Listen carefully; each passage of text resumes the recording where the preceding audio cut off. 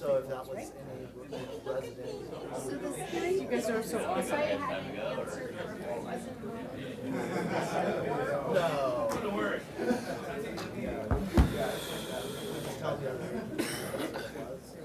We received no answer. Yeah. Yeah, yeah.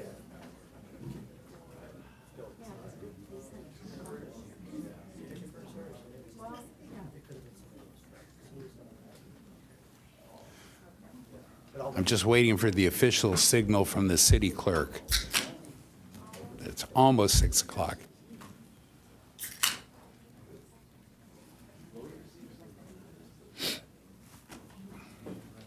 I like the Christmas attire. Okay. We will call this meeting to order at 6 o'clock. And first item is roll call. Councilmember San Antonio, Present. Councilmember Schaefer, Here. Councilmember O'Hara, Present. Deputy Mayor Lyons. Here. And Mayor Ehlers. Here. Record will show that all members of the city council are present this evening. And if you can rise, please join me in the Pledge of Allegiance. Ready? Begin. I pledge allegiance to the flag of the United States of America and to the republic for which it stands, one nation, under God, indivisible, with liberty and justice for all. And the next item would be special presentations and proclamations. We have 3, but I'm going to add one more, and that is, this is the first meeting with our new city attorney, Ajit Thind, if I said it correctly. Very good. And I'd like to welcome you and welcome on board. Thank you so much, Mayor. It's a great honor to be your city attorney. It says interim. I hope to take that off at some point, but thank you so much for the privilege of doing it. I look forward to working with the council in instituting its vision into policy and practice, and look forward to keeping Encinitas, and look forward to meeting members of the public as well. So thank you. Very good. Thank you. So the first item is presentation of proclamation in recognition of Encinitas Surfboard's 50th anniversary. So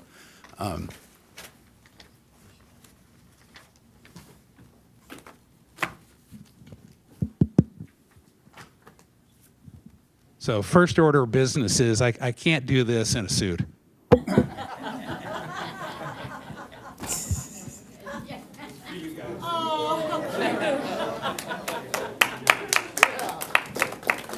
And if I could, I would do every week like this in long sleeve Encinitas Surfboards t-shirt, just so you know. So if you could all join me up here.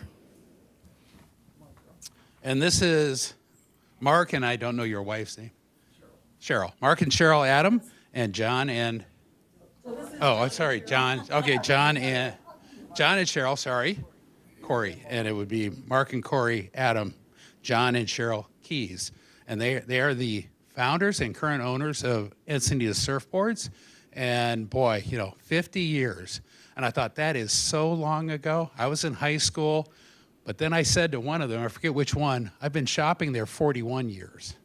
And I went, oh God, okay, yeah, long time. So, and then I told him he makes his t-shirts way too well, because I still have probably 30 or 40-year-old t-shirts that I still wear for, around the house.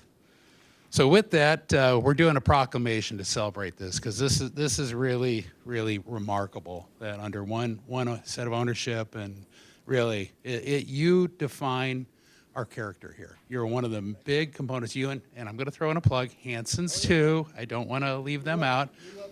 Yeah, and so, but that's really part of our culture here we want to maintain. So I will read the proclamation, and then if either any of you would like to say something, I'll give you the mic. Whereas Encinitas Surfboards opened in 1975 and served the city of Encinitas and the broader surf community for 50 years, and whereas Encinitas Surfboards has remained a local tradition and a staple in our community, welcoming residents and visitors alike with its familiar surf culture and unmistakable scent of surf wax that greets customers as they walk through the doors, and whereas the shop is recognized as one of the last remaining core surf shops in Southern California, maintaining the authenticity and spirit that have defined Encinitas' connection to the ocean for generations.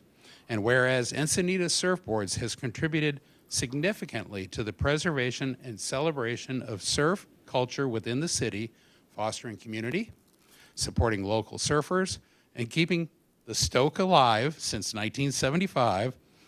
And now, therefore, be it resolved that I, Bruce Ehlers, Mayor of the City of Encinitas, along with all the City Council members, wish to honor and recognize Encinitas Surfboards on their 50th anniversary for their long-standing dedication, service, and positive impact on the cultural identity of our community. Thank you. So,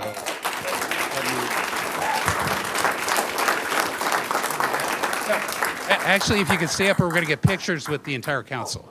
So, and would you like to say anything? I just like to thank all our customers from Encinitas, and we've been lucky to be in business here for 50 years in this beautiful town we have here. And again, thanks all our loyal customers for all those 50 years. Thanks, everyone.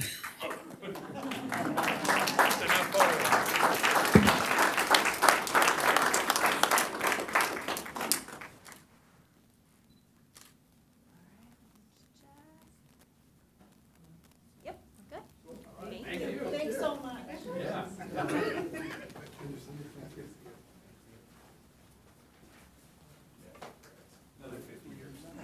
Let's do it.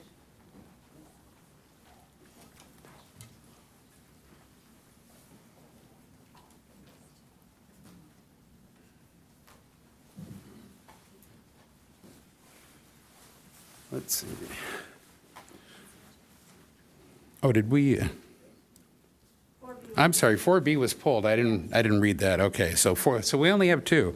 4B has been pulled. That leaves us with 4C, the presentation of Municipal Information Systems Association of California. That's a mouthful. Information Technology Excellence Award.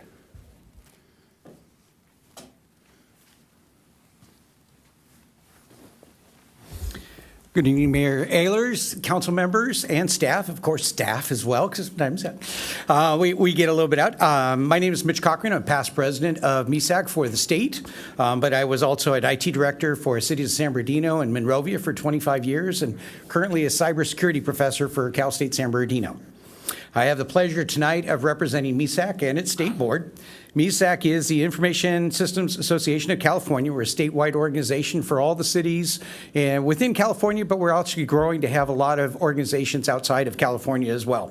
The nice thing about working with cities is that we're all incredibly cooperative. It's not like we're trying to steal customers type of thing. And so when people ask for help, it's amazing what MESAC will do to drive equipment and things and work together with everybody that we have. So we serve as advisory body to the League of California Cities, represented on the leagues committees, GovTech, other conferences, number of functions at the state ward, at the state level. We have a statewide conference. We have information libraries, co-op, technical training at no cost to our members. And so we really work to really leverage the things that we can do together. But IT is constantly evolving, so we established a certification program to recognize exemplary achievements and performance in IT practices. The Information Technology Department, under the direction of CIO Jessica Contreras, is being recognized this evening as an agency excels in creative, efficient uses of resources in local government. The award signifies the agency has exceeded local government standards in the areas of strategic planning and budget, purchasing, operations, customer satisfaction, internet, project management, training, disaster prep and recovery, policies, procedures, and GIS. And the neat thing is I started the award literally 20 years ago, and we know where the skeletons are buried. So we know what questions are ugly and whatnot, and that can be answered. And the process is just as important as the award. As part of the program, the applicant receives an evaluation of the program where they can improve. A panel of 3 IS directors give an award based on a 100-plus question audit. They review the IS operation, and it's a great tool to look at what you're doing from the outside view because you don't know what you don't know. And the award is updated every year to meet and incorporate new standards and best practices. Applicants are held to the highest standards, and those familiar with the CAFR awards from CSMO, very similar, but of course ours is tougher.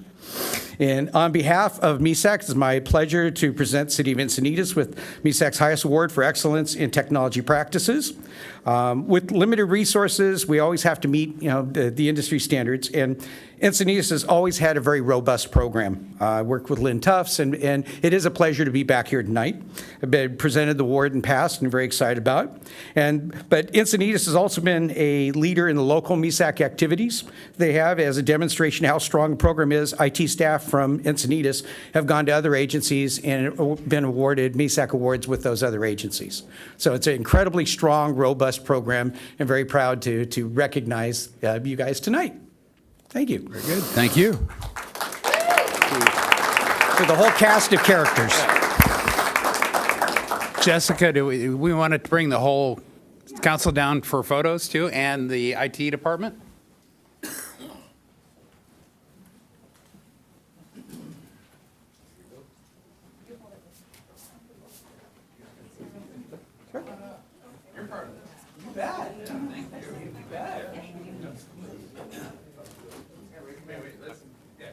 Crowd this way. I know hide behind. All right, let's try to take a couple.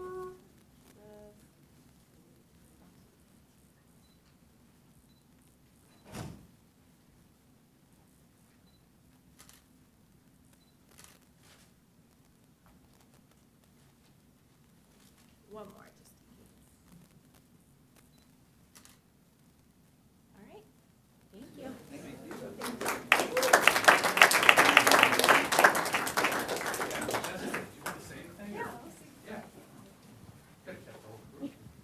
Except they have to get back to work.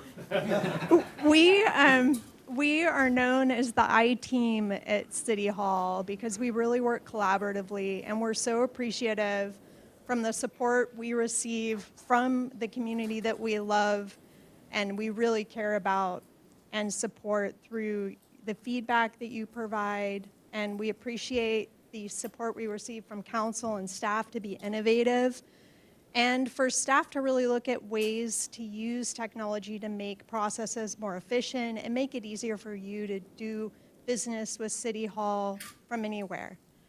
So thank you. It is with great appreciation that we received this award. And I'd like to add a little additional in that I've been working with you for IT and the IT department, and they've been top notch. I mean, I've worked with many in IT department in corporate world, and you're there or above, and your team and you have done a great job. Whether it's the GIS, whether it is the online information availability, and how quickly they turn it around, and how accurate it is, and how quickly you clean it up. So thank you, keep it up. I see it across the entire organization, where every department is taking advantage of having such a strong IT department. And more services from the city come through IT almost exclusively. So thank you. Thank you very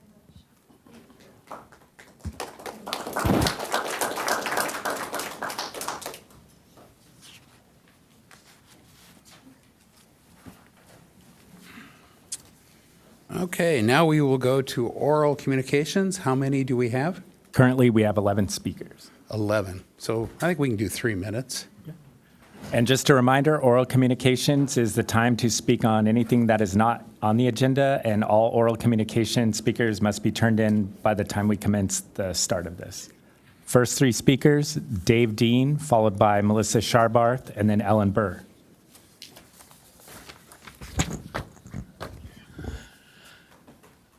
Good evening, Mayor, Council. Tonight I'd like to say what an amazing country we have in our Constitution.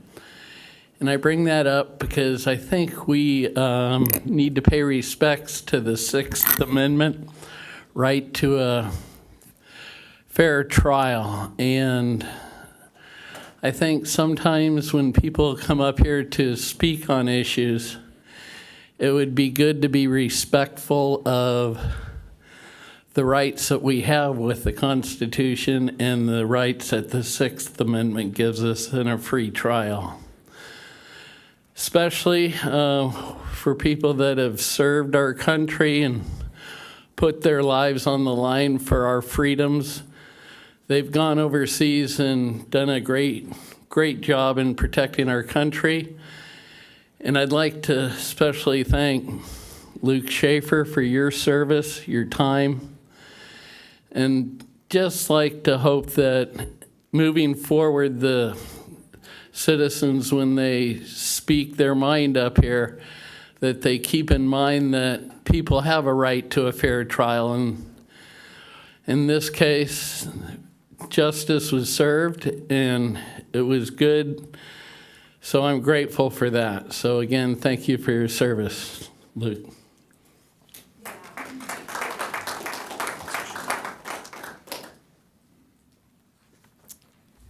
Good evening, Council.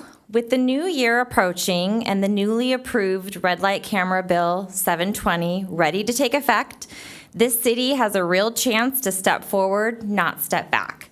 It would be unfortunate if we dropped the ball on an opportunity this important. This tool can help us create safer streets by holding drivers accountable and influencing smarter choices behind the wheel. Safe Streets Encinitas recently partnered with the Sheriff's Department for the Know Your Limit event the night before Thanksgiving. Many residents learned firsthand how quickly impairment sets in and how critical it is to avoid drinking and driving. People appreciated the education. They thanked us for the clarity, and they left with knowledge that can save a life. This is the kind of work that changes behavior. It proves that our community is willing to learn, willing to adjust, and willing to do better when given the right information. The next smart move is for the city to continue leading with education and action. We cannot ignore the reality that too many drivers speed through red lights because they think they can get away with it. This is not an unavoidable habit. This is human behavior, and behavior can change when a city sets clear expectations and consistently enforces them. Implementing red light cameras paired with continued public education sends a powerful message. Safety is not optional. Protecting our residents is not negotiable. We are choosing accountability because we value every life in this community. Let us embrace this new legislation, not hesitate. Let us teach, enforce, and model the safer driving behaviors we expect from every person using our roads. This is our moment to act. Let's not drop the ball. Thank you so much.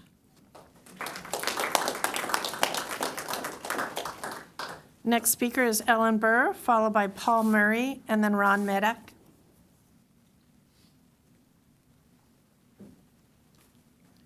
Good evening, Council. I just want to thank whomever and who all is responsible for painting the curb in front of the one access sidewalk into Glen Park with a red stripe so people won't park there. Totally appreciate it. Next, since this is kind of a surf night, I normally would not do this, but I noticed where there was an unsolicited offer to come in and make a presentation regarding the beach, surf, air, whatever. And so I would just like to bring up, in case Bruce doesn't get the opportunity, a wonderful presentation that was made the other day by Surfline at the Coastal Commission's Subtask Force on preservation of the shore. Yep. And it is incredible the information that they have developed and can develop. They've got a separate division now that's not for the surfer dudes, it is for cities and organizations. What you can do with some cameras and computers and algorithms is amazing, and hopefully we could buy into that and we could see how whatever develops tonight actually works over time, because they take like a photo every second, every day. It was amazing. Check it out.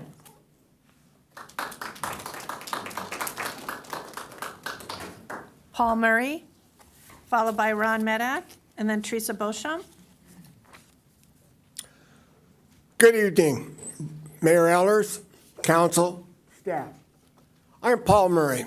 I'm here to talk about life, health, and safety. Substandard and impassable public right-of-ways, and I'm going to use Liverpool Avenue as one example.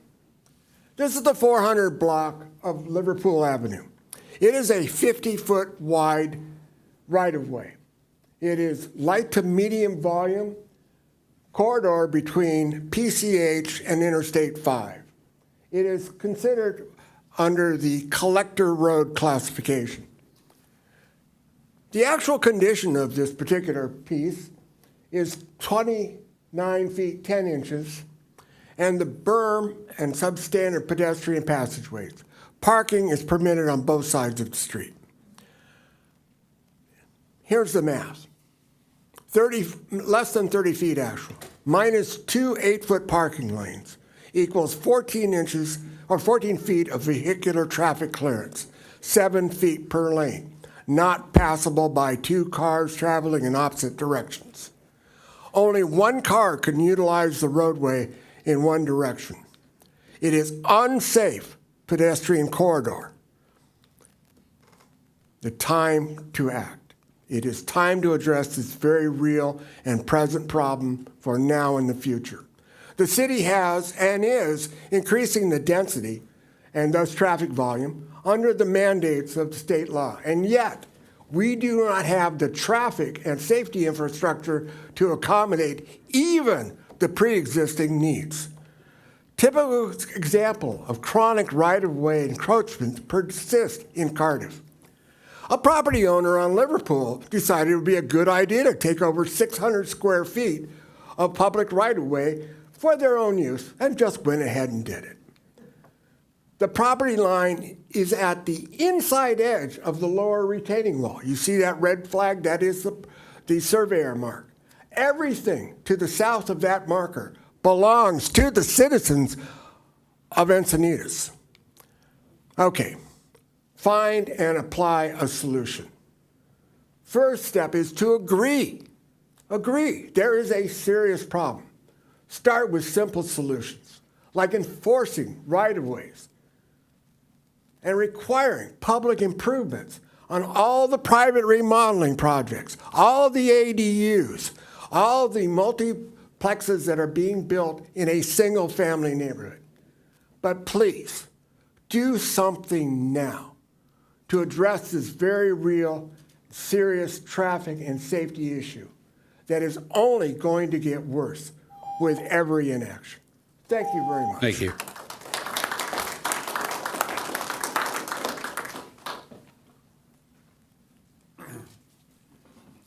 Ron Medak, Liebenhain. Good evening, Council. This is a very simple matter. I meant to speak to it at the previous council meeting, but I wasn't able to get here in time, and it had already passed. But it had to do with the audiovisual. There was money that was applied for improving audiovisual here in Chambers. And I wanted to suggest that I've written an email to IT, but I haven't gotten a response. So I just wanted to bring up that it would be good if you could implement Bluetooth. There are a lot of people like myself that use hearing devices that rely on Bluetooth, and it makes a big difference. So perhaps you could urge IT to look into that and see if that's a possibility here. Thanks. Thank you. Following Teresa is Carol Parker, Bob Kent, and then Jim Stiven. Council members, city manager, and staff, Teresa Beauchamp, District 2. I appreciate your ongoing commitment to addressing homelessness in Encinitas. I believe that, like me, you are concerned about the closure of our safe parking program on December 31st, which will create a severe service gap in the continuum of care of current participants. This program has been the only emergency resource to provide a local safe place to sleep 365 nights of the year. I'm relieved that the city is partnering with the San Diego Rescue Mission. It's important to note that they do not offer coverage outside of regular work hours. To prevent a severe service gap for emergency support, please consider the following. Support city staff to work with the Public Health and Safety Commission to secure an Encinitas safe parking program. Support our city staff in their efforts to connect with the CEO of Dreams for Change, Dr. Teresa Smith, is an award-winning leader in safe parking program operations in San Diego County for 16 years. Hold on to the current location. The community and senior center's parking lot has proven to be an ideal location. Senior participants access free lunches, and Captain Watts and the principal of neighboring Oak Crest have confirmed that there have been no negative incidents. Finally, support the current participants, ensure that they have a safe place to sleep, and continued support of case managers working to secure permanent housing for them. And thank you for your time and consideration, and happy holidays.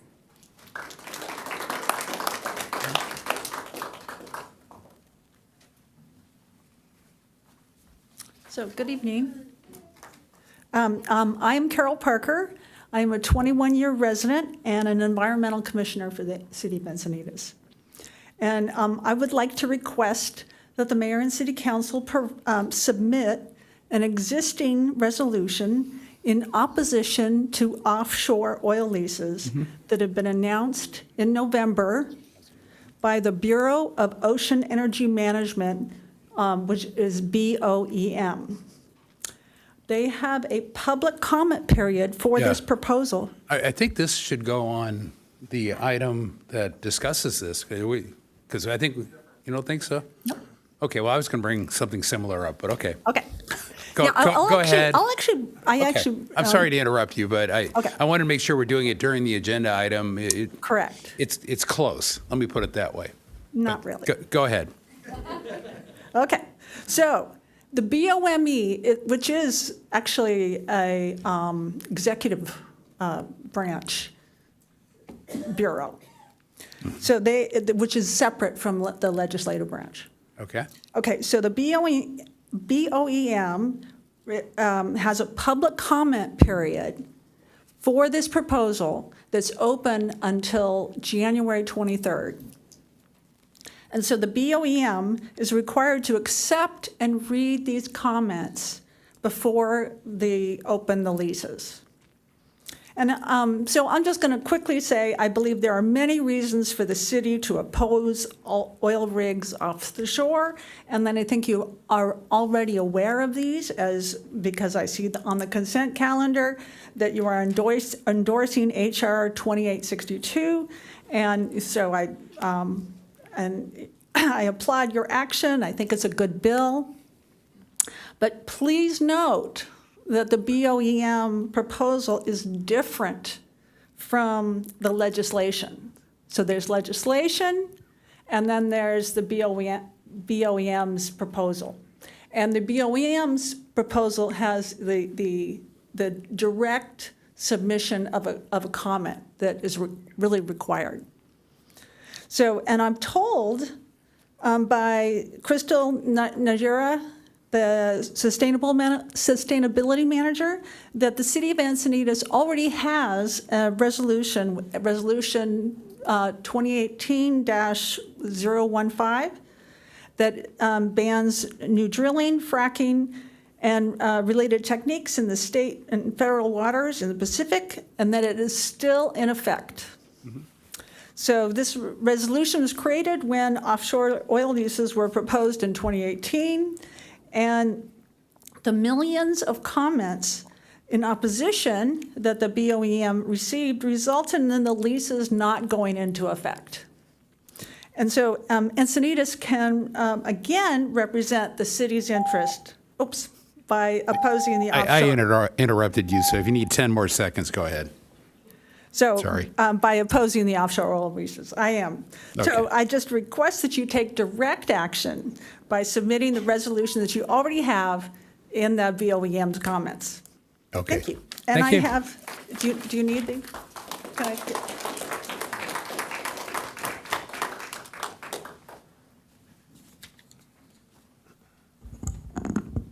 Good evening, Mayor, Deputy Mayor, City Council members. My name's Bob Kent, Encinitas resident. First, happy holidays to you and your families. I'm here tonight to respectfully request you commit to restoring the safe parking program at the community center, which is an ideal location for this vital program. One key reason is pragmatism. The city has site control, and it's ready to be utilized, and it's being utilized now. Oftentimes, finding a suitable location for these kinds of programs when it comes to homelessness can be challenging and daunting and can be the difference between something happening and not. Until December 31st, which is about 3 weeks, the Safe Parking Program is our community's only year-round safe sleeping shelter option for people who are unfortunately living in their vehicles, many who are seniors, and are only recently lost the safety of a stable home. The Safe Parking Program is truly the last rung of homelessness prevention, and I think all of us wish people were not sleeping in their cars, that it did not come to this. Its closure would create a severe service gap. The program provides safe and stable place to sleep 7 days a week, all year round. This is essential, as the San Diego Rescue Mission outreach and navigation services are valuable and they're necessary, but they're different, and it doesn't guarantee safe overnight parking 7 days a week for people who are unfortunately living in their car as their home. We have two pieces of the puzzle here in place, a site and the need for continuing the successful program. We need two other pieces of the puzzle, funding and an operator. So I respectfully request the city continue to identify funding opportunities and partnerships, specifically with proven experience and cost-effective providers like Dreams for Change to restore the safe parking program in Encinitas. Thank you for your commitment to ensure humane and effective solutions for people experiencing homelessness. Thank you. Following Jim Stiven is Karen Koblenz, and then Sheila Cameron. Good evening, Council, Mayor. I wish you success in your ongoing negotiations with the San Diego Rescue Mission to provide meaningful services to our homeless population. But however successful your negotiations are with San Diego Rescue Mission, they will not be able to replace the safe parking program. Right now, other than the 1 or 2 beds that CCR has that are shelter for women who are victims of domestic violence, there are no shelter beds in this city.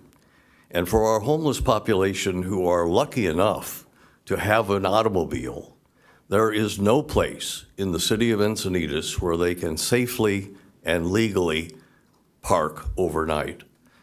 So I know that there are some ongoing negotiations with the staff, with another service provider, that is Dreams of Change, and I urge your support of those negotiations, and if it comes to council for approval, that you vote to approve a safe parking program for 2026. Thank you.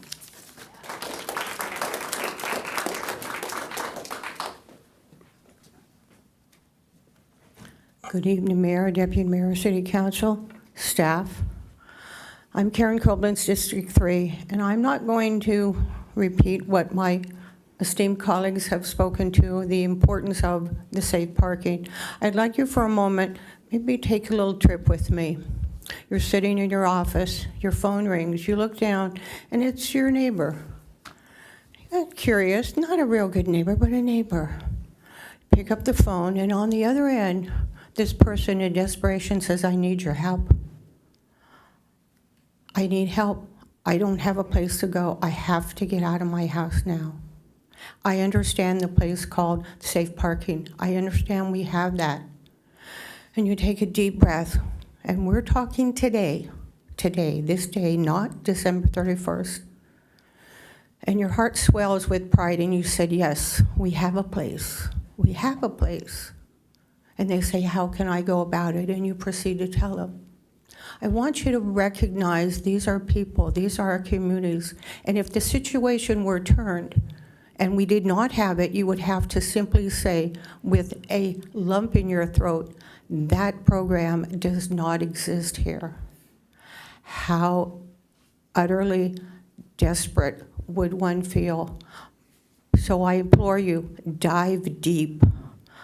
Every resource you can, or even remotely think about, explore it so that we don't have to say, you don't have to say, I don't have to say, our community doesn't have to experience desperation and not having a place to go. Thank you.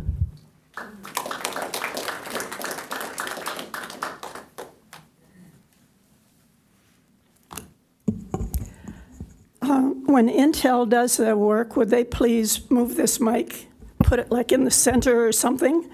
We must come up with something different than this. Okay. Sheila Cameron, Acadia. Congratulations, Mayor Ehlers, council members O'Hara and Schaefer. You took the oath of office exactly 1 year ago today, in 2024. Marco, you came along a bit later, and Joy, you're hanging in there. Thank you. All 5 of you have experienced a transformative year. Politics is often a trial by fire, and sometime I'll let you walk through my flames with me. It is an experience. You make mistakes, you learn from them. You do it better the next time. But always what it matters is doing your job conscientiously to represent the wonderful citizens of this city. Please listen to us. We are here to help you do your job. Call on us anytime. We know this city and live here. Ask for our help. Next year, we will be entering our 40th anniversary of incorporation. It's a great milestone. Our city was founded on 2 precepts of retaining our community character, because we were 4 communities that came together to form this city. And if everybody hadn't done that, we wouldn't be here. Secondly was to maintain our quality of life, which as we grow is not always easy. But we are guided by our general plan, which is our city's constitution. Don't forget it. We're here if you need us, and we are counting on you to steer this ship of state and not let it flounder. Thank you. Congratulations. That does conclude oral communications. Okay. Next item would be report from closed session, but we did not have one, so there is no report. Can we respond real quickly? No, we can't actually. You sure about that? Yeah. Oral comments, you can direct stuff through the chair. The chair can refer it to staff, but beyond, but we can't get into a dialogue with people during oral comments without. I'm not getting into dialogue. I just want to make a statement. But not a response to one of the oral comments. You want to make a general statement? It's a general statement. I would prefer if you did it by submitting, like we've done in the past, submitting an oral comment slip before oral comments. And I'll make it at the end of the meeting. Next meeting, or no? I'll make it at the end of this meeting when it's my turn to speak. At the end you can, absolutely. I'll make it. We'll get it out there. Okay, sounds good. Let's see. Moving on to changes to the agenda. Item 8I has been withdrawn. Is that what? And the city manager would like to explain. 8J. Oh, pulling. Yeah, well, we're not to the pulling yet. This is changes to agenda. Thank you, Mayor, members of council. Yes, staff pulled 8I.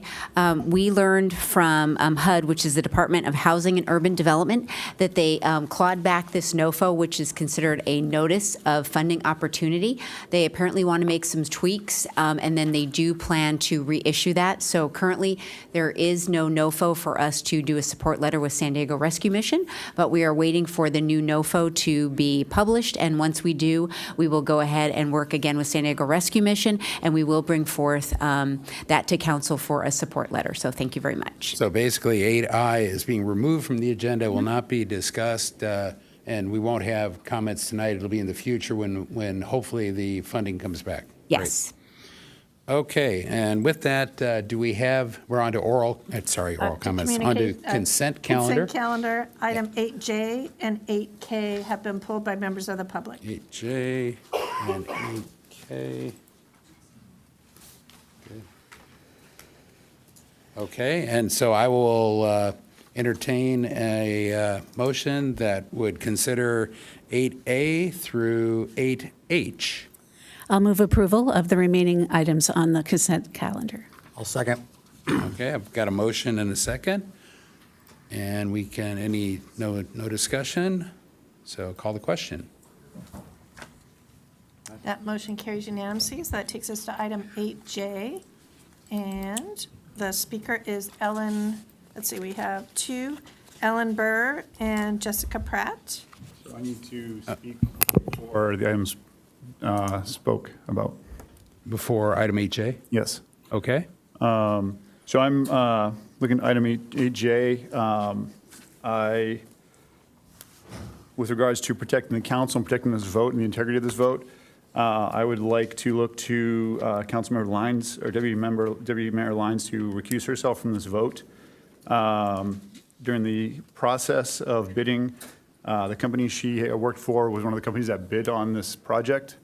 2023, her company was sold to IDS. She worked for IDS till 2025. During that time, this project's been bid on multiple times. She left the company in 2025 or June, I believe, is that correct? And then in July, the RFP went out. At that time, I believe they were probably most likely already putting their bid together. And I feel like if we were to bid, even though they're not the item we're bidding on, there would be grounds for possibly, if she were a third no vote, a conflict there, or at least a very hard bias where she is affiliated with one of the companies on the list of people who bid for this.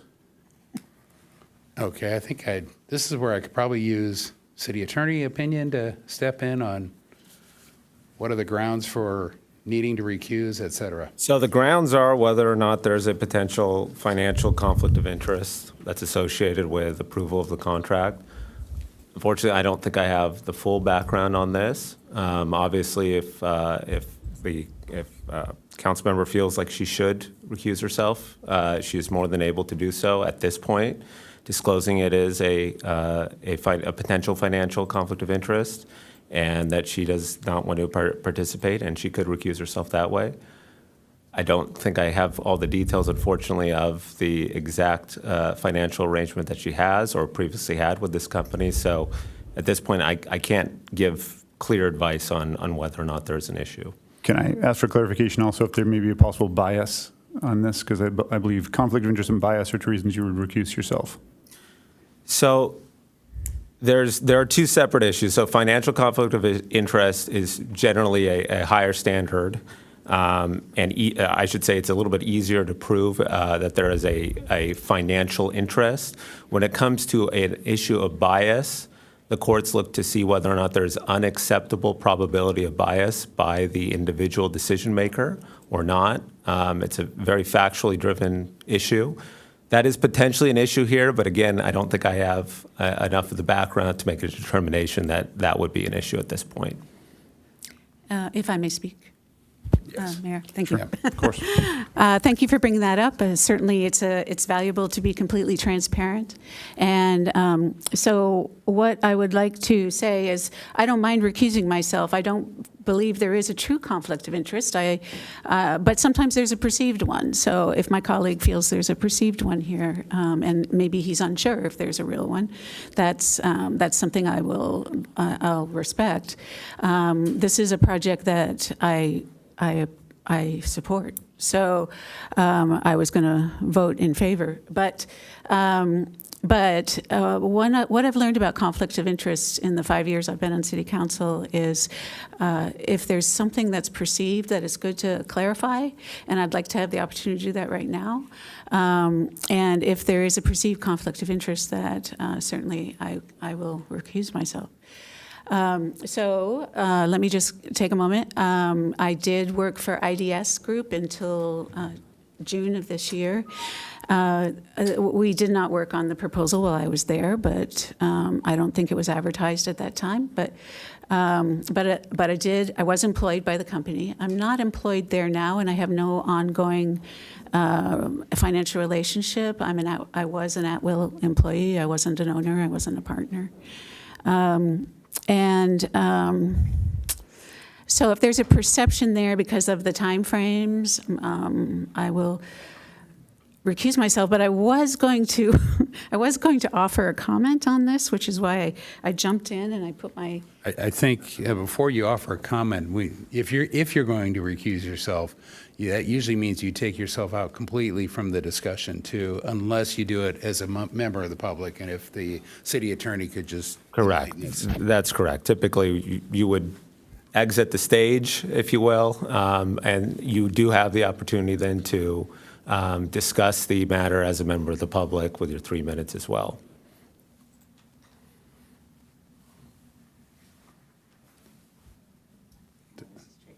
Yeah. This is tricky.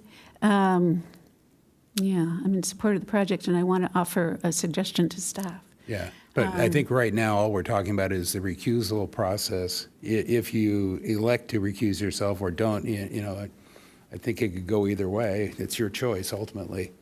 But I wanted to make sure you didn't step into the deliberation or testimony without doing it as a member of the public if you recuse yourself. So, and I had similar experience with the Goodson project where I recused myself, and I actually chose, and I did it. I did not have a conflict of interest, no financial conflict of interest. In fact, I was removed from the Planning Commission over an alleged conflict of interest that didn't exist. And but what I did there is, under advice of the assistant city attorney, former assistant city attorney, I completely recused myself, did not contact staff, did not contact the council, and did not make public statements that might be prejudicial on the Goodson project, just as an example. And so I'll just clarify, too, that the firm that I worked for was not selected for this project, just in case anyone wasn't aware of that. I was just like, the firm that was recommended or has been recommended is an entirely different firm. Correct, for sure. Yeah, and my concern is that if the vote were to go in a direction of no, that they may say, oh, well, this person was part of a company that did not get this bid, and this was retaliation of some sort. And so crazy things happen. They happen up here all the time, and I would like this council to move forward in this very, very important project to the city and its residents. Well, so what I'm going to do is there's been a declaration here of a conflict of interest that might be perceived. I've had the opportunity to clarify that what the situation is. I don't believe I have a conflict of interest. So what I am going to do is not recuse myself. I will stay up here. And any clarification you'd like to add? And that's the choice of the council member to make. That's my experience too. So, yeah. Okay, with that, I believe we are going to hear item 8J now. Pulled by, so three people that pulled it. I'm going to go ahead and have a staff report, real abbreviated one. Yes. And then we'll have our three public, we'll have questions of clarification, and we'll have our three public speakers. So, Mr. Mayor and council members, we do not have a PowerPoint presentation for the staff report, but we will give a brief staff report. And I'll hand the reins over to Carlos, who's the project manager for this project. Hello, my name is Carlos Baldenegro. I'm a senior engineer in the CIP division. So we have before you a request to award a contract to Schmidt Design Group to design the L7 Park Development Project. We issued a request for proposals on July 21st of this year, and we received 9 proposals. Of those proposals, we reviewed them.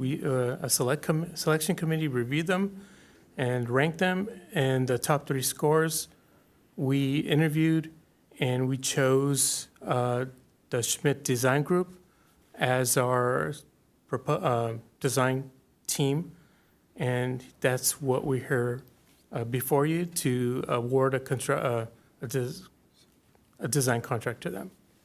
Okay, thank you. Okay, thank you. And any questions of clarification on 8J? Nothing, so we'll go to public testimony. Ellen Burr, Jessica Pratt, and then Elena Thompson.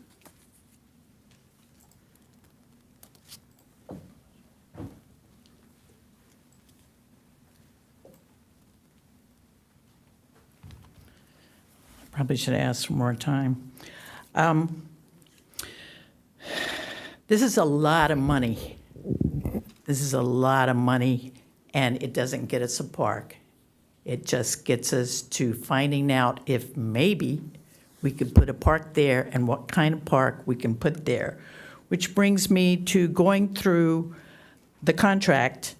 And first of all, it would be interesting to know who the 4 people on the committee are. Secondly, it would be good to know, is this a neighborhood park, a community park, or a city park? And who, what, when, why, where is that determined? Next, in more specifically in the contract, there is something that says, oh God, why didn't it do this?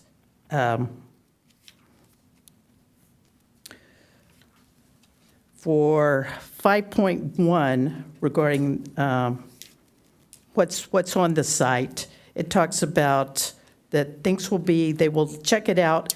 If such resources are identified, it cannot be avoided in the design of the park. We will get the necessary permits, so forth and so on.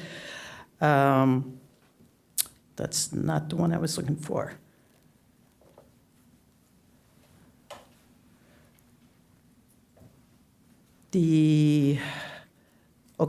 Assessment of the site for wetlands, asbestos-containing building materials, lead-containing paint, lead in our drinking water, radon, methane gas, yada, yada, yada, and naturally occurring substances such as arsenic and asbestos are not included in the Phase 1 ESA service. That should be like the first thing we are doing after we figure out what we actually own and where we actually own it. We know that we have horrible problems with that, and not knowing where wetlands are, this totally affects what you're going to do at the park. I mean, what you can do with that land.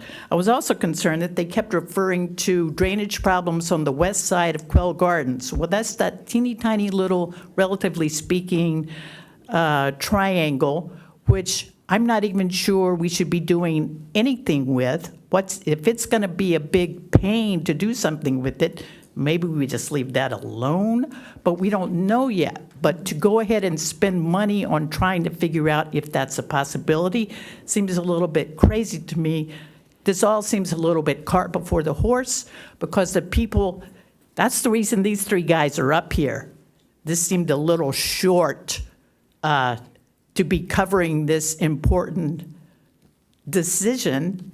And I really think the public should be involved way more upfront than it is in this proposal. Thank you. Thank you.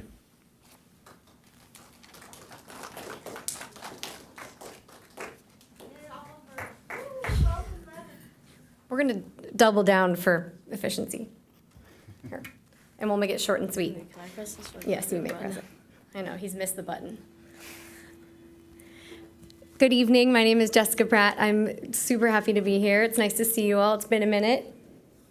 Oliver Pratt. Good to see you as well. Just recovering from knee injury, but super excited to be here. He broke his knee, so it's been bad, but he's back in action. Anyhow, we just wanted to say that just so long as Schmidt Design Group is willing and able and ready to hear public input, especially from all the young children in our community that will be using the park, we trust and appreciate the committee's decision, and we are in favor of proceeding with Schmidt Design Group for the L7 park site. And we can't wait to contribute to the design process. I know Oliver has some ideas, and yeah, we're very grateful. Anything else to say, honey? I just want to say thank you for all the effort that you guys have put into it, and I'm excited to play at a new park. Thank you. Thank you. Thank you.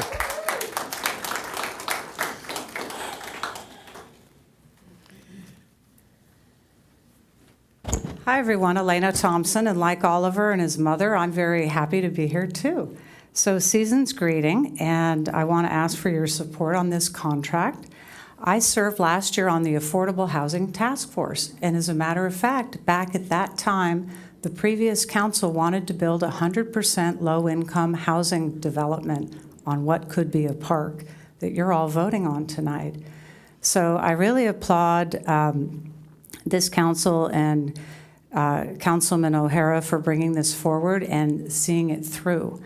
So I would tell you that I'm really happy that that housing development didn't go through, because we have the state housing mandate that already puts a huge onus on our city to build low-income and high-density housing in the city.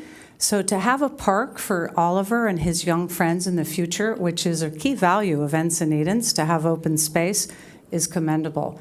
So I would say that would be the best Christmas gift for us. The contract may not be perfect. It's going to get there. The park is going to evolve. So I vote yes and would wish you a Merry Christmas. And then P.S., I would encourage Councilwoman Linda's to please recuse herself, because, Joy, you voted in favor, you voted against the park, you voted for the low-income housing development on this swath of land. So I think because of that, whether or not the other element consisting of your employment applies, I think it would be prudent for you to recuse yourself. Thank you. Merry Christmas. Sheila Cameron?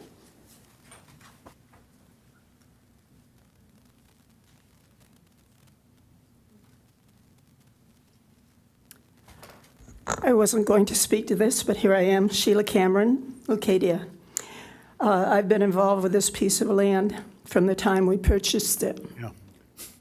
I voted against it for several reasons.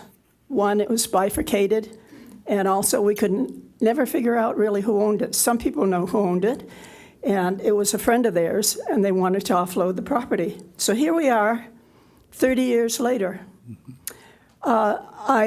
I am 100% supportive of the park, but I feel like, Ellen, that there's a cart before the horse here. Did we have a workshop? Did I miss something? Did we have a public workshop?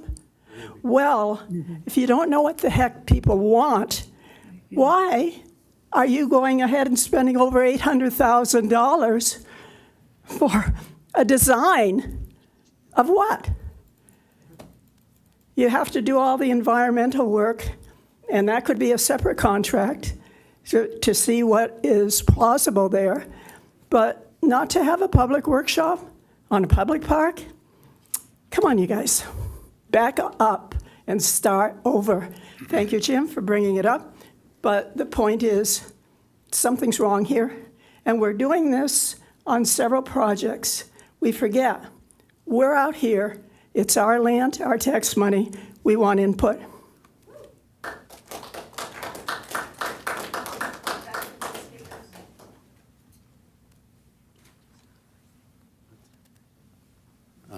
Was that it? Okay. And I think the city manager wanted to make a comment. Thank you, council members. I just wanted to, I was the park and rec director when we built the last park, which was Olympus Park. It was Standard Pacific at first. We got the land donated to us back in 2000, and finally in 2017, we entered a contract with RM Design Group for a park. And one of the main components of that was community outreach. We ended up with that one, 5 meetings for a 3.1 acre park. So part of this, I've talked to Dan, and just having experience building the last park here in Encinitas, community input is extremely important. But we hired a design firm to do that, to look at environmental, to look at the lay of land. You know, one of the interesting features of Olympus was that 65% slope, and, you know, we ended up using that in a really neat way. So when you go about designing a park, you normally hire a consultant to help do that. And I know in this one there is community outreach and design. I know I've met with Jessica as well as Councilmember O'Hara, and definitely, but the point is you have to figure out what you want, but that's what this is. It's a listening session. It's also the consultant does help determine what you can and can't do with topography, soil, and land. So you really need them to help you figure out, because one thing you don't want to do is have all that community input and then go, guess what, can't do it. You know, so that's the reason of the consultant. And to just give everyone perspective, when we did the RM contract, this was back in 2017, the cost of that for the design of a 3.14 acre park was $337,000. So $756 with contingency for a 10 acre park.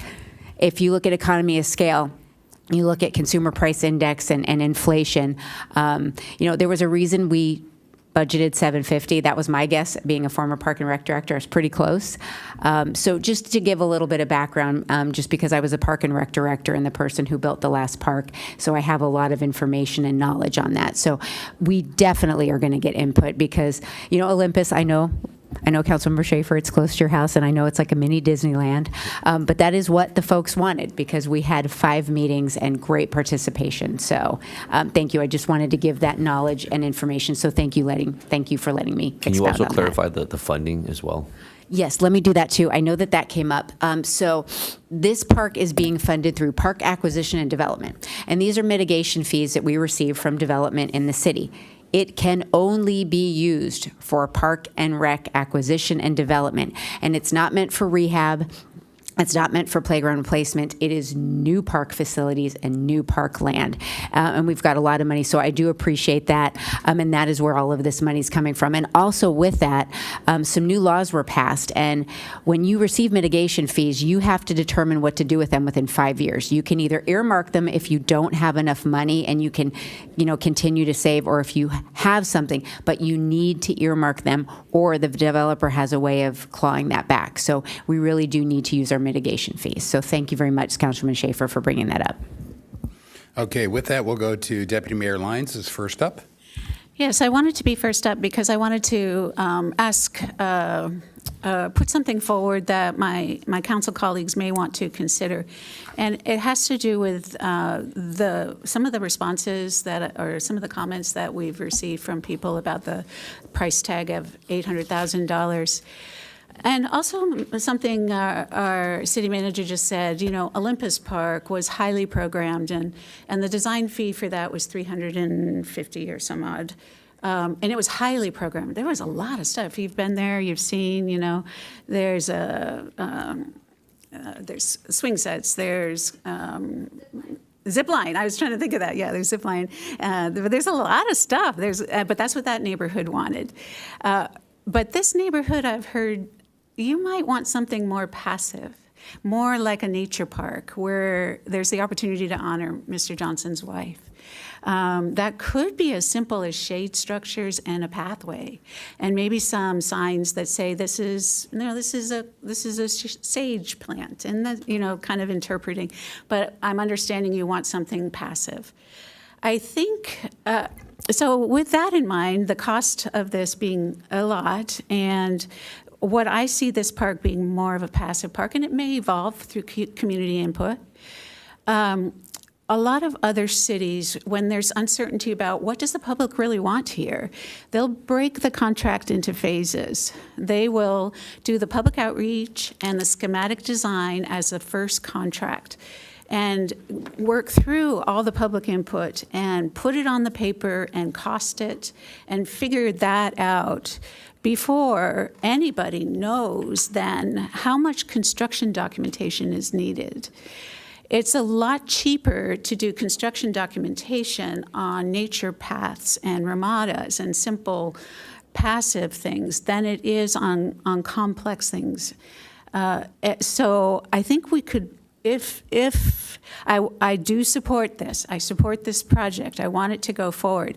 I just want us to do it in the most fiscally conservative or sound way possible. And since we don't have that public input yet, if we could take this one phase at a time, we could present something, we could go back to this consultant who's won this work and say we're going to do this first phase at a time and contract just the first phase. I just put that out to my council colleagues if they think that might be a sound way forward, and I support it either way. My turn. Yep, your turn. I'm a little appalled after that. I didn't support it to begin with. Has likely bias and doesn't want to recuse yourself, but you want to put in some doubt. It's a real mixed message I'm getting over here. That said, I'm going to step away from that because I don't even know what to say about it. I'm excited about this, and I think this is great. I appreciate the explanations from the city manager, the questions from Councilmember Schaefer. I think those were questions I had to answer. I think looking at the staff report, section 3.1 goes into community engagement, and I think that's a really huge aspect of this that we are committed to. In fact, we have already met with some residents in that effort ahead of the game here. I think for Deputy Mayor Lyons to insist that we are not going to be, to not be doing community engagement, you haven't done your homework. You could have asked the city manager, Parks and Rec, and they would have told you that we have an extensive amount of public outreach going on and looking forward to going on forward. This will be a community park, so we're really excited about it. Right now, the city is currently 400 plus acres, is that correct, Councilmember Schaefer? Do you remember? Deficient in park space for a city of our size. And we desperately need this park, especially with 1,100 units going in on Quill Gardens, for the community around it. And so I am thrilled to see this go through. I am grateful for everybody's hard work, from the staff to the residents. All of you are a hero. Glenn Johnson, you're here, you're also a hero. Looking forward to moving this forward. I'm going to make a motion to approve. I do think we see some places on here, and we're learning in this process that there are ways to bring this price tag down as we go, as far as services we can engage with our residents to do. At the current time, though, we want to move this forward, and that's important. We deal with the circumstances in front of us. We don't cast doubt on them. We shine a light forward, and we build this park. So I motion to approve. Okay. I'll hop in there. I will second that motion. And first, I've got some questions, though. Who was on the committee? Just so I think to answer Ellen Burr's question and just in the spirit of openness and open government. Sure, and just to lay the foundation here, any professional design service contract must be selected, the firm must be selected based on the most highly qualified firm for that particular contract or project. So with that being said, we ensure that we have a panel comprised of individuals that are, one, experts in the field that they are selecting on. So in this instance, and I'll let either Matt or Carlos speak to the four individuals that we had on the panel, but typically it will be 4 city staff that have vast experience with capital projects, experience with parks, things of that nature that are able to make the best selection. And what that panel does is they do an independent analysis and scoring, and the culmination of each panelist scoring results in a final aggregated score for each consultant. The highest of those aggregated scores are typically what is considered the most highly qualified firm. That then goes to the city engineer for a final recommendation that then comes to council. So that's kind of the process for how we do selections, and that's for every professional contract that we have. So with that, Matt, if you would like to let the team know who our 4 panelists were. Yes, good evening, council. The panel consisted of Senior Engineer Ben Stryker, Senior Engineer Carlos Baldenegro, Assistant Park Director David Norgard, and then I myself participated in the interviews, but I did not participate in any selection. Okay, thank you. And then if we look at it, this is 9.5 acres, and I know we've talked in past council meetings that about to develop and develop and implement a park, a rule of thumb would be $500,000 per acre. So that's, that's roughly $4 to $5 million to when it's all said and done. And when I look at this, we're doing roughly about $90,000 per acre in development. So, roughly, 20% or so. Is that in line with what other projects have taken, or is that typical? Does that fit kind of a rule of thumb for the design cost? Yeah, so Mr. Mayor, I would say that yes, the cost of this contract is very much in line with what we would expect.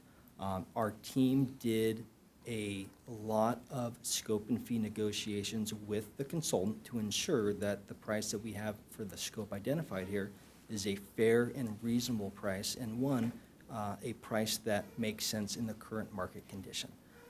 So this is a large park. We do have a fairly good economy of scale for the design costs, just because a larger facility, you end up getting a better economy of scale.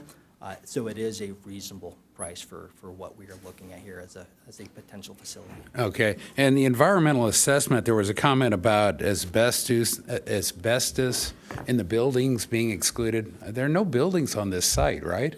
So at worst, we might be coring and finding contamination from an environmental assessment? So that's correct, Mr. Mayor. There are no buildings on the site, so there is no asbestos-related need for a Phase 1 assessment. Now, what we would look at is whether there are any other potential contaminants, such as airly deposited lead, and that is not likely just based on the location, but that is a requirement of our environmental document process. So that would be the first stage. And we do have scope to conduct that, but there's no scope for an asbestos test because there's nothing to test.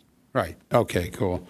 And then I refer to everybody, to those reading along at home, page 17 has got the beginning of the first of 4 community engagements. So this has got quite a bit in this contract is included in community engagement. And so what is in this contract is more than just the actual draw the project. It is the community engagement. It is multiple.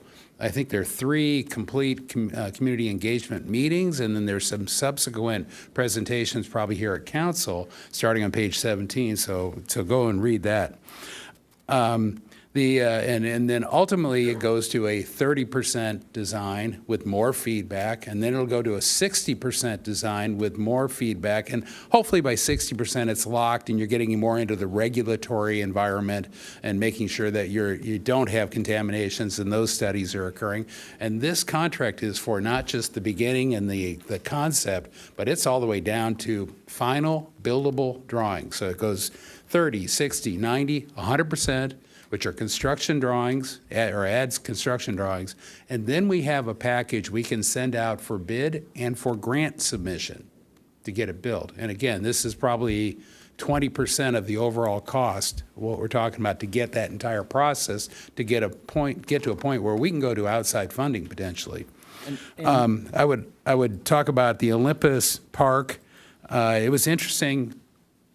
I've been involved long enough that Annabelle Jansen was the real champion of that fighting for it in front of City Council back in the day, 25 years ago, and keeping the hill there and not having it bulldozed flat so that it might have a zip line or a slide function on it in the future. That came to be.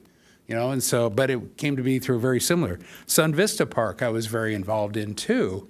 In fact, we had engaged, I think it was RM Design, as I recall, and they had the contract, the very type of contract we are trying to let tonight.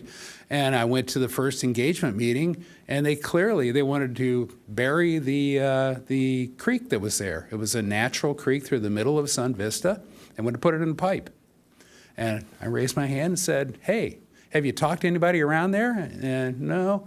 And I offered to do a survey. We did a survey, and we convinced them in that community input process, part of the contract, to keep that daylighted. And we kept the creek daylighted, and it's daylighted today, and quite frankly, it's a beautiful feature in that park today, as opposed to having solid grass up the hill, over the entire thing. So public has input, will have input. This process includes it. I support it, and with that, I think I'm the last one to speak, so call the question, and we'll see where we go. Motion does carry unanimously. Takes us to item 8K, Okay, and we have 3 speakers on that as well. okay, and do we need a staff report on this? Maybe, Steve, Ron, or Lee want a staff report? Do you need one? the 3 public speakers, anybody want the full staff report, or is it okay if we skip the staff report? Yeah, basically. We can save a little time if we've all read the document. Okay, anybody else of the public speakers want the staff Lee? report? If not, let's just So our go three straight. speakers, Steve Linke, followed by Ron Medak, with a time donation from Dave Dean, who is present, followed by Lee Radcliffe.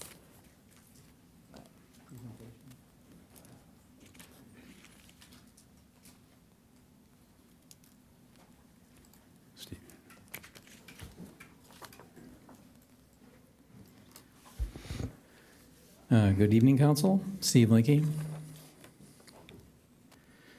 So this is a repaving project. The plastic bollards will be removed from Leucadia Boulevard during that process, so this is an opportunity to consider not reinstalling them. I have previously presented data demonstrating that they can be dangerous crash hazards to cyclists and have been the primary contributing factors in numerous injuries and fatalities in North County over the last few years. And I know there are many enthusiasts about the bollards, and we have the same goal to make things safer. However, they may create the perception of safety, but not actual safety. So in the 6-year period before the bollards were installed in this corridor, there was just one complaint of pain injury. But in the 6 years since installation, there has been one fatality that was directly attributable to the bollards and 2 complaint of pain injuries. The numbers here are too low really to reach much of a conclusion, but it really seems that the bollards were a solution looking for a problem and did not help and led to that fatality. Drunk and distracted drivers do not seem to respond to visual cues of lane departure very well, but alternatives that trigger sound and vibration feedback to motorists may be appropriate and also eliminate the vertical crash hazards. Although classic milled rumble strips are not bicycle friendly, raised areas created by paints or glued elements can create a similar effect. These could be installed on either the right edge line of the vehicle lane or in the buffer area. They include textured or profiled MMA or thermoplastic paints or rumble stripes, which I understand have been installed on El Camino Real between State Route 56 and Delmar Heights Road. These are just some examples of profiled thermoplastic edge lines in paint. And here's an example from Caltrans of glued rumble stripes in a buffer area. And this is from the California DOT guidelines on audible traffic stripe systems. So this is an opportunity for the council to remove the bollards. And if you're concerned about lane departure type crashes, please encourage your traffic department to explore bike-friendly alternatives like the thermoplastic or MMA paint in profiled or the buffer-based lines. Thank you.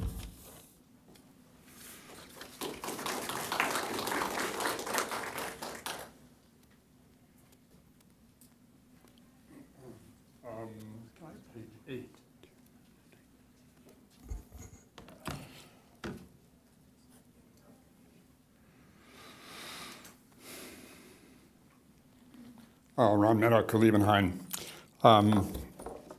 So item K addresses, among other things, proposed restriping of Leucadia Boulevard from Saxony Avenue to Piraeus Avenue. And part of this project will involve the removal of the existing bollards on Leucadia Boulevard. There has been considerable research and discussion concerning Class 4 cycle tracks using Plexipost bollards in Encinitas. Steve Linke, together with Sergei Isakov and myself, produced a paper demonstrating 59% increase in bicycle crashes on the South Beach 101 Class 4 cycle tracks. That was based on official data, California Crash Reporting Program, and the Encinitas EMS dispatches data only. If one added the well-documented crashes but not included in the official data on Sergei Isakov's Facebook page, Return Safe Cycling to Encinitas, the increase in crashes was much higher yet. Review of police report bicycle crashes on Leucadia Boulevard from Quail Gardens to Piraeus reveals one crash from 2013 to 2018 before the bollards were placed and 3 crashes from 2019 to 2024 after the bollards were put in. All of the crashes occurred at points of conflict, that is, at intersections, which conforms with other data that shows that Class 4 cycle tracks do not reduce bicycle crashes in areas between intersections. One of the crashes was a fatality, and the ensuing lawsuit established that the bollards contributed significantly to the crash cause. At the MTCSC meeting on November 10th, 2025, a motion was made to not reinstall the bollards on Leucadia Boulevard after the restriping is done. The motion lost by the narrow vote of 4-3. Traffic Engineering, in their report, is invoking this vote as a basis for design immunity, page 4 of their report. I think that is disingenuous given the fact that it is not supported by crash history, nor does it take into account the lawsuit that the city has already paid undoubtedly large sums on because of this design failure. There is also precedent for removing or not reinstalling, in this case, bollards. In Del Mar on eastbound Jimmy Durante Avenue, a fatal solo bicycle crash occurred in which the proximate cause was a Class 4 cycle track consisting of flexi-post bollards. The city subsequently removed that section of bollards. Traffic engineers do not place permanent obstacles capable of causing serious motor vehicle crashes in the middle of traffic lanes, despite the fact that motorists are extremely well protected by steel cages, seat belts, airbags, and vehicle sensors. Common sense dictates that it is folly to do the exact opposite with cycles, whose riders are completely unprotected, save a thin layer of plastic surrounding the upper part of their head. Let us use our common sense and not install the Leucadia Boulevard bollards. I'd also like to add, in conjunction with this, because there's other parts of this report that I was going to address, another part, that one of the public commenters made the claim or stated that there was a crash involving a cyclist on Encinitas Boulevard we're all aware of. Mr. Domingo was unfortunately killed there. And a Carlsbad cyclist was also killed. But the commenter neglected to mention that the crash in Carlsbad was the result of a DUI driver, 4 in the morning, who was subsequently picked up at home when he was still drunk, which was good because then his sentence is going to be a lot higher. Unfortunately, I have on very good authority that the driver that was involved in the crash on Encinitas Boulevard was impaired in another way, and she subsequently lost her license because of inability to do that. She was cognitively impaired. I think that's important to consider when one thinks about whether there was protection by flexi-post bollards or not. So I was going to offer also a possible solution. There are audible tactile raised plates or strips that can be used. They're somewhat similar to rumble strips, but they're more cycle-friendly. We brought this up with Abe Bandagon several months ago, and he promised us that he would look into that and get back, and hopefully he'll have information on that. I don't see Abe here tonight, but I'm sure he'll be taking a look and help us with that. So can we go to page 11?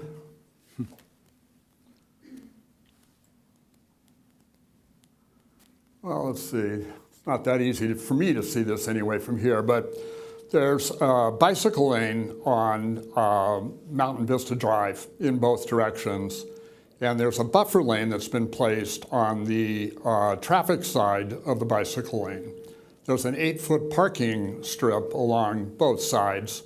So the bicycle lane is going to be between the cars that are parked and the traffic lane. And I'm going to recommend that you reverse that buffer lane and make it a car door buffer lane. That'll be much safer for both cyclists and motorists. If somebody wants to get out of their car, they're going to be able to have a buffer lane there, especially if they're disabled. Oh. Okay. Thank you, Ron. That was a fast 6 minutes. Yeah. Goes by quickly. Thank you. Lee Ratcliffe?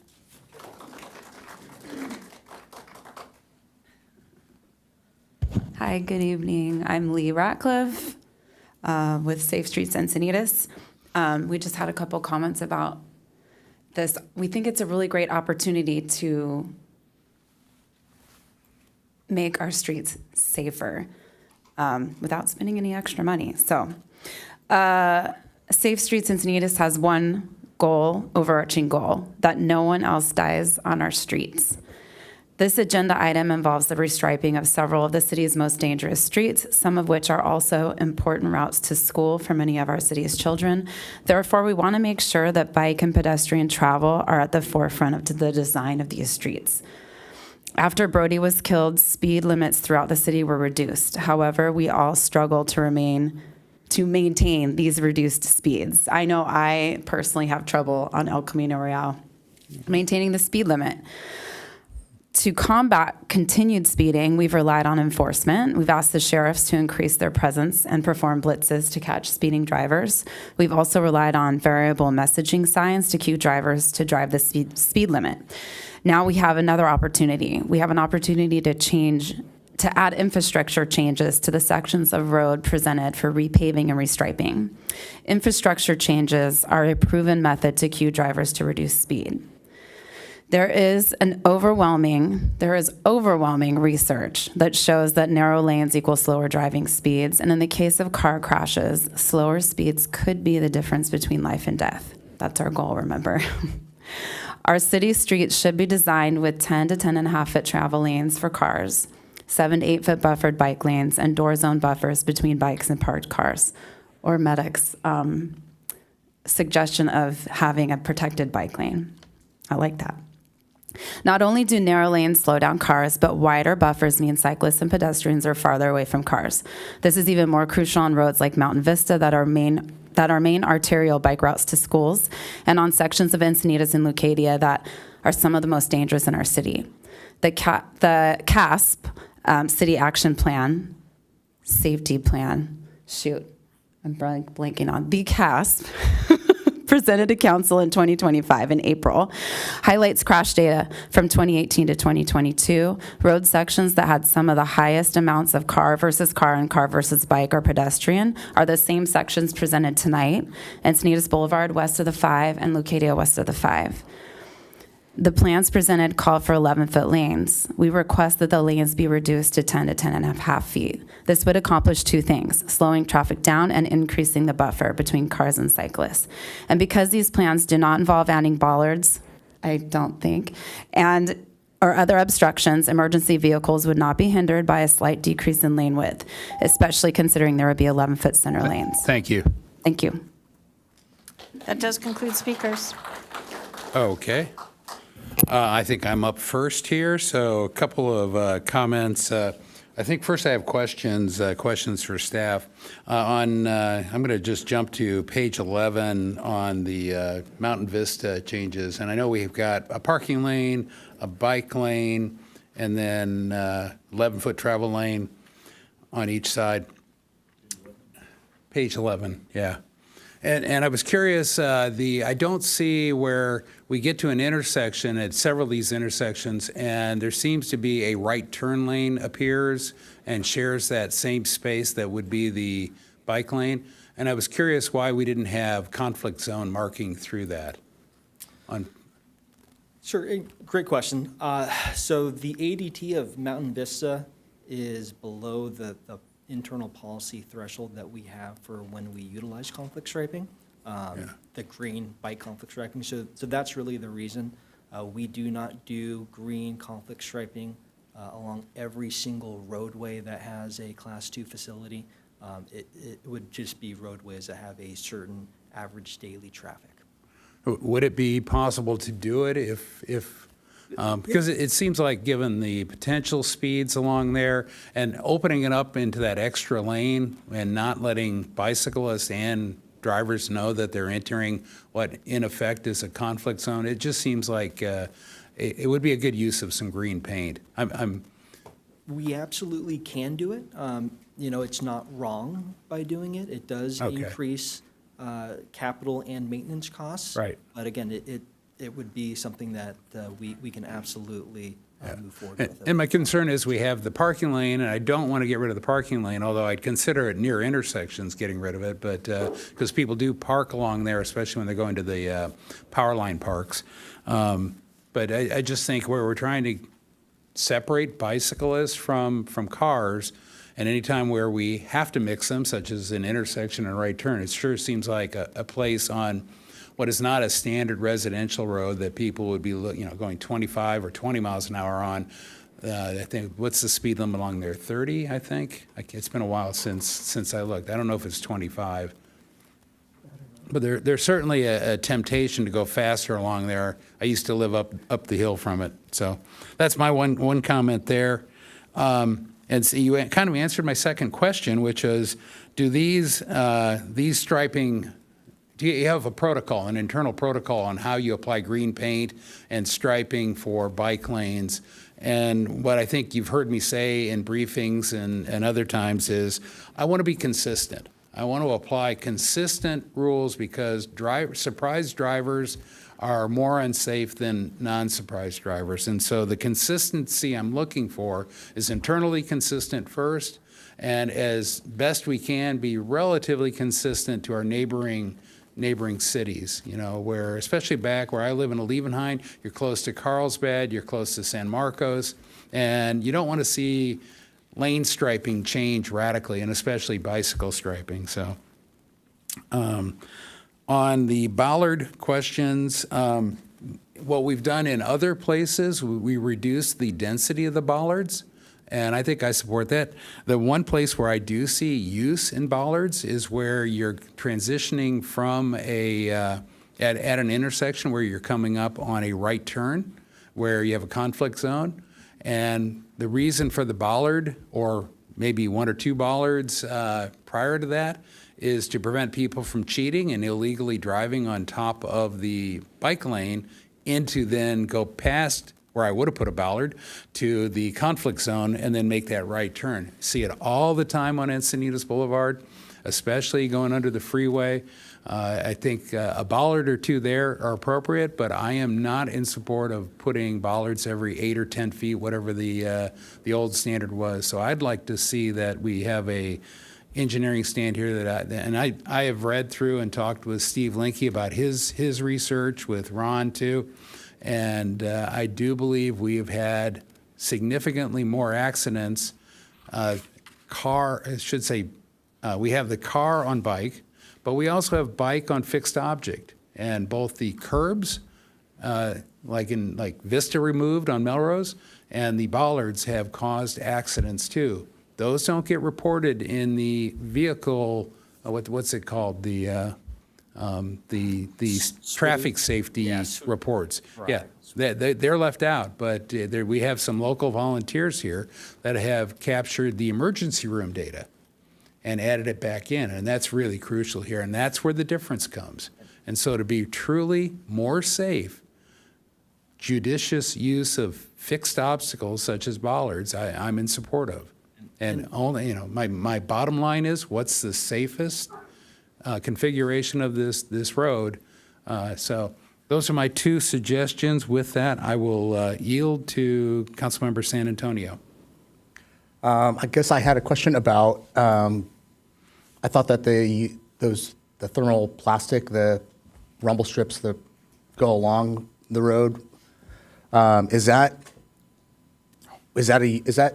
would you be able to use that instead of bollards, or is that? So there are a couple things I guess I'd like to address here. And Councilmember San Antonio, I'll speak directly to your question, and then there were a couple items I did want to touch on Mr. Mayor's comments. So there are applications of installing various traffic devices in lieu of FlexiPosts. In the city, we tend to have FlexiPosts as a delineator. On the 101, we do also have asphalt dikes as well, but we are not proposing that for any future project that has a protected bike lane. So really, the application that we've done in the city has been FlexiPosts, or a combination of FlexiPosts and the AC curbs. There have been other applications that have been stated tonight in public comment. None of those have been utilized or applied here in the city, nor in other neighboring jurisdictions. So when we get to the consistency discussion, We don't have internal consistency or consistency with our neighbors. The other element that I do want to add is there are a couple factors that protected bike facilities provide. One factor is ensuring that vehicles do have a good identifier of where the bicycle facility is. And that could be visual, or that could be something that could be vibratory if they were to run over a rumble strip, things of that nature. So ensuring that vehicles have a good idea and understanding that there's a bicycle facility is one element. The other element for protected bike facilities is they do provide a level of comfort for bicyclists. So that's an argument in favor of protected bike lanes, and depending on what kind of bicyclist you are, you may want that comfort or you may not. And so, there are definitely different levels of bicyclists, different needs, different desires, and we try to take that into account when we're looking at bicycle facilities and who utilizes them, how do we want to try to incorporate more users, things of that nature. So from that aspect, I think, one other item that I did want to add is the flexi posts that we currently have proposed on this project. We do have them spaced at 40 to 50 feet, which is kind of the max spacing that the federal guidelines give as really a guidance. And then we also have done something a little differently with these flexi posts where historically they've been, I believe they're 36 inches in height. And we have received feedback from bicyclists that sometimes those can be high enough where they are catching a handlebar. So if you've noticed, the new flexi posts that we've installed on Leucadia Boulevard with the project that we just finished for our pavement rehab, those flexi posts are actually shorter. They are 28 inches, which is low enough where for the vast majority of handlebars, if you are in the buffer, which we shouldn't be biking in the buffer regardless, but if you do happen to bike in the buffer, your handlebar should be above the flexi post, so that does reduce one of the conflicts. So, there are really good arguments on both sides, and so it's I think Councilmember San Antonio, I think I added a little too much context to your question. That's perfect. Is that just one more quick question about that? I know maybe it's not about this right now, but I know we just talked about the grant for Encinitas Boulevard. Would those rumble strips, are they equal to or to the bollards, or are they? It's just something that we haven't used before. So we have not deployed those rumble strip type of traffic control devices here in the city, nor have neighboring towns. They are something that, quite frankly, just haven't been well established in San Diego County in the region, so we don't have a lot of great data here locally. That's not to say that they may not be usable and a good potential solution. And there are things that we can we can play with some potential pilot projects, and if we want to look at some other devices, that's something that we can definitely do. Again, the consistency thing is important. I never like to be the first of using something. I do like other agencies to be the first, and so we're not the guinea pig, and I don't want any of our residents necessarily be the guinea pig, but there are things that's okay to do, and these are not the most, well, it would be okay in a scenario like this to give them a shot. I just thought it was an interesting concept to be used that way, and I wasn't sure if it would affect grant funding in the future, or anything like that, if it was able to be switched out. Not because I do appreciate the visual acuity of seeing the baller or the flexi post there. Yeah, so the one thing I do want to add is for the two HSIP projects that you're referring to that do within the granting requirements, they require protected bike facilities. The rumble strips would not be considered a protected bike Got it. facility. So that would not fall within our grant for those two projects. Okay. I appreciate it. Thank you. Okay, Deputy Mayor Lyons. Dan and your team, I appreciate that you are striving to create more continuity within our city with a standard approach to the length and the widths of our facilities and our roadway to create more safety for us and for our visitors. So I would like to continue to think about what we're deciding here with that in mind. That continuity, I think, does help with safety overall. I know just from a user of the roadways, like all of us are, the more you can expect the same solution at the next intersection, then I think it's safer, and I just really want to keep on making decisions to support better safety. I do appreciate public comment. I do also appreciate the input from our Traffic and Mobility Commission, and I think that's what makes us a better city too. So thank you all for that. But so I just want to say I appreciate if we decide we want to try something as a pilot, then perhaps we do that. I'm not in favor of trying something new hasn't been used here universally or on these projects, and also if it hasn't been used broadly or by our neighbors or broadly in the county. I would hesitate. I don't think I could rise to the support of that. But so having made that statement, I only have one question about the list of projects. And I wish I would have asked this in our staff briefing because it may be a simple answer. So the third street on the list is Beech Tree Drive from Encinitas Boulevard to Crest Drive. And it says speed cushions only, and there are already speed cushions on that section of road. And so I just need to know specifically, is it a refurbishing of them, or could you provide some detail? I'm going to have the project manager, Batter, maybe give a little bit more information on that. right, thank you. Absolutely. Deputy Mayor, that's a great question. That was a request from our traffic division. Currently, the speed cushions on Beech Tree are not to our most current spec. And so we have received some resident concerns regarding that and from input from our fire department as well.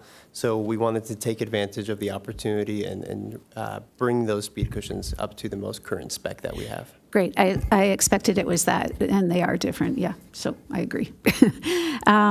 So I think at this point, I would like to move approval of this item. Thank you. Okay, Councilmember O'Hara. Okay, so this is a consent item. Rather than go through all my definitions, I'm going to, I will second your motion, but I'm going to make some amendments to it, if that's okay by you. Sure, go ahead. Okay. I mean, yes, proceed. Okay, so I'm going to second that motion with the following amendments. Encinitas Boulevard, page 16. I would like the removal of the bollards or any bollards on that section, which I know aren't listed there. And then something has been discussed, but was discussed at the November MTSC meeting, is the extension of the conflict striping between Lazy Acres and the highway on the north side of the road, east intersection of Lazy Acres. So, Councilmember O'Hara, I'd like to, I guess, address that. We did make modifications based on MTSC input and comment from our meeting, one of which was exactly what you had mentioned on the conflict striping. So, and I'll see if this works. Oh, look at that. All right. Page 16.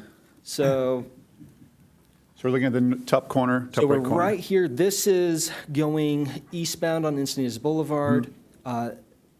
Batter, do you mind actually scrolling down a little bit? Yeah. And then a little too much. Sorry, everyone. Okay, so we're going eastbound. Lazy Acres is up here to the north. We're riding eastbound. This is a match line here that goes down to the bottom left, and then this would be the I-5 south on-ramp, just to orient everyone. So what we did is there was really good input and comment from MTSC of moving this conflict striping as far west as possible to give more storage length in that right turn pocket. Now what we did is we also increased the actual length of the conflict zone to as much as we feel makes sense. So we don't want the entire zone to be a conflict zone, because the intent when we are taking a bicyclist from the edge of curb and moving them between two lanes, we want that length to be short, because we want the bicyclists to make that movement quickly. We want to get them out of the conflict zone. So that is why we did do a slight redesign after MTSC from the commissioner's input, and this is our redesign, and I think it really is the most applicable design. So the question was, and I'm remembering back here, the length of that 11-foot wide section, which I think it doesn't look like it's changed, and maybe the numbers have changed, but the diagram hasn't from the MTCS, that it's long enough to fit 4 or 5 cars in there. Right, and we really can't make it any longer. So we extended it as long as we could, and we did make it a bit longer after MTSC, but because of this intersection, we cannot begin our conflict striping prior to the intersection. We have to move the bicyclists over to their own lane between the right turn pocket and the through lane after this intersection. So we really just don't have a lot of roadway length to work with, if that makes sense. Yeah. Okay. So I guess that was the question. If it's been explored, like I said, the diagram didn't reflect it clearly enough for me, so I appreciate the clarification. The other amendment would be Lucadia Boulevard. I'd like to remove all the bollards, replace them with painted buffers and the exploration of thermoplastic buffers, thermoplastic paint or buffer-based lines. To remove that, I know that we have challenges with downhill cyclists at speed hitting one of those things, and you're going to be toast. We've had an accident on them before. When we take them out, let's please not put them back. So that's my second amendment. The third amendment is looking at Mountain Vista, and I'd like to move the lanes to 10.5 feet wide. I do believe that will help with safety, and that will give us the space to put a 1-foot bike buffer lane between the bike lane and the travel lane, and then put a 1.5-foot door buffer, because that leaves us with the 2.5 extra feet. I'd like to recruit those 2.5 extra feet to make the bike a little bit safer and provide both separation from cars on both sides. So that's my amendment. So let me understand what you said. The first amendment had to do with the length of the storage area, but I think the response was it's as long as it can be. Correct. And so perhaps that's not included as. Yeah, we'll strike that. And the third is, I'm jumping, is Mountain Vista and the 10-foot wide lane and rationale. 10.5, I'm sorry. And I would support those. I think the Lucadia Boulevard removal of the bollards is contrary to what I stated when I made my comments. I think it goes away from us continuing to do these safety improvements in a consistent and consistent manner throughout the city. And I heard Dan's explanation of how, there's arguments on both sides. And so I could accept your third one, but okay. So I'll make a replacement motion then. A replacement motion to approve with the amendment to remove the bollards on Lucadia Boulevard, use stripe buffering, and also explore thermoplastic paint or buffer-based lines, and then the adjustments as mentioned on Mountain Vista to create a 1.5-foot door buffer, 1-foot bike buffer, a car buffer, and 10.5-foot lanes. So a couple editorials on that, Councilmember O'Hara. I apologize. There's a lot trying to digest. So yep. One thing that I did want to clarify, this project is only a portion of Leucadia Boulevard. So I just want to be clear that the Correct. motion is it to remove the flexi posts along the entirety of Leucadia Boulevard, or only the limits of resurfacing for this project? This project would be Resurfacing for this project. and then leaving the existing bollards the remainder of the length of Leucadia Boulevard. I imagine at a future date, we'll be discussing those. Okay. This is just to this project, this motion. I'm happy to discuss those in the Okay. future. No, but no, think that I this just is want the to make sure scope, that it right? was Yes. clear. Then Yes. the second question that I had, or really comment, I think I heard you say a 1-foot buffer. The minimum buffer width that we give is a 2-foot buffer, and that's just because of the width of the striping and everything else. You can't really do a 1-foot buffer. Okay. So instead of a 1-foot buffer, we would just widen the bicycle facility by that extra width. So instead of a 5-foot bike lane and a 1-foot buffer, we'd have a 6-foot bike lane, for Okay. instance. I get that. I appreciate that. And I'm going to ask this question then just to be thorough. Can we,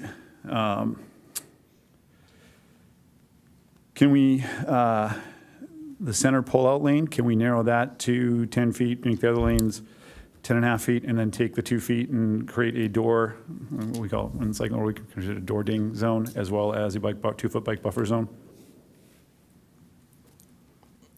And I'm pushing this button because I feel like this is one of our areas where we are going to have families. And whereas I would not recommend your family ride Leucadia Boulevard, I expect to see families on Mountain Vista in that area. Did I understand you correctly, Councilmember O'Hara, a 10-foot median and 10.5-foot travel lanes?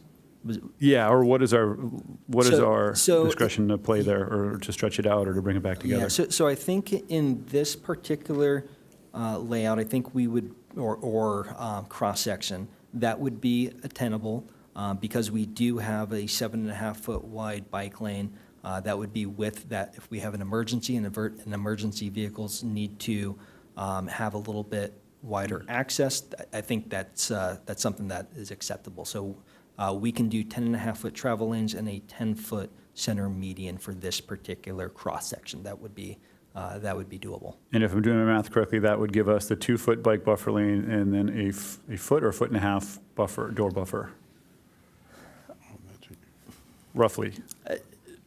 It would give us, basically, it would give us a 2-foot buffer between the bike and the travel lane, Yep. and then, A foot and a half. yeah, we can't, so we would just widen the bike lane by that extra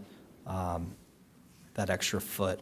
Okay, I think that's a win. Yeah. You know, I really think this is an area where we can direct people, we can provide more space for people for safety, and really kind of bring attention to the bicycle lane there in a safe way by including that bike buffer. And maybe in that case, we make the bike buffer 2.5 feet to encourage the cyclists to really kind of hang away from the traveling traffic, but still give them plenty of spaces to avoid the doors of the parked cars.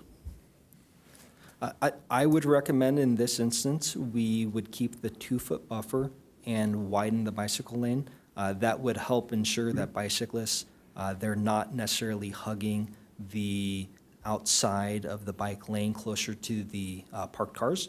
Sure. They give them a little bit more room. So that would be my recommendation. I'm good. I think if we can get a little bit tighter for the cars to keep them where we want them, more towards that center and in that center lane and in the lanes themselves, and we can give the people who are going to be using that, who may be not as skilled as they are on Leucadia Boulevard, I hope that's appropriate to say, the opportunity to have a little bit safer space. That's my amendment to this. Alternative. Thank you. Appreciate the clarification. Welcome. Okay, you yield at that point? I yield. I made my And just motion. to be clear, that was Mountain Vista you were talking about? Correct. Yes, Okay, that was on Mountain Vista. And I was going to ask staff, what is Mountain Vista? A collector? Is it considered a collector, not an arterial?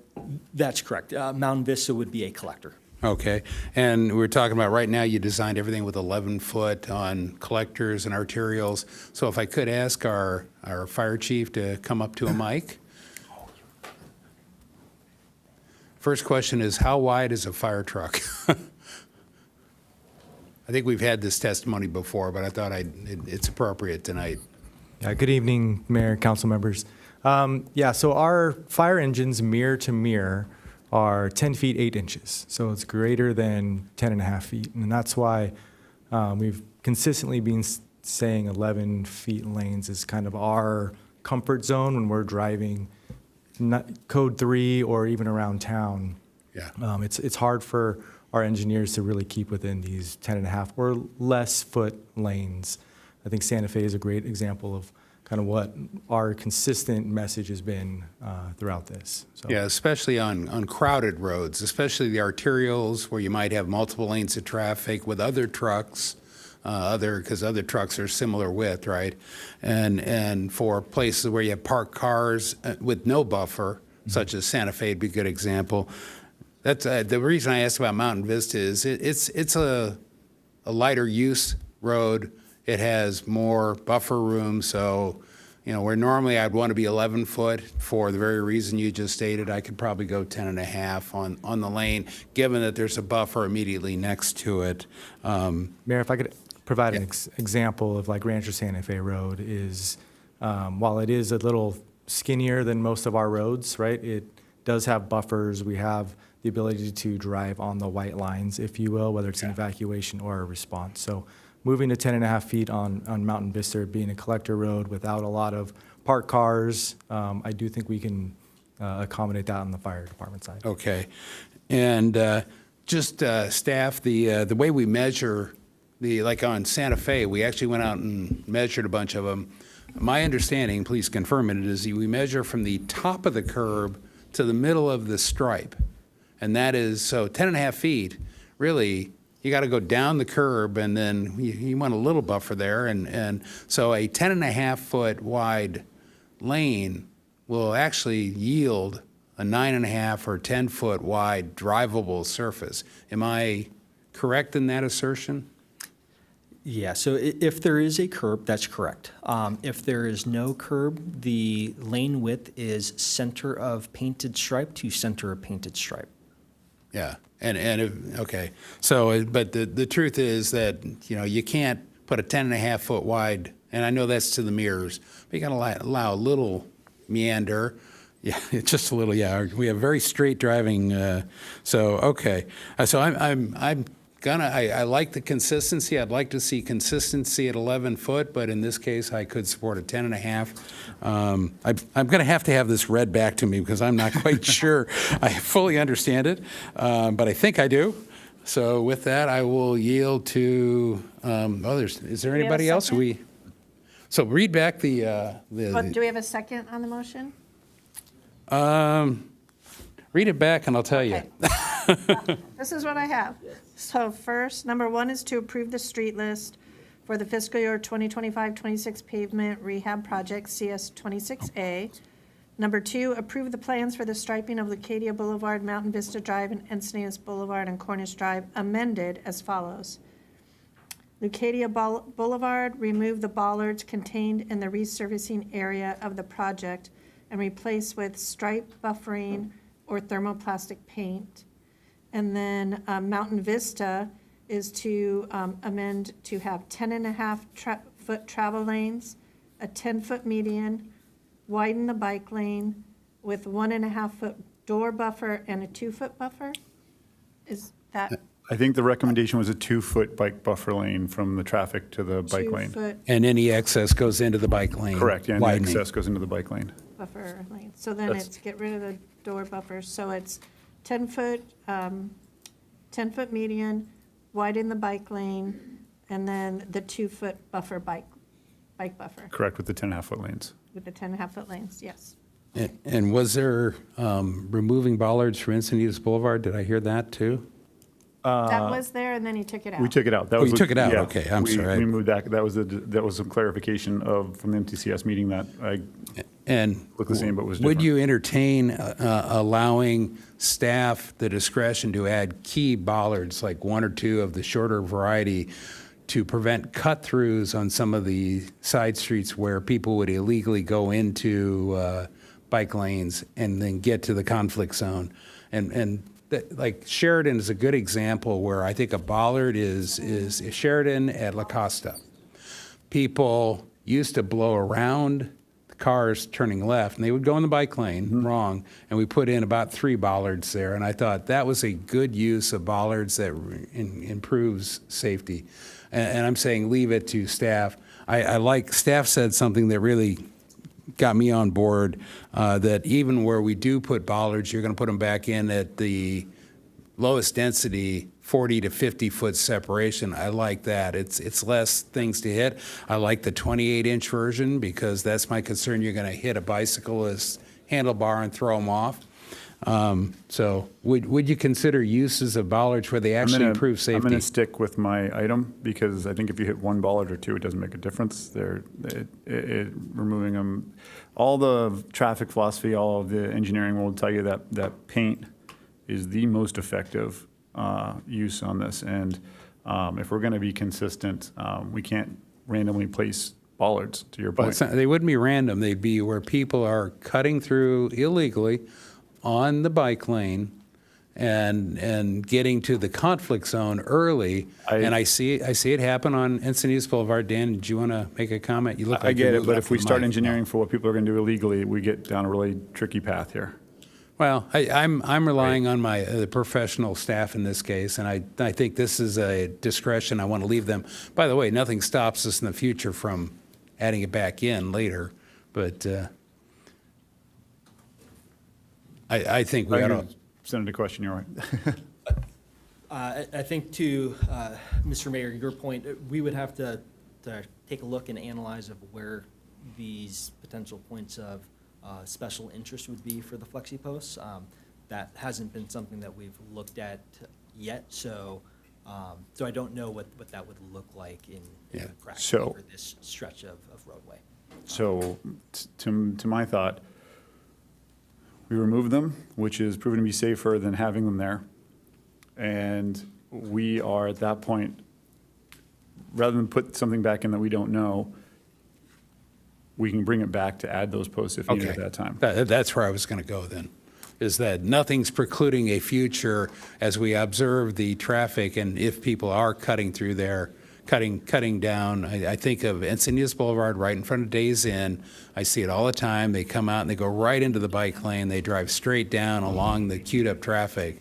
And I'd like to prevent that because that gets very dangerous. And that's why I asked about that one section specifically. You're talking about I that understand. exact section. Yeah. So that's why I was trying to maintain. I agree with you, but I don't know. So I think what you're saying is we'll maintain that discretion. We just has to come back to staff and council potentially. Yeah, and they're going to make a change to specifically the section you just spoke about. And so we'll see how that goes, and then we can draw it back. Right now, we're going to remove something, but potentially we could remove something, put something back, and then remove it again. Okay. So in that case, I will second the motion. And And with before I that, vote, I just want to clarify, just to make sure I have it correct. There's only an amendment to Lucadia Boulevard and Mountain Vista. The bollards on Encinitas Boulevard, the removal was taken out, correct? Correct, just referring to Lucadia Boulevard this time. Okay, perfect. Just want to make sure. Mayor, may I ask a question? Deputy Mayor Lyons? Yeah, thank you, Mayor, for articulating that in the way that you did. I do believe that there's dialogue that needs to be, that would be valuable to have around how we use bollards, because I want us to really develop safe standards that we apply in the future under the majority of circumstances. And I believe the city manager and staff is aligned with that. So I wanted to ask the city manager a question, if there's some value for us. It could be this is going to be handled at a staff level, but there's a lot of dialogue up here on the dais too about things that are really detailed about how we develop these standards for our city. So I'm beginning to think that instead of like all the detail, I mean, not that this is bad, this isn't, but we're really drilling down on this consent item in a lot of detail. Is there a better way for us to handle decisions around what are the best practices we should have and apply throughout our roadways? Can I ask you that question? Dan?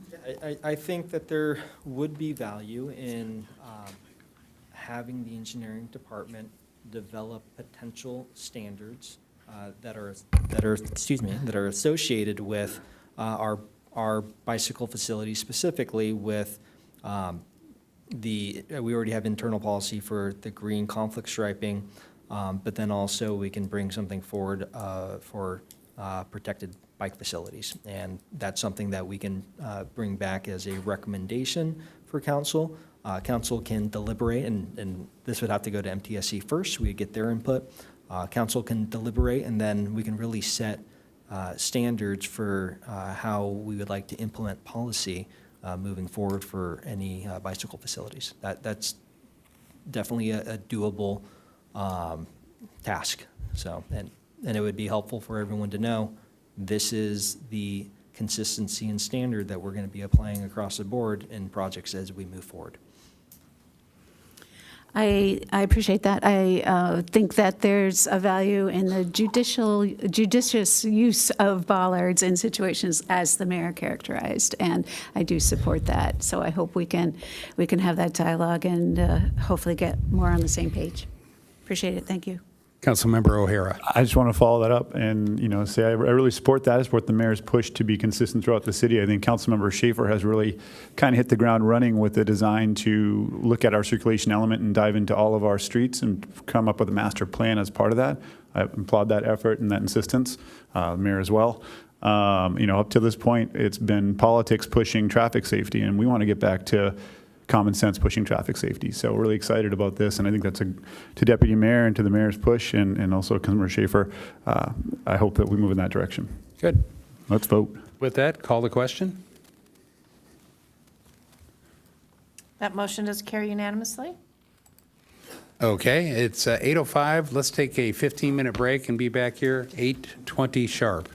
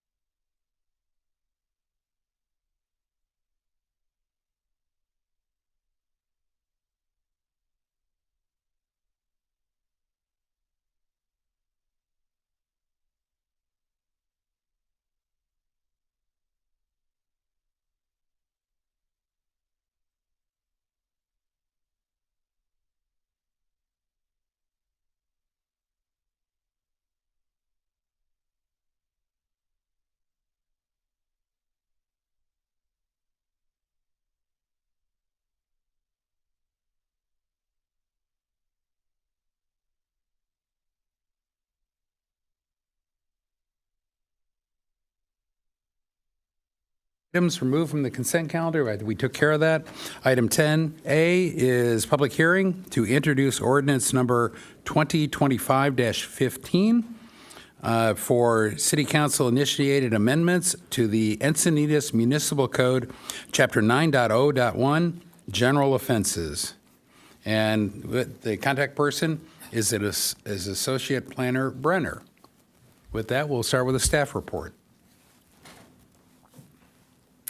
Good evening, Mayor, Deputy Mayor, and City Council members.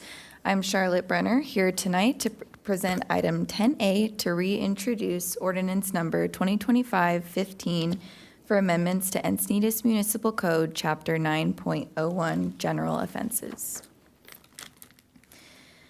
I'd like to provide some background on the items I will be presenting tonight. On August 13th, the City Council initiated items to direct staff to review and update the following items.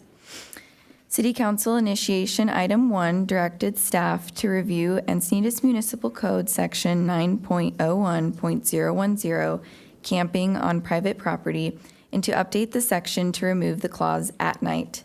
The intent of this amendment is to resolve ambiguity in the current language of the code, establishing that camping, lodging, tarrying, or remaining on private property without the owner's express permission is prohibited at all times and not solely during the night. City Council initiation item 2 directed staff to change the title of section 9.01.025 from sleeping in vehicles to regulating sleeping in vehicles on a public street or public property, and change the times from 10 p.m. and 6 a.m. to 8 p.m. and 6 a.m. The intent of this amendment is to enable a more practical, timely, and compassionate enforcement by supporting both public safety and the well-being of vulnerable community members, while also making it easier for concerned residents and businesses to participate in upholding local ordinances. On November 19th, staff presented ordinance number,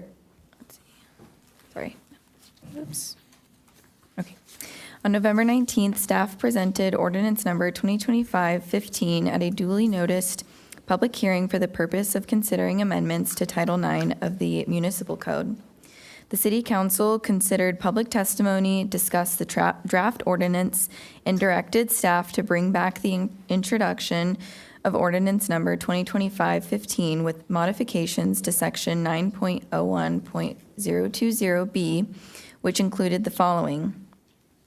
Within the staff recommended definition of camp, add language regarding storage of personal property, and incorporate a reference to the totality of circumstances. And add language to the camp definition to clarify what is not considered camping, and move the amended section to a new code section titled Definitions. Staff have made edits as directed by the council to Chapter 9.01 of the Encinitas Municipal Code. Strikeout is used to denote new text or text being removed, and underline is used to denote new text being added. Staff have removed the clause "at night" from Section 9.01.010, camping on private property. Additionally, staff have removed the definition of camping from Section 9.01.020B as recommended by the council. On November 19th, City Council provided additional direction to staff to make amendments to the definition of camping. The amendments are shown in red, bold, italicized font. As directed, staff has moved the definition of camping from Section 9.01.02B to a new section 9.01.00 titled Definitions. Staff has also modified the definition per City Council direction to include storage of personal property and totality of circumstances. Staff has also included language to define what camping does not include for further clarification. Since the staff report and ordinance has been posted in consultation with the city attorney, staff has made minor revisions to the definition, which are highlighted in yellow. These amendments were made to provide more clarity on the definition of camping and to allow for proper implementation and enforcement in compliance with the intent of the ordinance. Minor revisions to the definition include adding the term simply, removing or sleeping, and removing or in a camp facility. Staff requests that the City Council introduce the ordinance with the revised definition.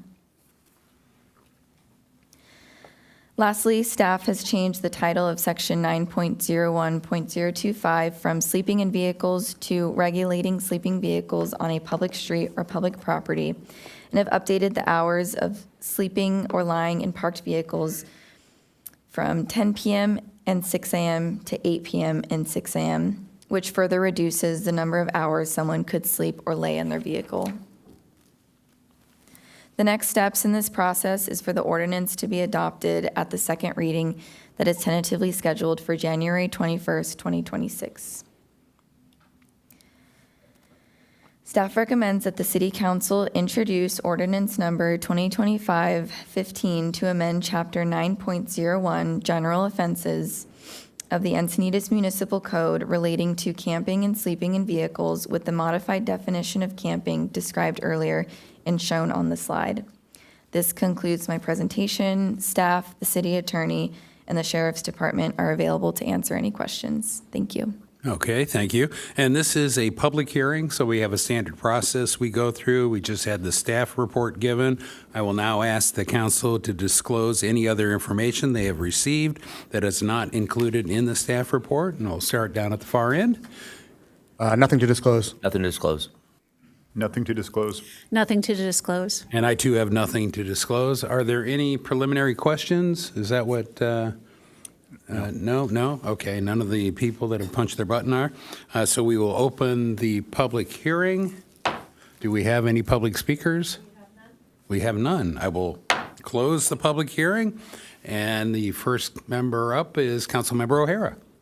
I'm going to start off by motioning to approve this item. I want to thank the public for their input on this very important matter. I want to thank staff for their time on this, and from my fellow council members for spending a lot of time up here talking about this. And I'm grateful that we'll have the opportunity to help our sheriff's department have the tools they need to engage people to provide services or ensure the safety of our residents in the best way possible. That's my motion. Okay, and I will second that motion. And I'm done. I already seconded on that screen. Oh, okay. Either way. You can have it. It's yours. Yeah. So with that, we'll call the question, I believe. Also, introducing the ordinance with the modified definition of camp and camping as presented by staff. Yes. Yes, we agree. Motion carries unanimously. Okay, we will now move on to 10B, which is introduction of ordinance number 2025-22, amending the Encinitas Municipal Code Section 2.35.030 regarding Public Health and Safety Commission meetings. And the contact person is Fire Chief Gordon.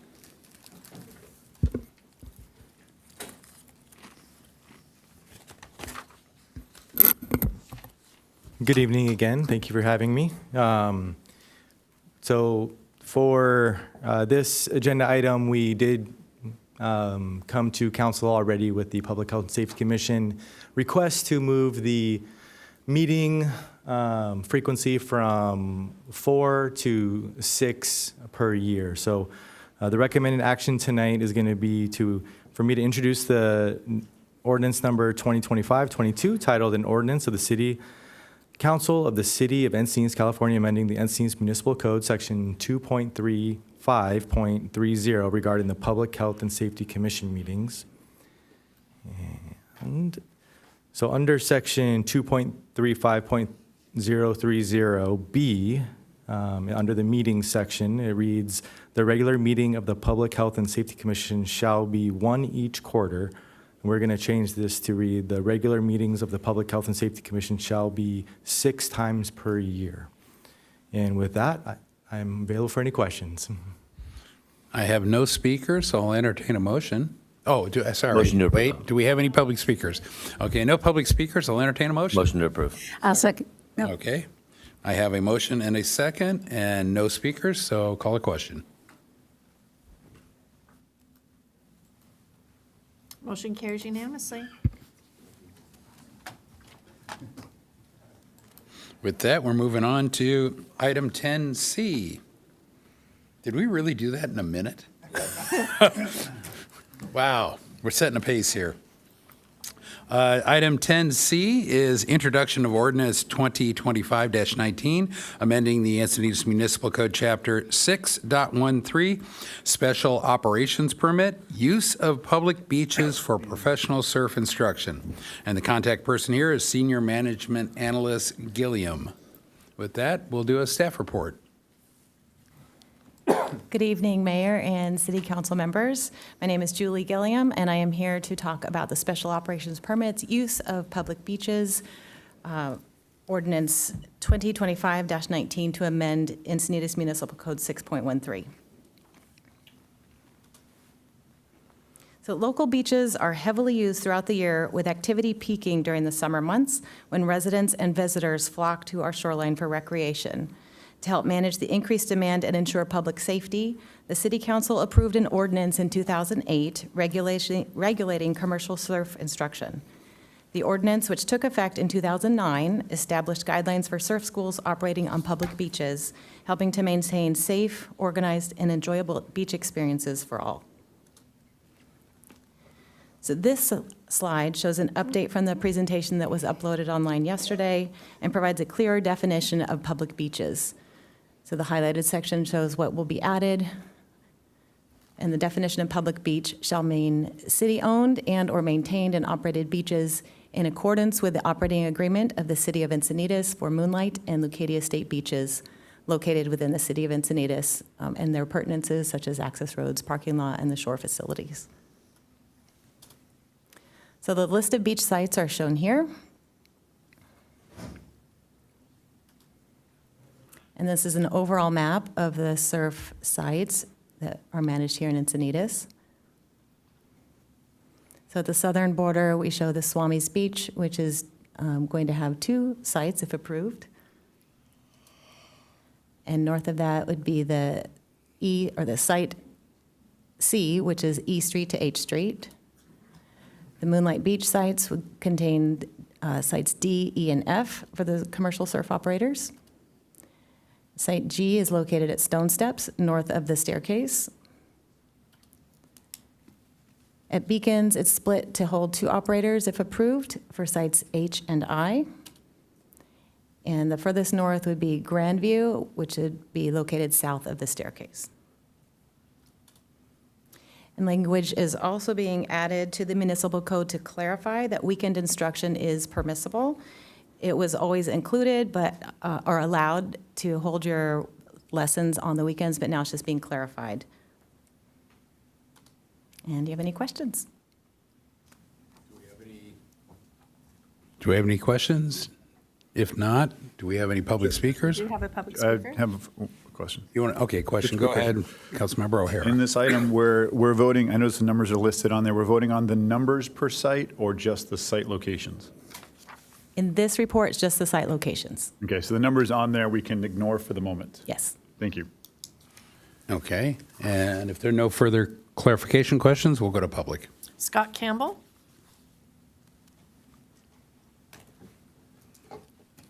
Wearing his Encinitas surfboard shirt. Yeah, I got here a little bit late. I talked to John out in front, though. That was all good. So my name is Scott Campbell, live in Encinitas District 1. And I think that a majority of the council actually has been known to paddle out from time to time, so they have a little bit of familiarity with this topic. It's a little bit interesting. You're changing the code, and you're also 10D implementing the code in the same time. Like, what if 10C goes bad, then 10D gets weird, but that's a little bit off topic. 6.13.0.30 specifically mentions the terms between Memorial Day and Labor Day. Does that mean that you do not need a permit to do surf instructions outside of the summer hours? Because that's how the code is read, and I urge the council to make an immediate change on that. Since this was made clear this is about locations, several of those locations, I don't think the city can actually guarantee access with potential stair closures at Grandview. Maybe Beacons could have another incident. D Street is still closed, I believe. So I'm not sure what you're permitting. And then we can't guarantee the beach. We did the sand replenishment, but if you go down and look at Stone Steps North, where the location is, it's very narrow. It's going to be narrower. Grandview has not had a beach for several years, so it's one interesting. 10D, we can talk about some of those other things. Locations, when we talk about housing projects, we talk about VMT. Has that been discussed on this commercial use? Where are the clients coming from? How far are they going? When there's a pickup time, say at Grandview or Beacons, you're gonna have moms maybe driving around in circles. That's a hazard. That's a big traffic hazard. Just tight parking there, and we're adding immense pressures to this. Pressures.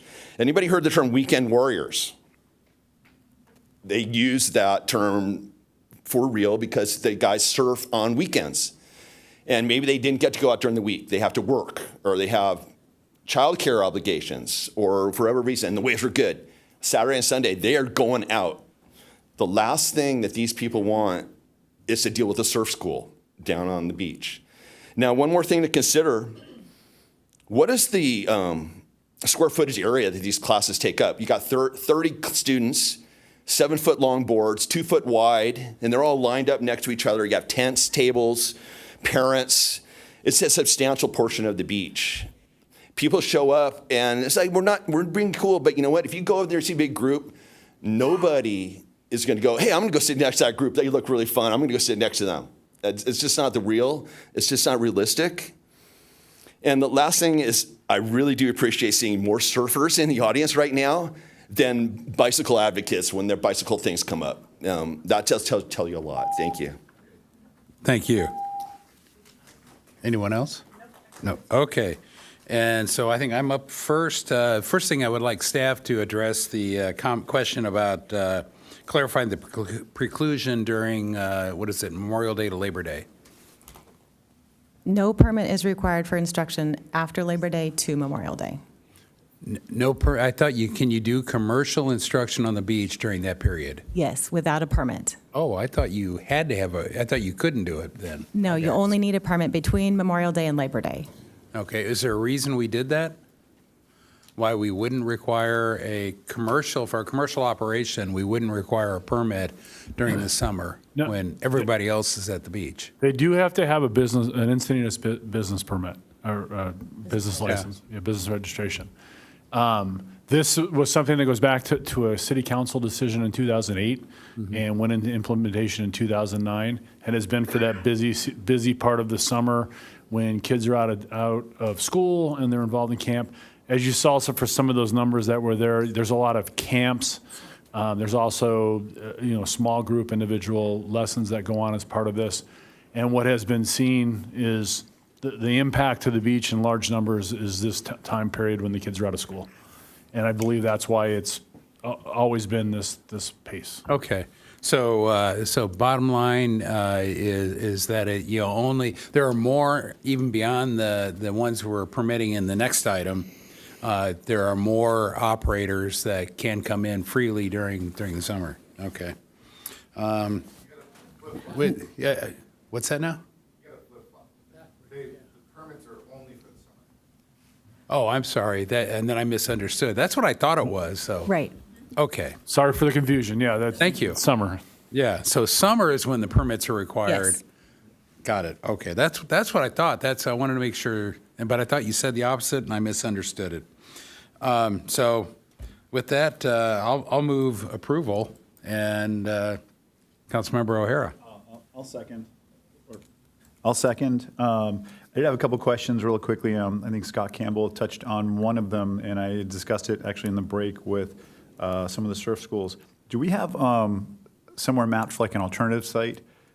Should we provide a permit for somebody for the summer, and then there's a bluff collapse or the beach gets washed away and there's no beach? Is there some way for us to address having an alternative site so the businesses don't have to close? We want to encourage businesses in Encinitas. And so is there a way for us to set up an alternative site location? So I think this experience this past summer, as we said in April, we would come back with evaluations, public discussions. I think we saw that we can work together with marine safety when needed and when it's possible to look for locations to help. A business that has to move because of, say, a bluff failure may have to become a smaller, organization. But it's a workout. There is not a saved, but the answer is not, there's not a saved spot that has no lessons but will be used in case of emergency. Okay. So definitely something I'd like to see us go forward. I think we're going to need to rehash this down the road. And I realize we're playing from behind here. There were a lot of challenges that came up in the spring. For those of council members who were here at that time, we heard we're all going to be back here having this discussion right now when I spoke loudly in our closed session over this. So I definitely would like to explore that. I'd also like to kind of come up with some clearer guidelines for these guys, and maybe I'm jumping ahead to the next item, but within the permit process, that makes it clear for them of how many people per instructor requirements. I know we have some basic requirements, but a little bit clearer guidance for them. But most importantly, I'm going to second this because I think if anybody goes to the beach and they're upset about a surf class, I think you got to meet these guys. I think they are the surfers. Every one of these guys is a surfer in this town. They grew up here. They've been surfing here forever. They're committed to it. They've got a family here. They got a business here. They're Encinitas. And if we were in Hawaii, these would be our Waikiki Beach Boys. And 100% support these guys in this mission. And I want to make it so they can be successful. So I second this. Okay. And then one last comment. We only control certain portions of the beach, right? This is the stuff that we lease from the state through an agreement, and we're allocating those beaches, but there are gaps in between where the state controls it still, but the access points are still pretty much these same access points. Does a commercial operator need a permit to use a portion of the state beach that's not leased or controlled by the city? Administered by the city? Yes. So the state does issue permits for surf. They offer on their own jurisdiction, yes. Oh, they do? Okay. So, and that's different than this program and the Yes. ordinance we're crafting. Okay. That was my only last question. I don't see anybody else, so let's call the question. And there would be recommended action on this one. Motion carries unanimously. Great. That takes us on to item 10D, which is the commercial summer surf instruction, and the same contact person. Well, it looks like they're swapping. Dave, are you taking the lead on this one? Okay. I will say it is definitely a team effort in the department, along with marine safety, some risk management, and everybody's appreciated. It is amazing what's out there. You talk Swami, you talk beacons, and when you talk surfing, that people want to go. They want to see it. They want to go out into the water, and we appreciate that, especially when you're looking at the history and how this process, was created. Wait. Sorry, 1 second. I lost.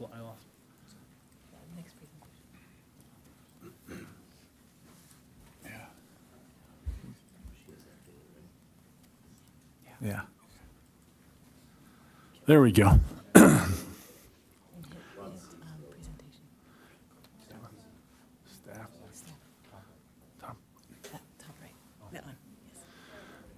I was not getting the IT award today, and obviously, I try.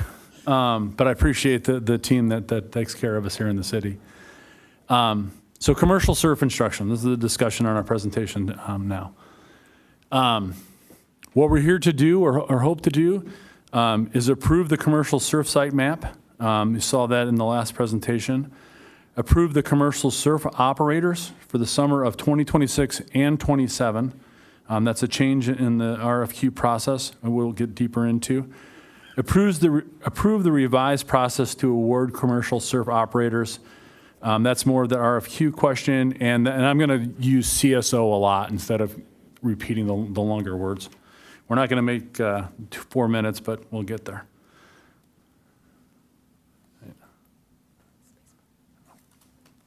Okay, we stuck again.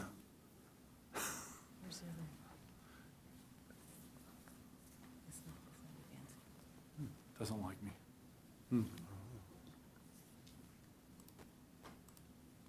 Okay, thank you. Okay.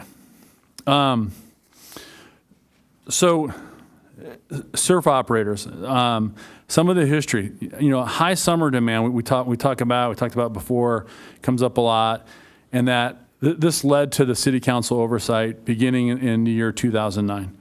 Initially, 8 designated sites were designated. Adjustments have been made, which led to today's 10C action. The RFQ process to bring in approved surf permits operators, CSOs, has been annual. So every 2 years, we go through the RFQ process. The permit process still follows in every year, so we come back and look at the surf operators. If there's any questions, any way of operations, that's a chance to look at it, to review it, and cancel if you need to. In 2024, in the 25 year, the process, we had 12 CSOs apply. We went through some challenges. Both the online RFQ process was difficult for some. Scoring was seen as too subjective. And that brought it back in a discussion with the council at the time. And the decision was to fit all 12 CSOs onto the beaches, work that out. Like I said, some of that would be smaller camps, but some of that was trying to fit them in. We ended up having 9 operate, 9 out of the 12. And we've had 1 come back that was approved that wishes to go forward next year. We collaborated, Parks, Recreation, and Cultural Arts, with site planning. That was with the Marine Safety and the CSOs, and really part of the public and discussions in August and September with Park and Recreation Commission. Hey, I got it to switch this time. Part of that process was direction to evaluate this summer's programs. Those were the discussions we had back in April. 2 public discussions occurred through the Park and Recreation Commission in August and September, and an ad hoc committee was created to look at this. Part of those public conversations, and remembering a lot of times that we stand here and we talk to you about how we did this, how we did that, we wanted to make sure that we gave everybody an opportunity to have a say. So our process included invitation letters to 782 residents living within 2 blocks of the beach. Commercial surf operators, CSOs, were invited to both meetings, and each CSO met with representatives from Park, Recreation, and Cultural Arts in September, usually by phone. Park, Recreation, and Cultural Arts did receive some concerns from neighbors and other surfers. Approximately 17 reported back.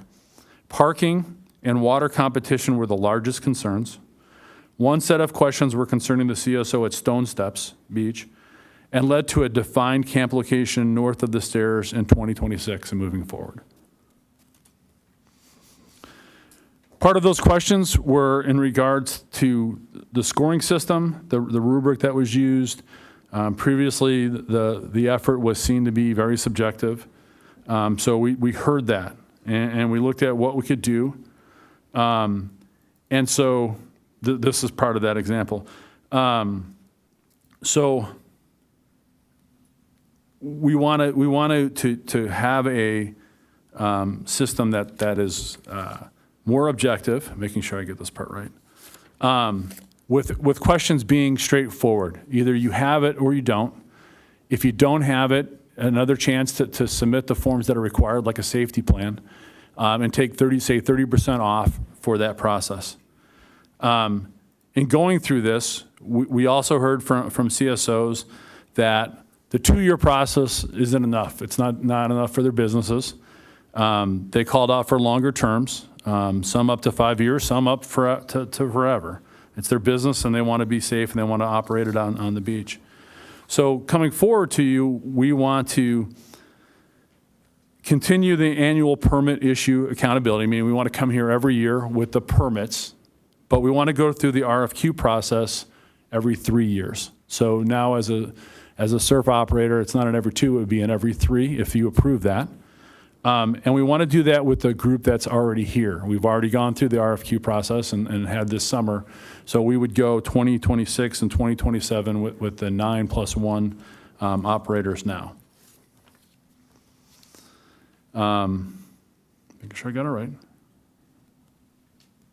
This, I went slides too, I got to a slide too fast, so this is where you were seeing the input. This is you're looking at the scoring rubric, like I said, trying to get away from being a subjective process. At the bottom, you could see the past surf instruction as an example. You have it or you don't, and your scores are not 10, 8, 7, 6. It's either 10 if you're at this level, it's 7 if you're at this level, and there is a higher score for experience. Being on the beach, being a permitted operator now is rewarded as part of the process.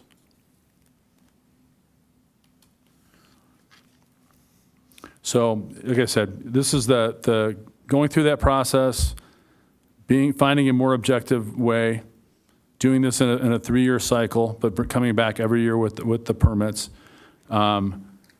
Realizing and listening to the CSOs, to the public conversations. We would also look to hold a mandatory pre-bid meeting in the next RFQ process so that we could really show them what those questions are, answer the questions, make sure they understand where we're going, and move the process forward. Then, so finally, like I said, we're back to what we're looking to do. We hope this leads to council feedback, approval of the commercial surf site map, approval of the commercial surf operators for the summer of 26 and 27, and approve the revised process to award commercial surf operator permits. So thank you very much.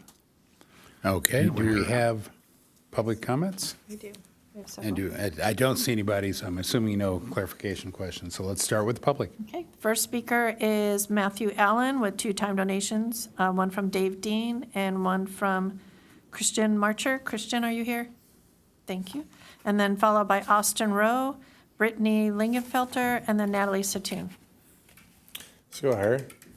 I'm pretty cooked. I'm going to do the best I can. I had something prepared, but after hearing the Encinitas Surfboards 50-year celebration, I'm going to do a little different. I'm Matthew Allen. I'm born and raised here, 44 years. I own Maui Surf Academy at Swami's, and I am an active duty United States Navy rescue swimmer for the CVN 71 out of Coronado.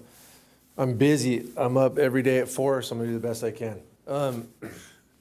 I don't think there was any issue with the permit and like it being vague or we didn't understand it. It was the fact that all of a sudden, with no notification and no clarification, they asked for the standard permit in 2 separate formats with 2 separate itemized lists of questions that were different and did not correspond. Everyone got confused. That's where this all started. From there on, it seems like a lot of weird coincidences in the wrong way. Encinitas Surfboards just celebrated 50 years in our city, right? How do we get that kind of safety? How can I build something sustainable? This is a great step in the right direction, but it's not even close. Like, I appreciate everyone's consideration, the work everyone's doing, for sure. This is totally a step in the right direction, but how do we maintain a business for 50 years if every 2-3 years we have to submit to get it back? It just doesn't make sense. It's not, no one else would want to do that. You know, how can I pass it to my kids? How can I let them have something, you know what I mean, generational that I built? How can they do that? And how can the guy that doesn't like surf schools have the good surf school here? Where it's not just like, you know, like we all work super hard. We're born here, raised here. Some aren't, some are. But we've all spent our lives, most of us, doing this, taking care of everyone, trying to do our best and build something that we can pass on. So every couple of years, just having that routed and taken away is pretty wild. Like I said, I just want to make sure like we get this better to where it's not seemingly like a death by 1,000 cuts. We're losing numbers, we're losing size, we're losing this. There's coincidentally when my permit's taken away, I fight to get it back, and all of a sudden, 15 years later, we realized, oh, we don't actually have this area at Swami's. And then now I'm up against the YMCA, who's, you know what I mean? You move them anywhere, the guys are going there. They're like the Walmart of surf schools, sorry. Like, they're gonna go there. But I am in the Swami's Surf Club. I've been there, everyone knows me there. I surf there every day, no matter what. My kids have grown up there, that's where I wanna be. So I'm just trying to get some more safety and security for my family, for me. I don't want to hear coincidentally like all about my numbers are down. The numbers were down the year you took my permit away. I can't put money into marketing. I can't, I can't put it out there like, hey, come to my surf school. I don't know if I'm here. Or like, oh, you had a bad year. Yeah, sorry, I was deployed. I was paying you guys from the Middle East. You know what I mean? On a crappy Wi-Fi. And it still got paid. So I don't want to hear like because my business fluctuated, we're suddenly going to coincidentally look at like routing me out on my permit and giving it to someone else. I built that, been there 15 years. If we need to have some sort of a probationary period for someone new, whatever, for a few years, but after 15, 20 years, like especially with these permits, you're asking the same questions of the same business for 20 years. The answers are going to look the same. You know what I mean? Like, or maybe I'll just make them more succinct. Come on, we've done this. Like, it should just be like, hey, you've been here. There's no egregious mistakes. There's no weird stuff going on. You're doing great. You're still here somehow. You want it again? Cool. Here it is. I mean, I don't know. I don't know what the answer is. We're moving in the right direction, but I should be able to pass this to my kids. I should be able to give some generational business that I've worked for. Like, at the same time, you know what I mean? You guys are playing almost with our lives, and then you're also getting paid. And doing, what do we really get back? Nothing. There's illegal unpermitted operators down there all the time. No one's responding to that. No one's coming to get them. I do it right, and I'm always getting, you know what I mean? Looking at, oh, your numbers. Like, I'm going up and down those stairs, getting cuts and dings and scrapes on my body for 15 years. I've done it 22, 23 now, but I want to know that there's some reward at the end, except for like every 2 years, you're going to choose a surf school that just, oh, I learned to surf in 2017 myself, and I thought this would be a great thing to do. We all started this, most of us that have been around, she's been around forever too. We started this when this wasn't not a viable like opportunity. We just did it, like we tried it, and we made something 15 years, 20 years later. I want to know that I have that thing that I built, that I put all this money into, that I put my time, my energy, my effort, and I want it to be community minded, like, community for me at Swami's, they're not really psyched on the why. I run it smaller, yeah, but what about the numbers? A few years ago, I'm doing 20, doing 25. And then the years I'm deployed, yeah, I'm going to do a little less. Or the years that like they take away my permit and I got to fight to get it back, of course there's less. I didn't even know if I had a permit this year. I couldn't advertise. I tell my guys, hold on before we can book. So my thing is like, I had 36. I agreed to come down to 20, and now it's getting cut to 15. There's got to be some option where we can keep it like, I should be able to have the reasonable number we already agreed upon, and maybe get somewhere past this 3 years. Like in 3 years, I still got to reapply for my life, my livelihood. You know what I mean? My eldest is graduating high school. She's assuming she's going to take over this thing from me already. So she's already worked there a year. I'd like to give it to her. And yeah, I just want to make sure it's not just death by 1,000 cuts. We're slowly getting pushed out of here, just substituted for something new and flashy and whatever. And I want to make sure, like, yeah, it is objective. You're looking at the community service that we're doing. The fact that I've been highlighted in the news at Swami's for Encinitas internationally. I'm synonymous with that spot. And I take a lot of pride in taking care of it. We do beach cleanups. I do free annual beach days that I have to pay for if I want to run, even though I make it free for the community that can't afford our camp. Do that with Gracie Baja every year, 14 years. I want to make sure it's not just about numbers, pushing out small local business for whatever's like new and flashier, and they decided they want to jump on the bandwagon right now. That's pretty much about it. Outside of that, there's some boundary issues. I don't know if we can still talk about my numbers. I'd like to work with you guys. However, I appreciate everyone looking at this, and I think I'm good. Thank you. Austin? Austin's followed by Brittany Lingenfelter, and then Hi, everyone. My name's Austin. I'm the department head at the Y, but more importantly, am born and raised in Encinitas. Never been to a council meeting, but my first sponsor was Encinitas Surfboards, so it was kind of cool to see them get 50 and get recognized. But more importantly to all of that, my first experience surfing was with my dad, but then going to camp. So I just want to stress how important it is for us to have that opportunity to pass along to our youth, especially at the Y, with Matt, with everybody. But at the Y, it's all-day camp. So having that experience with your friends, surfing, going to and from the beach, it's one of the best things that you can possibly experience. And I just think that it's one of the most important things that we have in Encinitas. Brittany will be kind of speaking a little bit more about the why, but just want to throw that in there. Thank you. Thank you.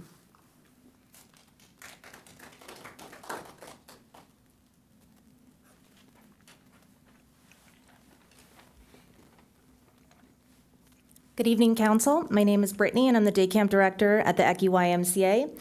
I've worked for the YMCA and in the camp department for 15 years.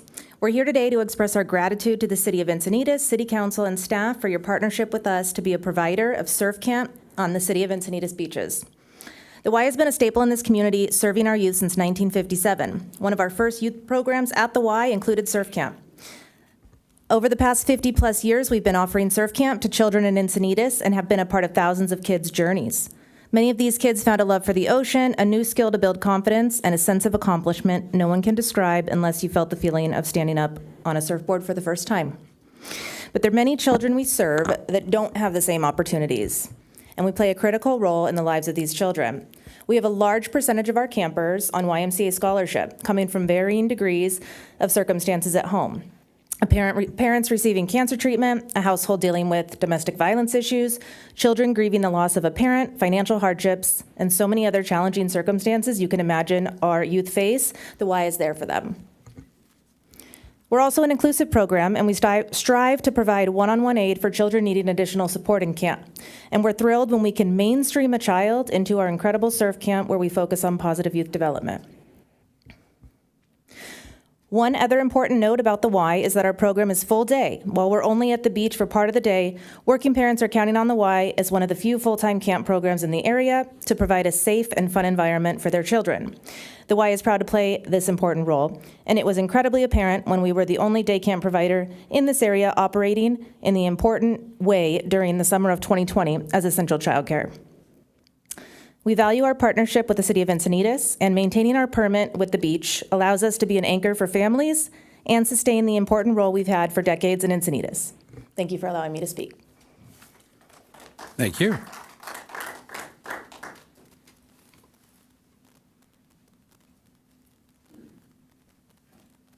Hi, Natalie Satoon Cardiff.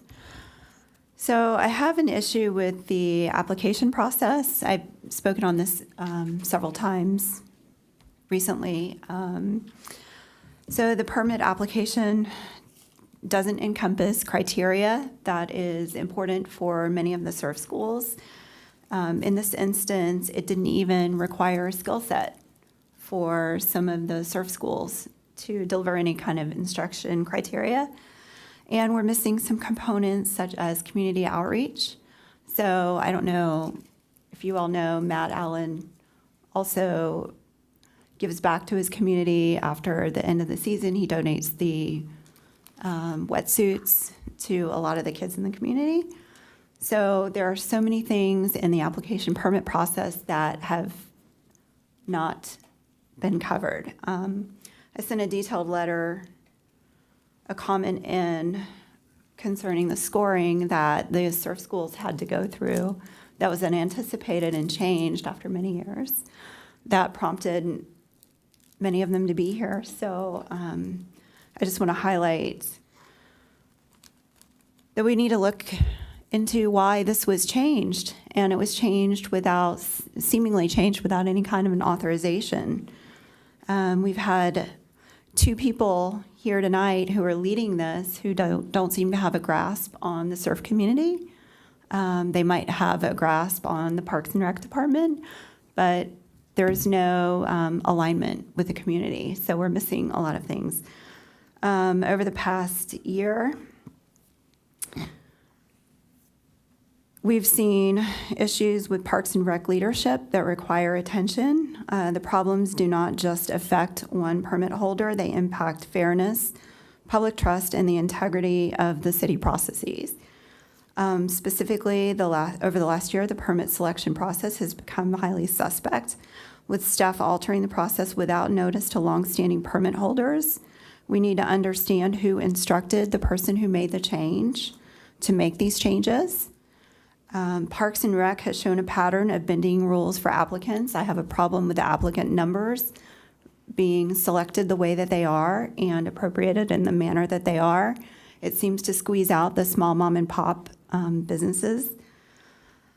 And there's a history of failing to properly publicize particular opportunities with some smaller permit holders being squeezed out. We're seeing this troubling trend of incestuous partnerships, and this agenda item appears to be a continuation of that same problem.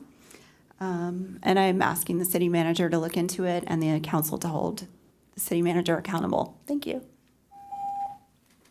That concludes speakers. Okay. And with that, we'll go to council deliberation with Councilmember O'Hara.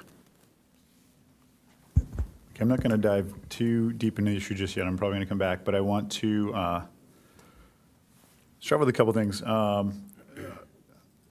First off, there's been a lot of people working hard on this. I want to point out Bridget Kimball, who's in the audience today, who has done an outstanding job working on this item and working with the surf schools and the Parks and Rec Department. I think that should be noted in this because it's been a stellar job making this connection of till this point, kind of neglected part of our culture.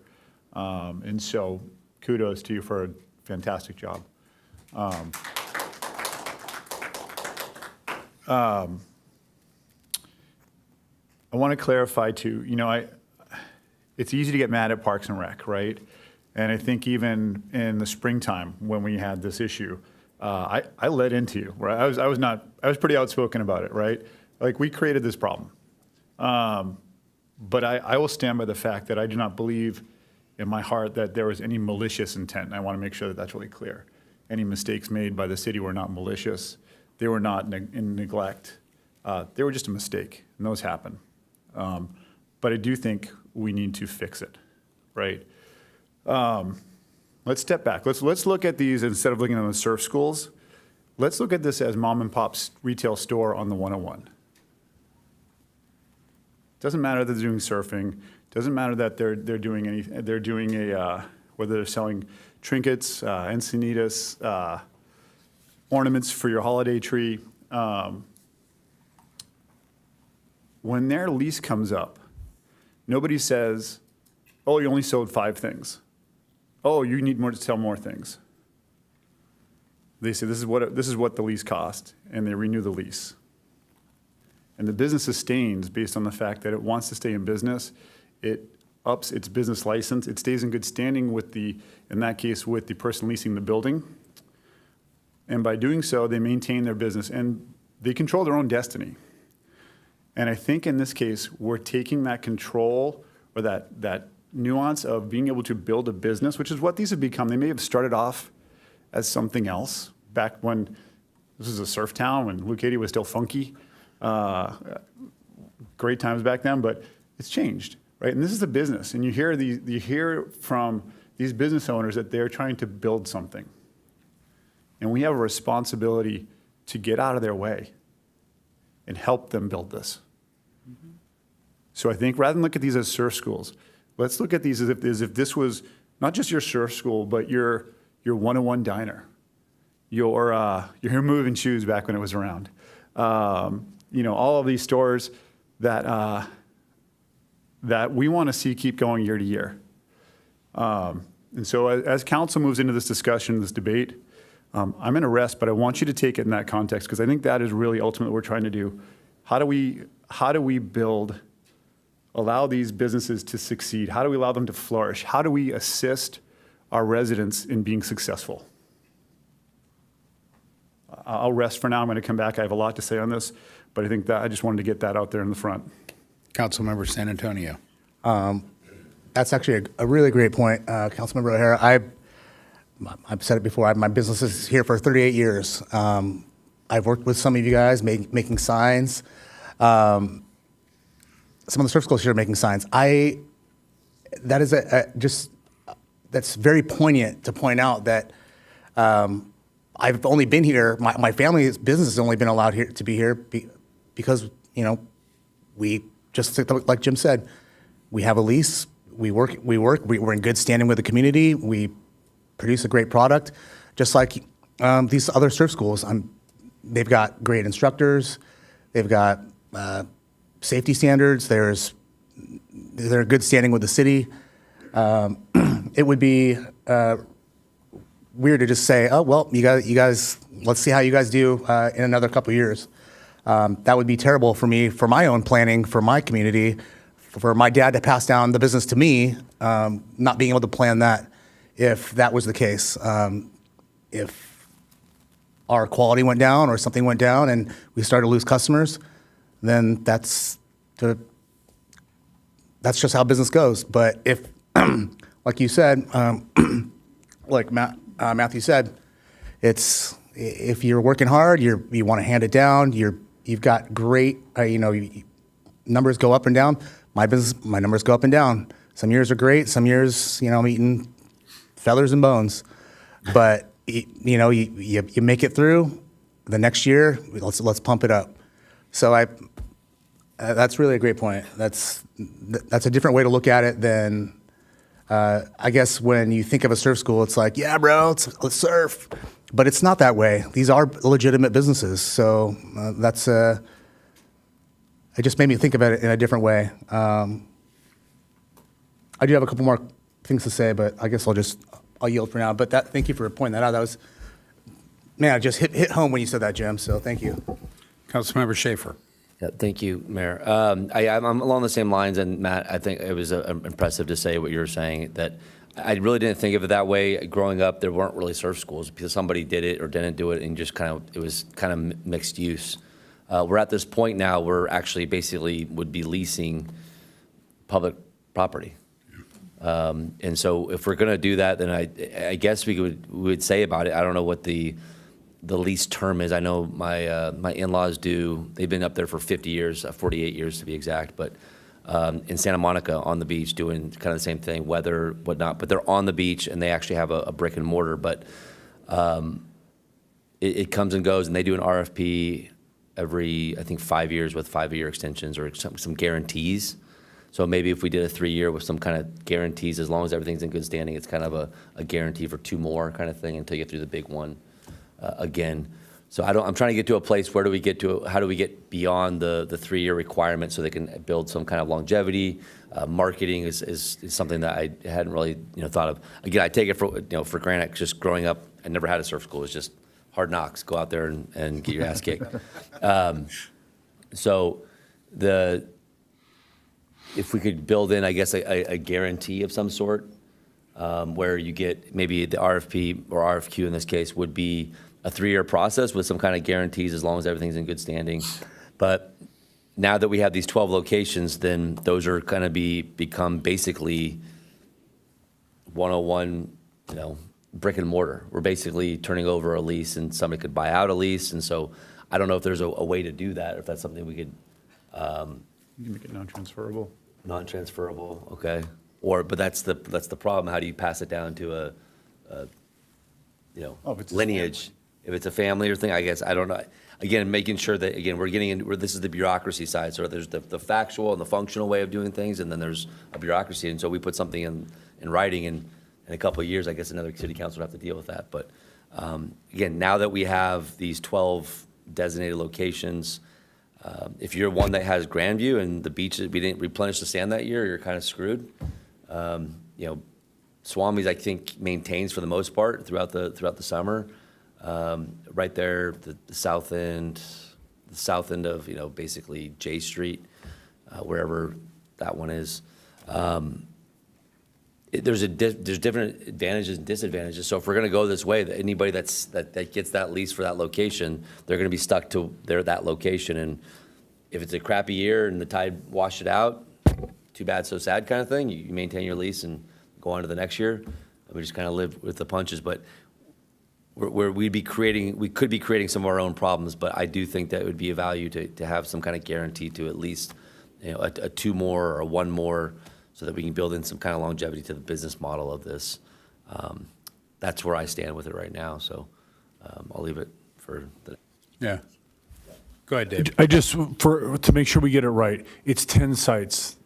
We talked about 12, so we had 12 that applied last year. Got it. It's 10 sites. Just want to make sure we're right. Got it. So, I mean, I guess if we're going to solidify, I think it's probably important, maybe we keep the 12, and if there's any more new, come along latelys that want to add in, or newbies, because at this point, it seems like the 10 that have existed kind of want to sustain, and they've been there for, again, either 15 years or longer before there was a requirement for a permit.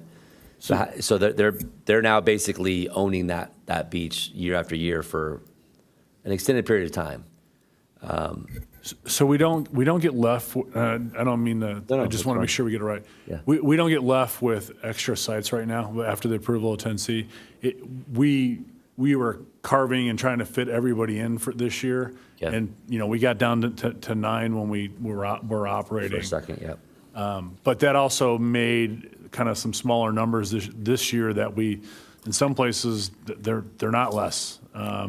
But I don't feel like we get left with available space. I guess what I'm trying to say. So basically, the ones that are there now, again, like an Encinitas surfboards, there's nobody taking over them as long as they're still playing those one-day signs. Like, nobody's taking over that space because they're already there. So these people would basically get these in perpetuity until they don't renew their RFQ process, whatever the 3-year process. But I do get what he's saying here, trying to get some kind of stability in the long term. So if your extension's coming up, you can lean in and still, even though it's coming up in the spring, we got to start marketing and all that stuff so that we can get, it's only 15 spots in that case, or 12 for some other cases.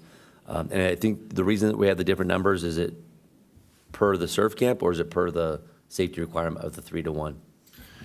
So the surf camps, everyone that teaches surf, the number's 3-to-1, three surfers per one instructor. Okay. And the operators do a great job with that. Okay. So if they want 30, they need to have 10 instructors. Yeah, but we are giving numbers per site, and that's a discussion with marine safety, Size of the and beach, size what kind of site hold, what kind of lifeguarding do we have in that area, to make sure that we have a safety coverage. Just making sure everybody in a spot. There was a discussion about Swami's, and the property line at Swami's led to not only a smaller area on the beach, but it led to Julie and I having multiple conversations with the state to get what we did. Gotcha. We thank want you for everyone to doing be that. successful. I mean, I'm with the group. No, I get that, and the problem is you have a 30 participant right there at Swami's, and then you have a 15. So why does one get the 30? You know what I mean? It doesn't. That doesn't quite make sense unless they were there earlier, or whatever the negotiation was. But The 30 aren't all. I mean, one group, the smaller group, is teaching surfing. I mean, they're doing a job. They're getting out there. It's about surfing. Right, Matt. I mean, it's about being a surfer. The camp for YMCA, if I have correctly, that's a camp. I mean, and surf is really part of that camp. Side, yeah. But you've got more going on the beach than going out in the water. Got it. It doesn't seem. Yeah, to some level, it doesn't seem fair in this case because he's sitting here. There's a difference. So why isn't it just a camp, and why is it a surf? Yeah, exactly. Why isn't it just a camp versus a surf camp, if that makes sense? Like, I guess if they're going to be in the water or whatnot, but again, specifically to Matthew Allen, his background, he's a Navy diver for I don't know how long, but sounds like a long time, down on the Stennis, I think. But the idea is you're sitting here changing slightly different objective standards for a bigger group, and because it's not a surf camp, but it's designated as a surf camp, but it's more of a day camp, kind of a mixed bag. Sorry, you want to? Yeah, hang on. Yeah. I mean, if we're gonna have you speak, I need you at the mic, so would you I don't have like? any questions for him. I'm saying that the standards are kind of different here, and we just want to make sure that we standardize it. And if we're going to go this way, then, the camps that are in, they happen to be here during now, and as they leave, then that's going to come open, then we need to put that back out, that, or they need to come to us, let us know that they're not going to be passing it down, however we're going to set that up. So, and I don't know the exact mechanism for that, but. And we don't want to take from Peter. We have a problem that if you don't speak at the mic, the tape doesn't pick it up. You get that back in the background. So that's why if we had a question, I'll bring you up. But for now, do you want him up? Yeah, come on up and clarify that. Yeah. I started with 36, and I've had some fluctuating years. I've done 25, I've done 30, I've done 15 on the rough years. I think honestly what it seems to be like, okay, I came down to 20. I said I'll be amenable to helping compromise. Can I stay at 20? That's a reasonable number. And then I look in his 15. So I was like, can I maintain the 20? That'd be great. The Y could do 25, I could do 20, but that's where I'm a little lost. It seems like they don't want to do it unless they have the maximum number. Got it. Thank you. So that is, thank you for the clarification, Matthew. And then that's what we need to figure out up here. If we're going to go this way and basically turn these into businesses and long-term sustainable businesses, then that's really it's a different model. And the current RFQ process is not applicable. What's up? What? Are you, when you're done, No, let I'm me done, know. yeah. Okay. So I'm up next, and I wanted to call on Chief Gordon to talk about marine safety and where the numbers, I look at each one of those numbers associated with the segment as a maximum number, not a minimum number, we're not saying you have to have 20 in there. It's up to 20, and if Chief Gordon could make some commentary on, or tell us where those numbers came from a marine safety standpoint. Yeah, thank you for the question. I think, first of all, I think a lot of people are wondering why the fire chief is sitting up here talking about marine safety. It is a division within the fire department, and I'm responsible for all of the marine safety decisions that are made. So that's the first thing. Second is, when we're looking at these numbers, there is no objective standard to this. And I have a council that has been asking for objective standards for a lot of different topics within this city, whether it's roads, evacuation routes, but all of it has to do with safety. So when I go and I talk to our marine safety captain, Captain Brown, we're looking at the location, the amount of room they have, the experience of the lifeguards that we have in our seasonal workforce, and then putting that all together and trying to figure out what is safe for our lifeguards. We have taking Maui Surf, for instance, I think we're 15 right now, which gives 5 instructors as well. So it's now 20 people in the water. And we keep doing that with all of the instructors to student ratio. We start having a lot of people in the water as well as on the beach and in the traffic that are in our parking lots, which our lifeguards are still responsible for if a medical aid or something happens up there. So really it's just we're looking at the bandwidth, we're looking at what kind of service we can provide the community, and that's where we're trying to base these numbers off. Are they perfect? 100% no. Like I said, we have no objective standard at this time to say this is how many individual students we have per site at any given time. So I think right now we're doing the best we can with the numbers and what the conversations I've had with our lifeguards are, and what they are telling me is what they feel is safe on the beaches. Okay. And so a directed question either to you or to staff. When and how did it go from 20 down to 15 for I think I call this the South Swami's location? So it's like Chief Gordon was talking about, it's not a simple thing. We ran into this situation as we were mapping out locations and finding where we spot what the line we thought going out into the water was our property line to the state property line was further to the north than had been previously viewed. So there was a lot of juggling here. I mean, and we've learned it's about the beach. So where that line is literally in the sand. So where do we operate on the sand? Then the question, of course, goes, you leave the city-owned sand, which we're controlling, then you're going out into the water. And so now you have lifeguards, and what are they watching? How much can they watch? And I'm sorry, Josh, stop me if I go too far. So, it's that safety issue.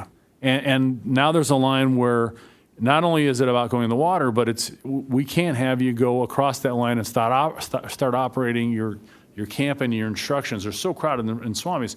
So if we're sliding over because of numbers and we're crossing that line, now there's an issue. Are we going to have the state sometime come along and say, wait a second, I'm looking down there and you're on my property and not yours.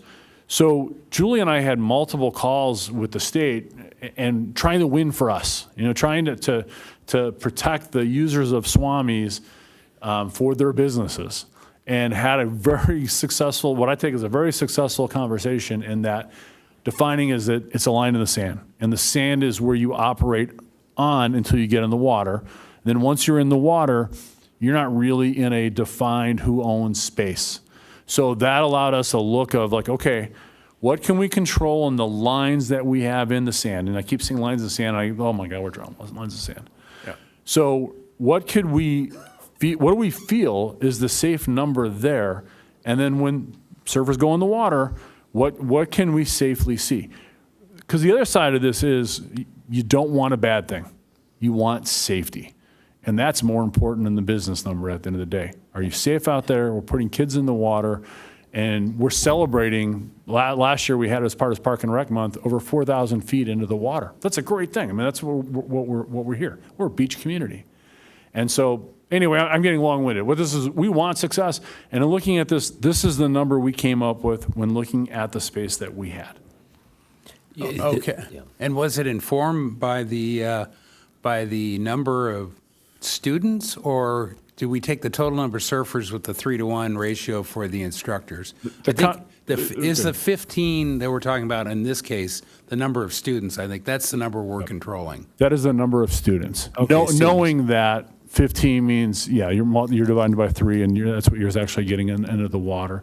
We had 12. So when we went to Park and Recreation, the number for that was 12, not 15. And so after the Park and Rec and hearing from Matt and from other people that we needed a bigger number, kind of went back and it's that massage. What can we do? I mean, are we comfortable with 12? And we got to a point of like, okay, we felt comfortable with 15 for Maui Surf. The YMCA has gone from 36 to now the line is 30 for them. But that's a conversation. I don't want to use the word negotiation because safety is the most important thing. But it's like, got to talk that through. And then when we talked it through, that's what we got to. Okay. I've got a whole bunch of questions here, but I want to hear, to me, the analogy is not exactly like a lease of a business on 101. It's much more like soccer allocation of soccer fields. And I should say soccer / field hockey / baseball / whatever. So it is a piece of property that, and different here, those are all exclusive use. When we lease it to them, nobody can come on that sand portion. But in this case, we're letting the public walk by. We're letting the public on the periphery. They're not walling off that and saying nobody can go there. So it's even a little harder.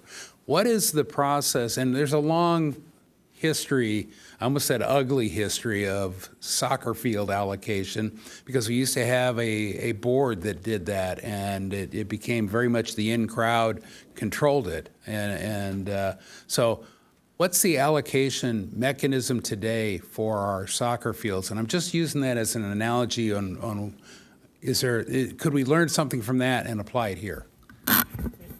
It's funny because it's not simple. So youth sports, and I appreciate Councilmember Schaefer's been a big part in working with our youth sports groups. We don't have enough fields. We definitely could use more space.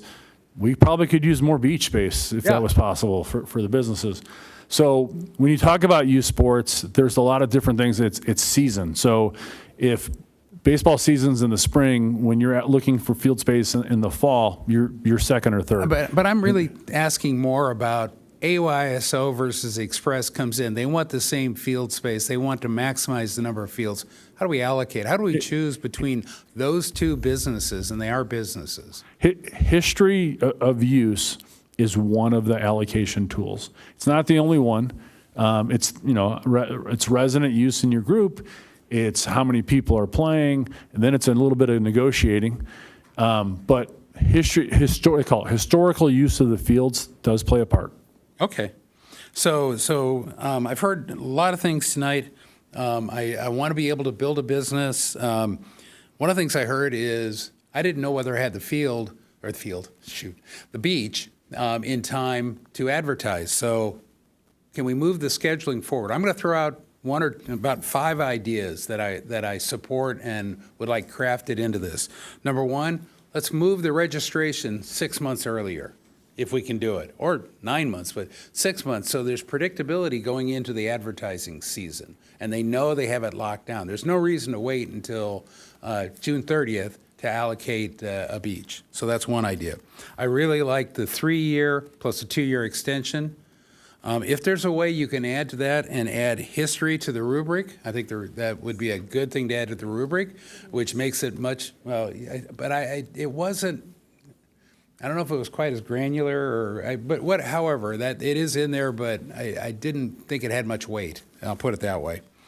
I like the idea, I think, Matt, you said probation period, or somebody did. I thought that was a good idea, that for the new people, because we are going to longer lockdown of the access, if you will, that there should be maybe a 2-year probation period followed by 5-year cycle, or 3-year plus 2.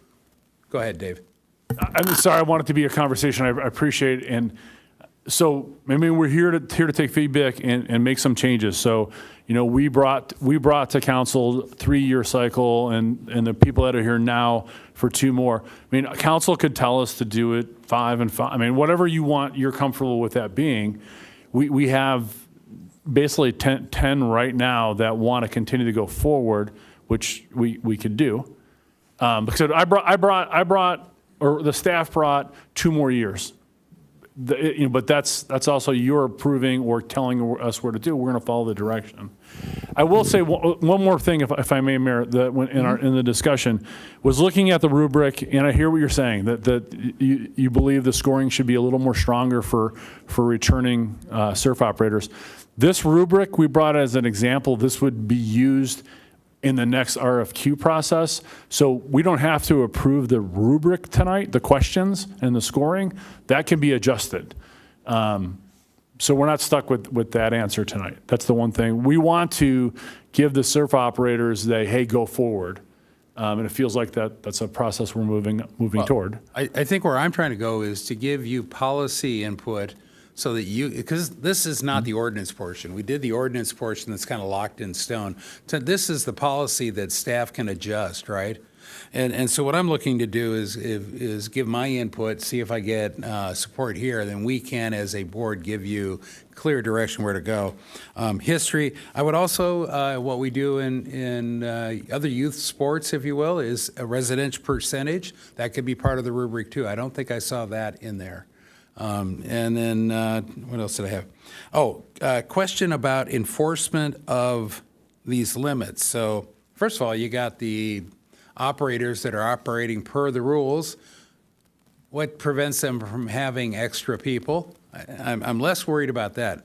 I'm more worried about the comment I think Matt made also, which is how do we control the non-legal or the whatever you want to call non-registered, the non-registered schools that come and pop up. We know it's happening.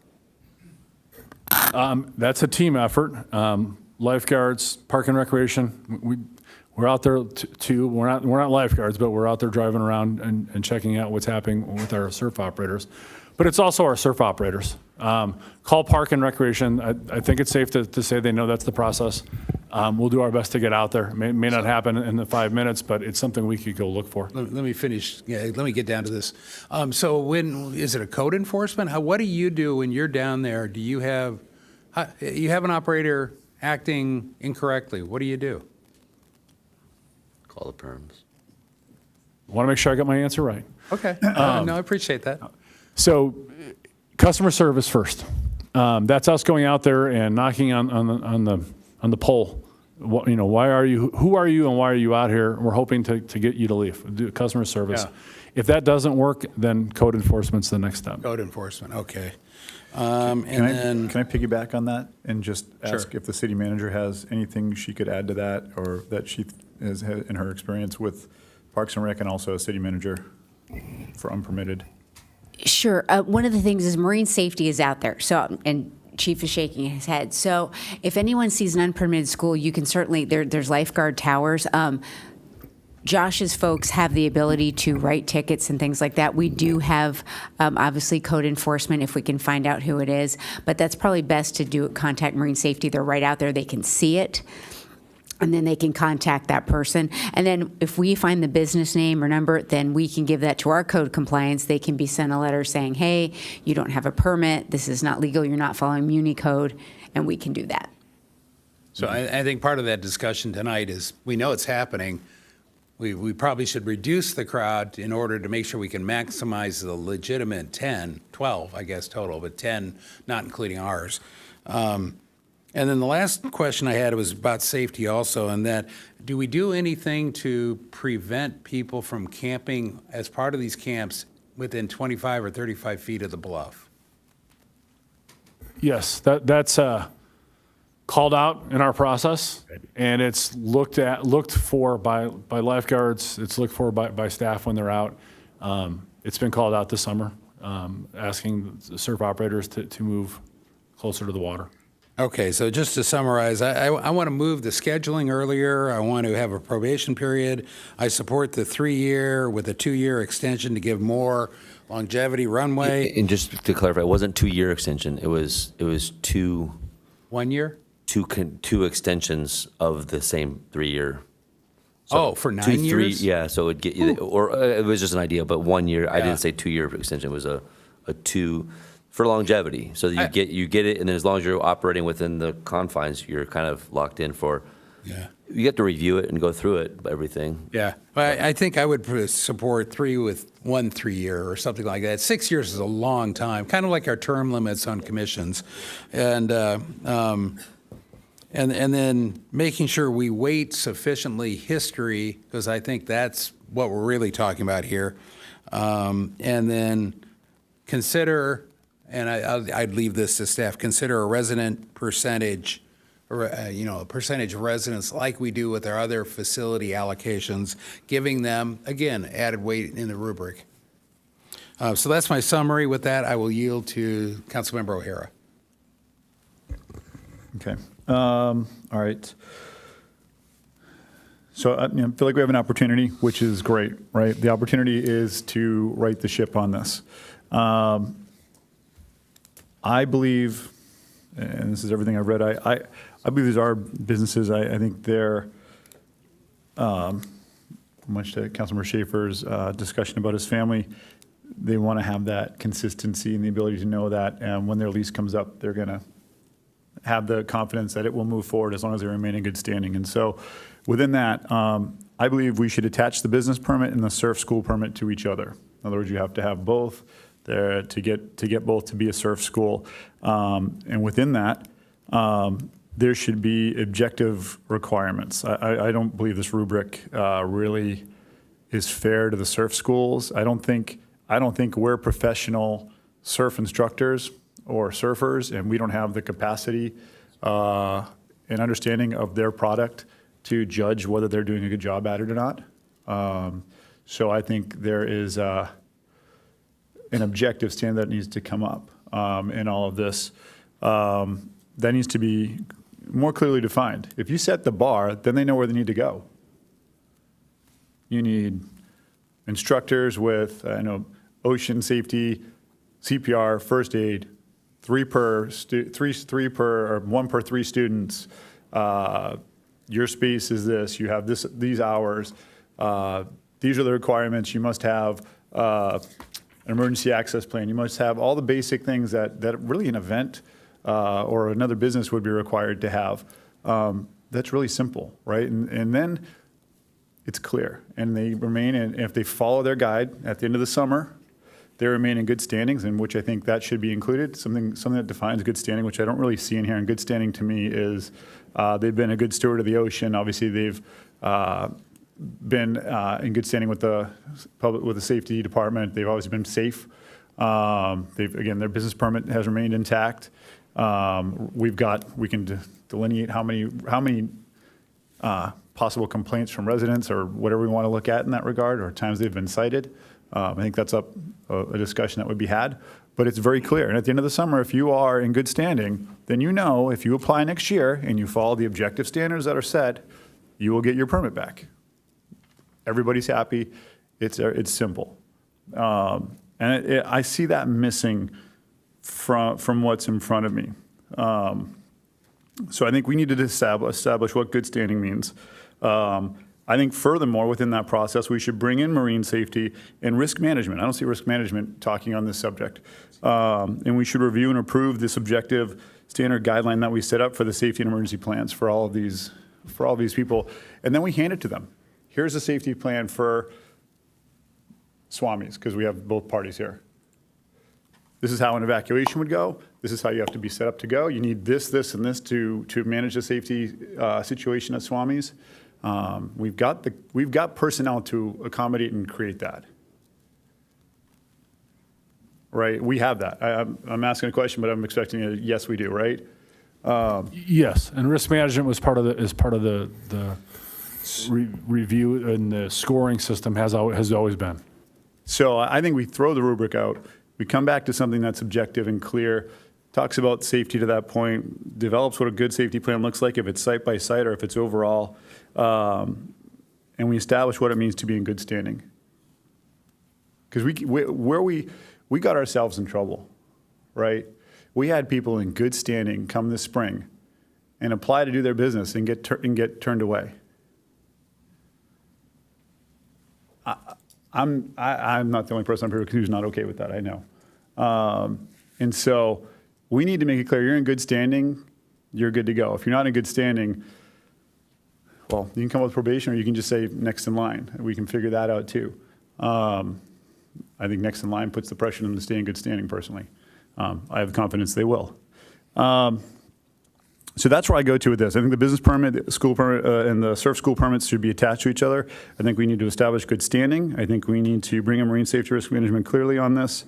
And two other items I would touch on is I'd love to see us, one of the things that happens in business that I think, thankfully we don't experience this at City Hall, but I know a lot of our businesses, especially small business owners, are passion owners, right? They're passionate about their product. They love what they do. They're not passionate about business. Not many people are, right? I'm probably the only geek who's all excited about business stuff. Yeah, thanks. But they still want to do their business right.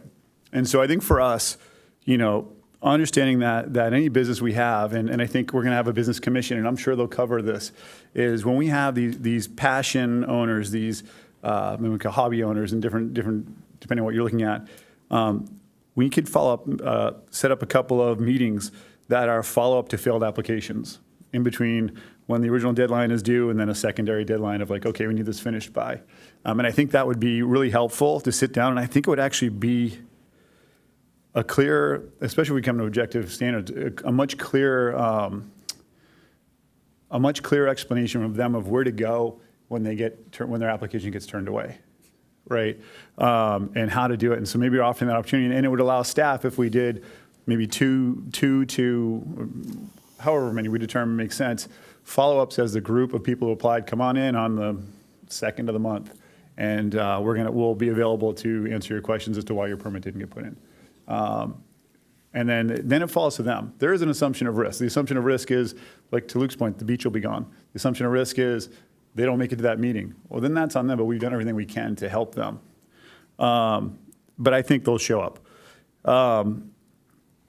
The last thing I want to touch on, and it falls back to this missing objective. Can I get the YMCA and Maui Surf camps up here at the microphone, please? Yeah, it's okay. Thank you. You want them all up at once, or Either just one. sequentially? Yeah.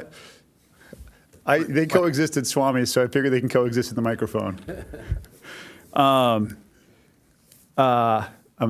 YMCA, do you ever have a day guesstimate? How many times does Ocean Rescue have to come in and help you? A day? Yeah, just guesstimate. Probably not each day. Okay, throughout a week? Couple times if there's a rip. Okay. Probably 3, 4 maybe. Okay. To redirect. Same questions to Maui? 0. 0, okay. So, what I'm getting at here is that the resources aren't equally stressed by all these schools. And so we've got a very arbitrary number put out there. And we have 2 schools that operate very differently, right? I think the YMCA, to your point, one of my favorite assets in the city, is daycare. I'm going to state that incorrectly, I know, but more like a day school, right? And your surf school. Can I go backwards 1 second? Please, yes, go right ahead. Yeah, if you can get closer to the microphone. I went to the Y. It's great. It holds. It's a good service. It has its purpose for sure. They're there to, like, guys need an 8 drop off and a 5 pickup. Yep. I'm not doing that. I'm gonna do concentrated surfing these hours. So we're getting to my point. So there's different personalities of these schools, right? So we're becoming arbitrary in our statement of 15 when I was at the meeting when they dropped it down, which I think was generous of the surf schools to say we'll go from 30 or 36, we can debate what that number was, to 20. And now he's being told 15. And I don't have I didn't find any explanation as to how we came up with that 15. I really didn't. I apologize if I'm insulting anybody. I thought it was 100% arbitrary. I still think it is. And to this point, we could debate if there's numbers to prove that 0 rescues on average per day is not true, then we can debate that.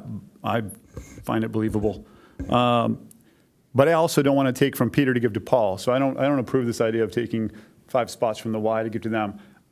I think we created this problem. I go back to the spring when we sat in that closed session, and I said, we created this problem, we're going to be back here in the fall talking about the same problem. I want staff to go back and get him his 20 and let the Y have 30, or figure out how to have the Y down there with 30 in some rule that works for the Y that gets him to his 20. We created the problem, let's fix it.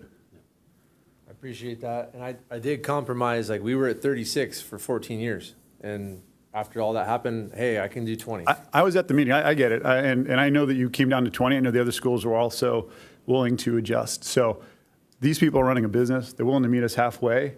We created the problem. Let's fix it. Thank you for coming to the mic. I appreciate it. And we're grateful you guys are here. Thank you for showing up and participating in this. Okay. I'll yield. Okay. Councilmember San Antonio. I mean, so from what I'm hearing, it's like for the amount of students, so is there a way that we can develop a clear objective safety standard based on safety to determine the maximum amount of students? Or is that just like, I mean, kind of what Jim said, he thought it was arbitrary. I mean, is it just is there a standard, I guess, for that? No, we don't currently have a standard for that, right? Doing some research, I looked through a whole bunch of cities with surf schools. Capitola, 8 total students, that's their municipal code. Cowell Beach and Santa Cruz, 8 per school, 32 total in the water at once. San Diego has 25 in the water at once, 50 are allowed. If you go through here, 16 student max. That's the Academy of Surfing Instructors says 16 student max or 8 in the water if it's crowded. So I don't think we're way out of the realm here of what other cities are doing. Now, with your question about is there an objective standard that we can use? Things that we've been talking about, because obviously this has been an issue, and Jim O'Hara brought this up in our briefing, and it's a great question. The instructor to student ratio, the 1 to 3, that's amazing. I think that should be part of the criteria. Do they have lifeguard training, CPR, first aid, water safety certifications?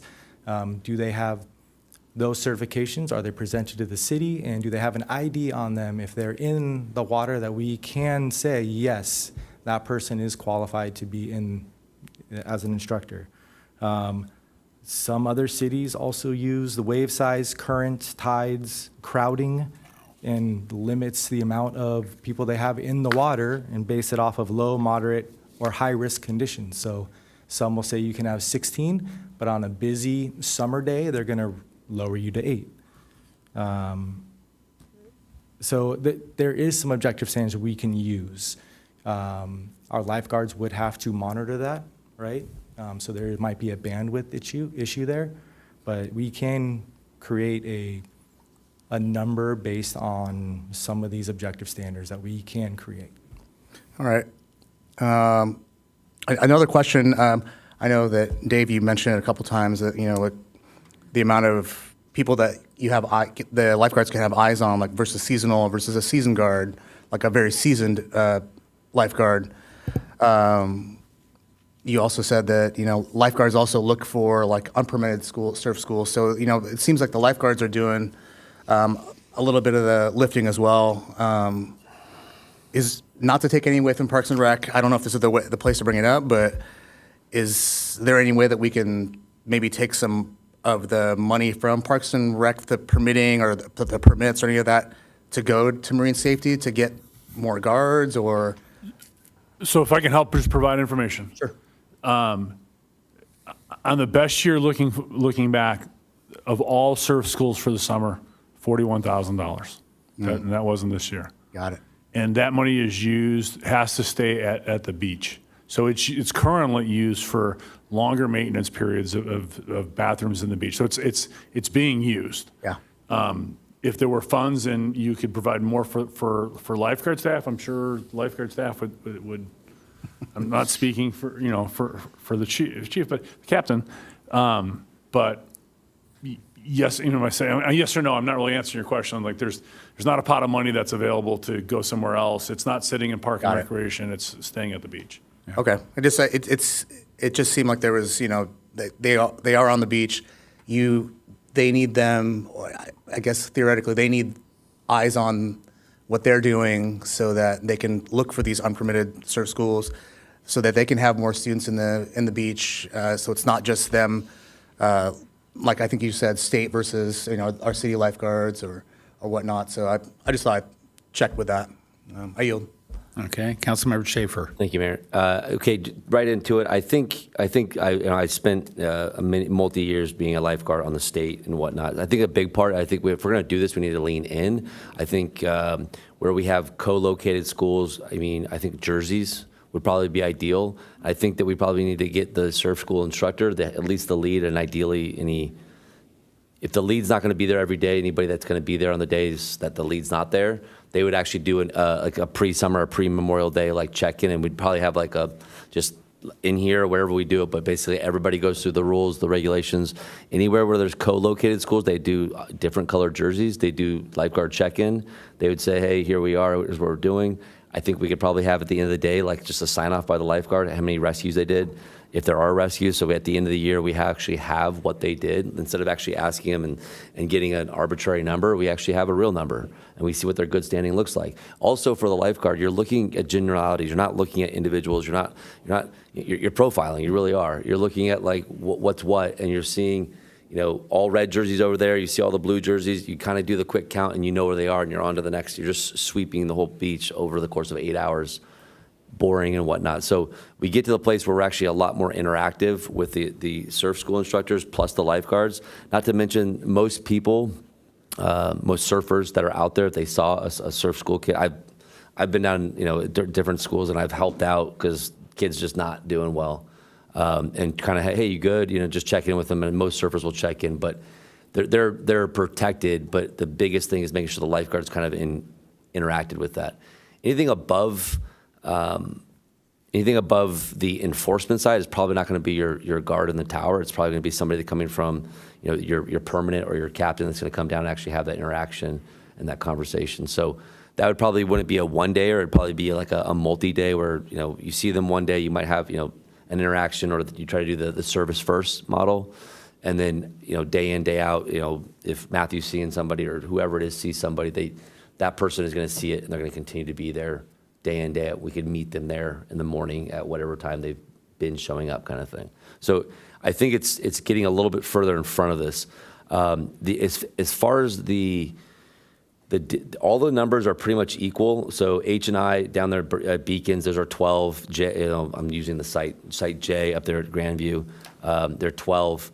The only spot that it's unequal is at the A and B, is one's 30, one's 15. Everything else is pretty much sustainable for its location, and they're equal except for the one variation is A and B, where there's a 15 and a 30. That's the only spot that there's a variation of that size. So, yep. When talking to the lifeguards about the variation, I did bring that up, and the lifeguards, this is anecdotal for them as they talk to me about it. It's that the surf school versus YMCA, there's more people from the surf school in the water at a time than the other. So I think that was one of their key factors in limiting it.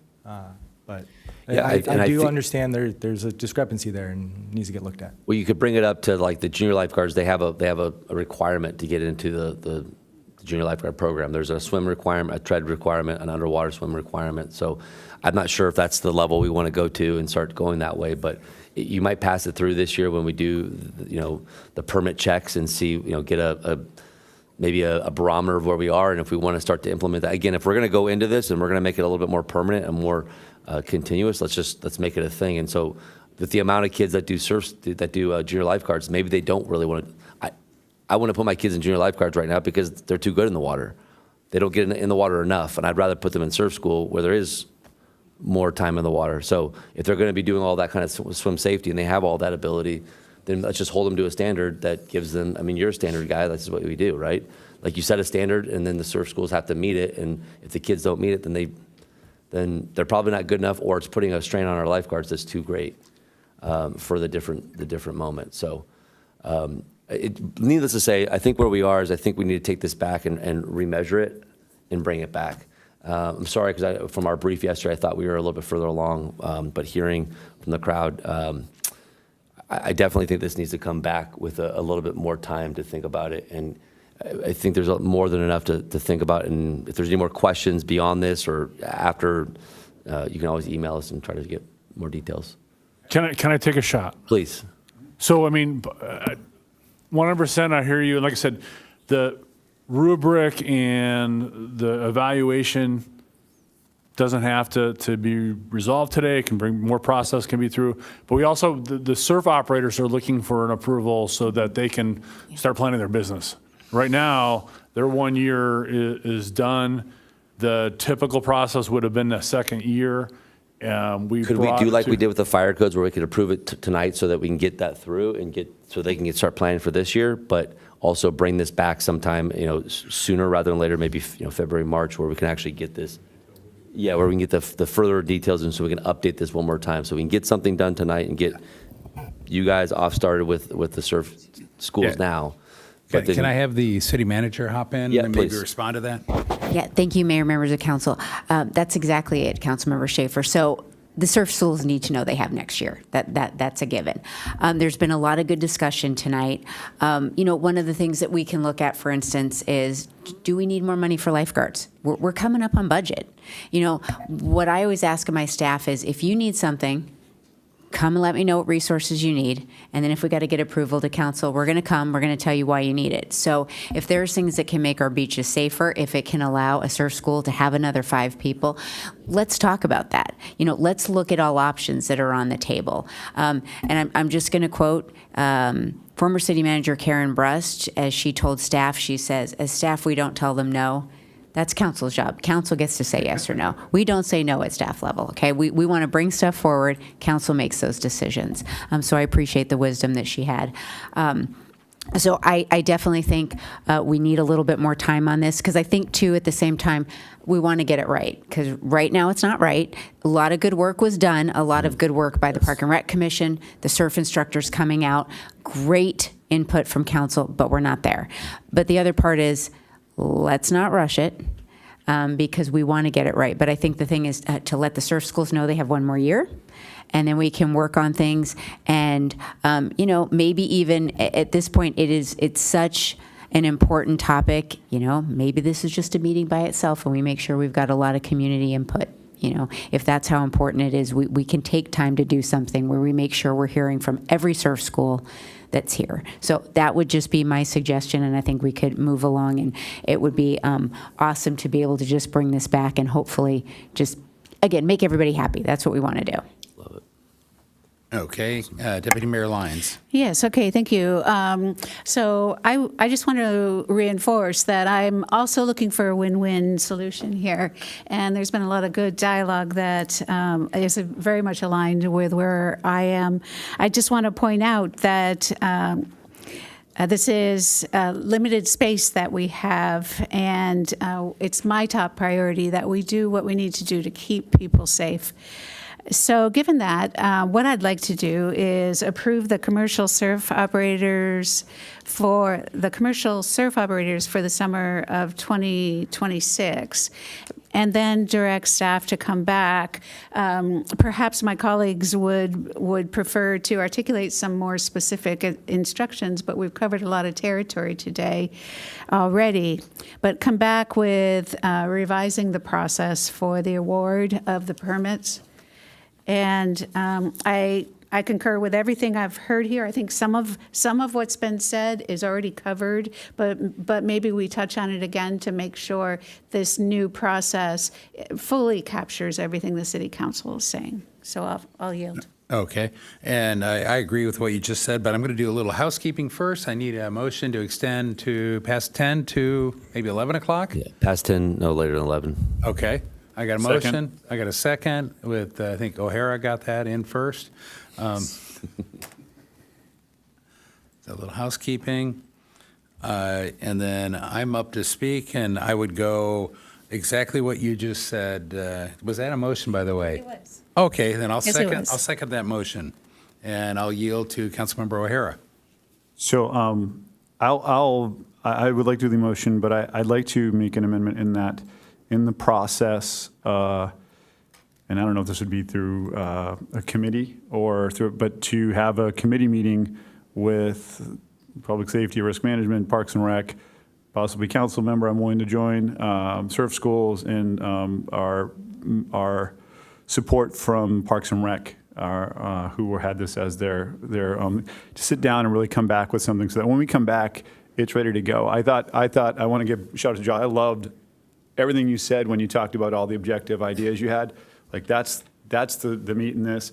I think that'll help Parks and Rec get to where they want to go with this so they can hand something really solid to them that gives a description of all the pieces. I appreciated the city manager discussing, hey, how do we make this not a no?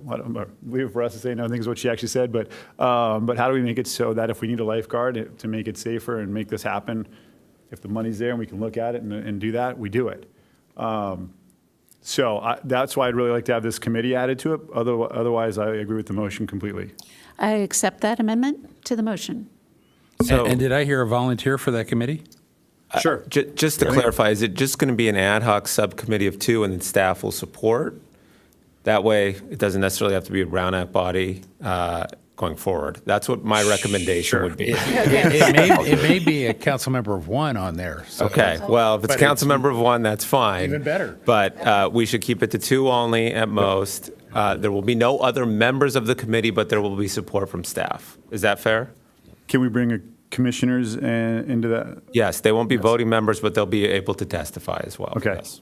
I approve that. Thank you for the Thank you. And do I have one or two people wanting to be on that too? So, Yeah. okay. So Luke and I think that'll Jim. get us to where we want to get to quicker. And we'll come back here with something concrete. Or we making could it spend go. another hour late at night. Yeah, no, I can we don't talk do about that. surfing all night long. Are you kidding me? So I heard an acceptance of that friendly amendment. The seconder accepts it also. So we have a motion and a second. Any other comments? Call the question. So I just want to make sure I've got this correct. So you are approving the commercial surf operators for summer 2026. And then you have created a subcommittee of council members Schaefer and O'Hara to work with city staff on a revised process. I think he was also inviting in surf operators Anybody else? And commissioners. Commission member And and staff, commissioners, yeah. Yeah, so typically with a subcommittee, whoever wants to come in can come in and discuss it, but the Yeah. subcommittee is the two. Although it's not a Brown Act body, we would notice the meeting publicly on the Subcommittees in website like we Encinitas are usually do Brown with Act. subcommittees. Well, by your city council policy, they're noticed. Yeah, they're noticed, right. And then any action on item number 1, which was the surf site map? Yes, I would like us to go back and see if we can have that conversation about how we make it 2030 or whatever that is. So is that part of the subcommittee? Yes. Okay. So numbers 1 and 3 are part of the subcommittee discussion. Okay.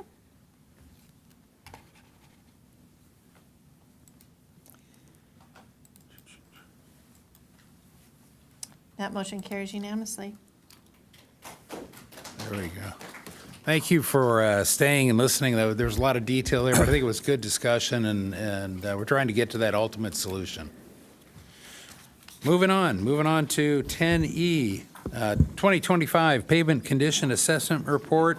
Contact person is Engineer 2 Suleiman and Engineer 1 Estelier. If I said that correctly? With a name like Ehlers, and I can still butcher other people's names.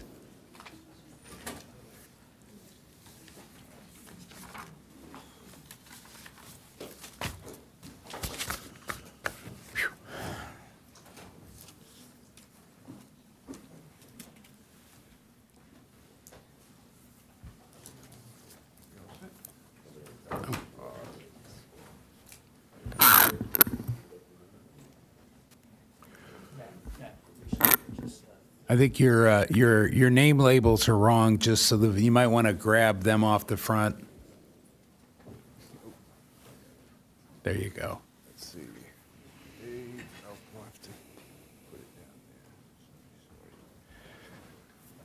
We don't want to confuse people on the video. Okay, with that, we'll do a staff report. Okay.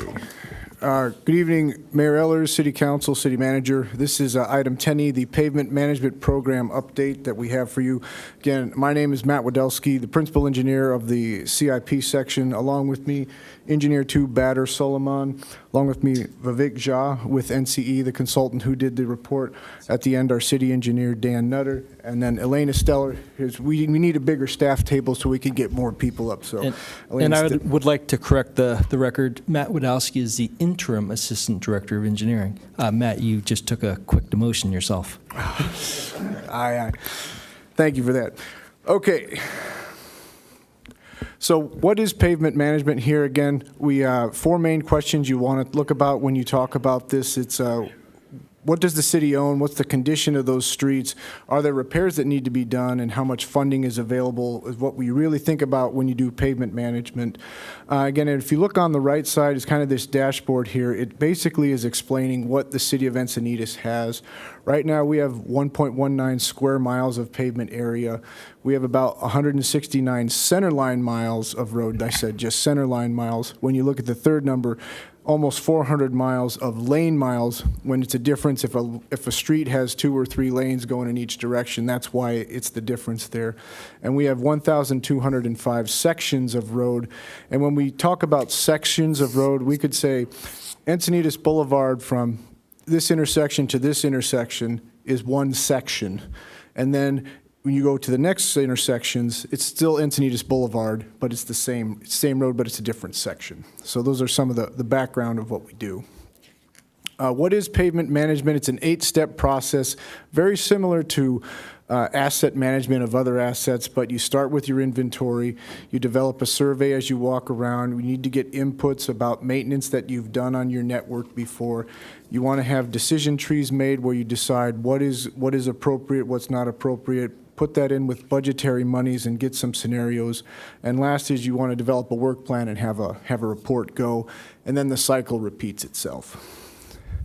So let's talk about Encinitas. As we talked a little bit before in our reports, we have arterials, collectors, and residential roads in the city. An arterial road, to be very quick, basically that's a major road that usually goes through the entire city. A collector road is a road that mainly connects communities within a city, usually does not go outside of the city. And then residential roads, or your local roads, are your neighborhood streets where you have your single-family dwelling, small numbers of traffic on the small size of roads. Residentials make up most of the road network in the city, but most of the traffic rides and drives on arterial roads. And that's true with just about every city across the United States. So I just want to point out, one of the things we also want to say is, if you look at the 2020 to 2025 numbers for the miles in the area, you notice a difference. You might say, well, why did that happen? Well, as we did this study here in 2025, we did some corrective miscalculations of some of the roads in 2020 were not properly associated, and that's why those numbers changed. And then another big thing is, in 2020, we used a lot of rectangular shapes to assume areas of pavement.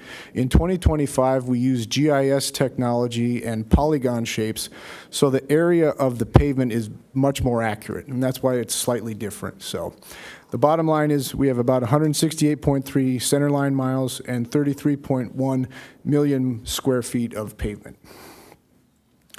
A little bit of the data collection system. The truck that's used for this, very high-plex equipment. The truck drives around every network in the city, every section in the city, multiple passes, and it gathers all the data of the pavement, assembles it, puts it together in the big databases, and it's evaluated by technicians afterward. Last thing about explaining everything, PCI stands for Pavement Condition Index, and that's a number. It's basically from 0 being the worst, 100 is the best. So 100 would be a brand new brand new street that's recently been overlaid and milled, and then a 0 would be a horrible road that's probably gravel that you'd see out in a rural area. Some examples that you see in the pictures here on the top, South Coast 101 and the North El Camino Real, very good pavement. You see hardly any distress, hardly any separation and cracks.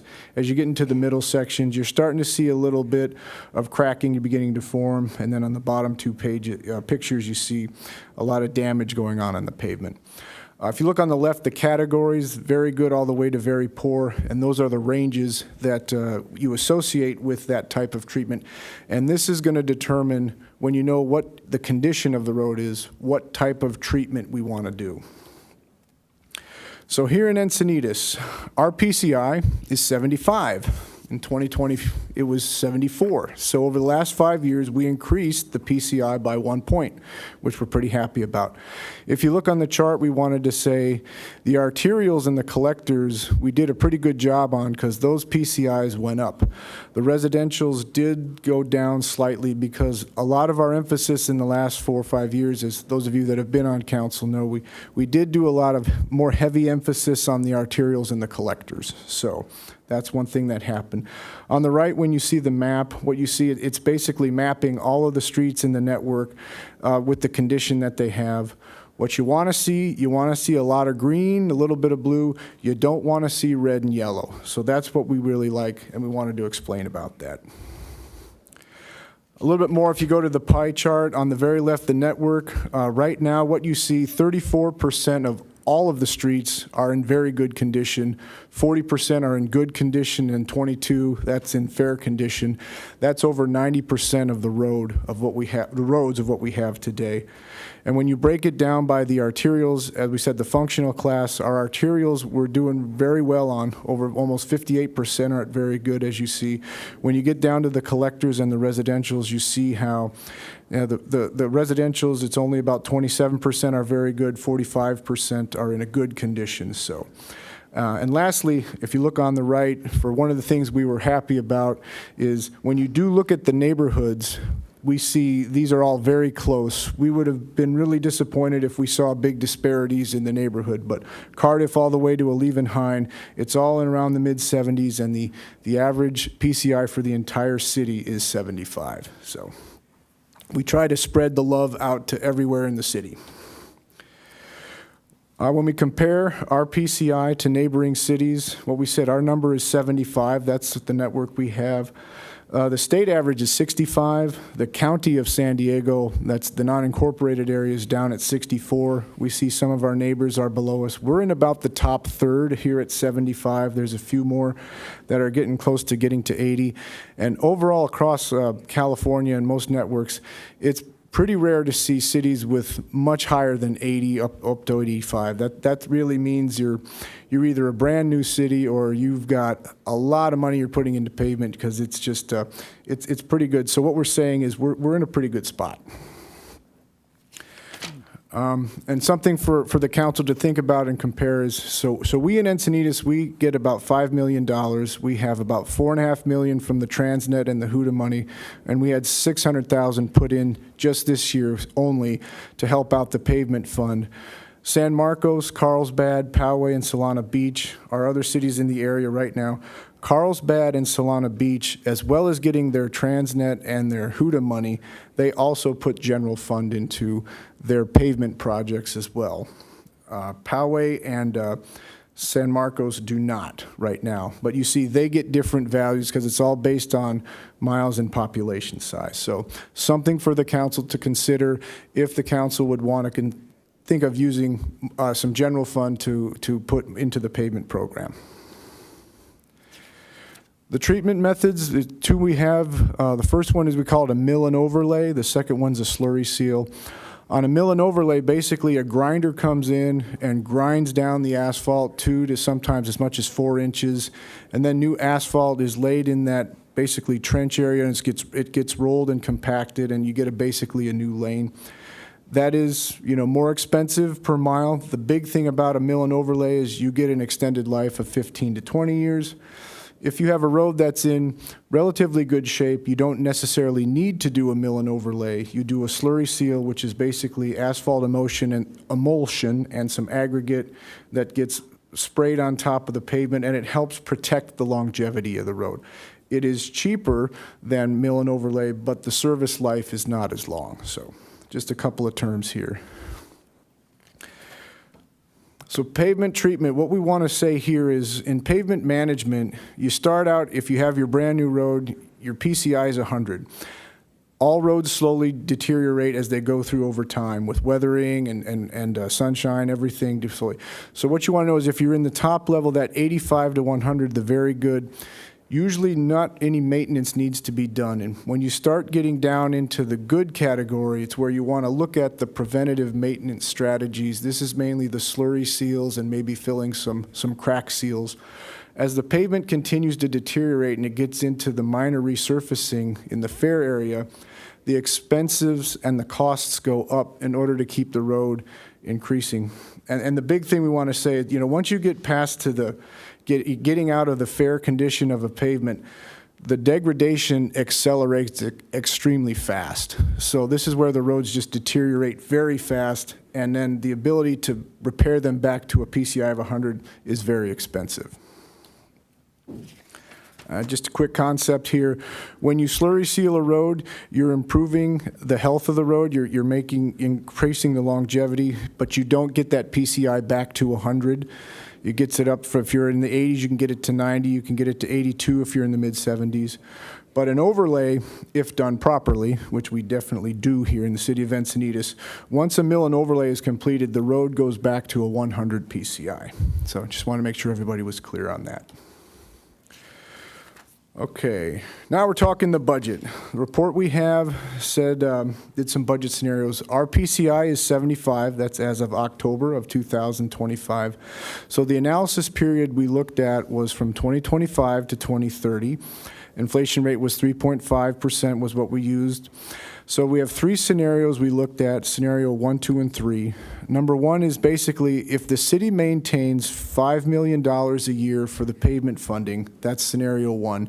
Scenario 2 is if the city wants to maintain a PCI of 75 throughout the entire 5-year period. And then scenario 3 would be what would be needed if we want to make the PCI of the city up to 78 at the end of the year 2030. So scenario 1, to kind of explain it here, budget is the amount of money that needs to be put in every year. Rehabilitation is specifically the mill and overlay. The preventative maintenance is the slurry seal, and then the deferred maintenance is basically the budget needed to address all the streets that need a treatment based on the city's decision tree. So if whatever you aren't doing that year that you would need to get everything into maintenance, a PCI of 100. So scenario one, $5 million every year. Our PCI stays at 75, but it starts to drop in the last 2 years. You see the deferred maintenance go down in the first year and it starts coming back up. So this would be if we spend $5 million every year for the next 5 years. The scenario two, if we want to keep the city's PCI at 75, we have $5 million in the year one, which is where we are right now. We would need to have $6 million in the next 4 years, so an additional $1 million. That would keep the city's PCI at 75, and as you see, the deferred maintenance goes down and it starts going up, but it is much of a slower decline. And this is specifically what was requested in the city council goal 2.3B of would it take to get the city's PCI and maintain it at a level of 75. And our last scenario, if we want to get the PCI of the city up to 78, we start with the $5 million, and then the 4 years following, we would need to have a total of $9.5 million. That would raise the PCI to 78, and it would keep the deferred maintenance down, and it would keep it down throughout the entire 5 years. So those are our three scenarios, 1, 2, and 3.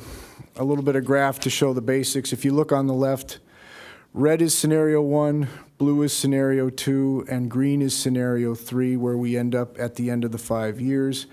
And then on the bar chart here, we see we start out the same in the beginning of October of 25. We go down, excuse me, almost lost the mouse. The deferred maintenance goes down in the first year, and then it starts coming back up for red and blue for scenarios 1 and 2. It stays down at the scenario 3, where we would try to raise the PCI to 78. By percentage here, the top bar is what the status of the network is right now. As we said, right now 34% of all of the roads are in very good condition, 40% are at good condition, and then fair condition is 22%. If we pursue scenario 1, the very good goes to 29%. As you see, the good stays around the same level, and then we see a little increase in the going into the fair. Scenario 2, if we want to keep the PCI at 75, it's pretty much a match of what the inspected value is, which would make sense since it's currently at 75, and if we're going to keep the network at 75, we would expect these percentages to be very similar. And then scenario 3, the most expensive option, this would be how the network would look, and this is in the year 2030, at the end of the 5-year cycle.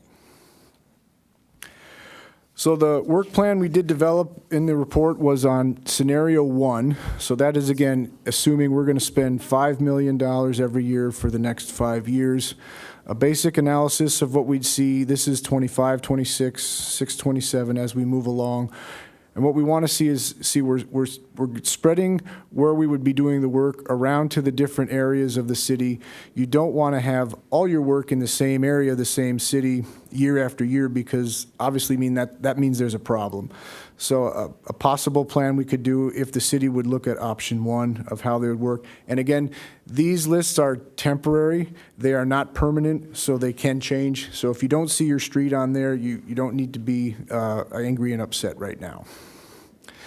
Yeah, last slide here is, so if we go with our multiple year plan, we see in the beginning, 25, 26, we're still doing a lot on arterials and some of the collectors, but as we move down into years 3, 4, and 5, we're getting to the local roads and we're getting to do more preventative maintenance, which is what we need to do since we know we did really well with the arterials and the collectors. We need to get some maintenance out to the residential roads.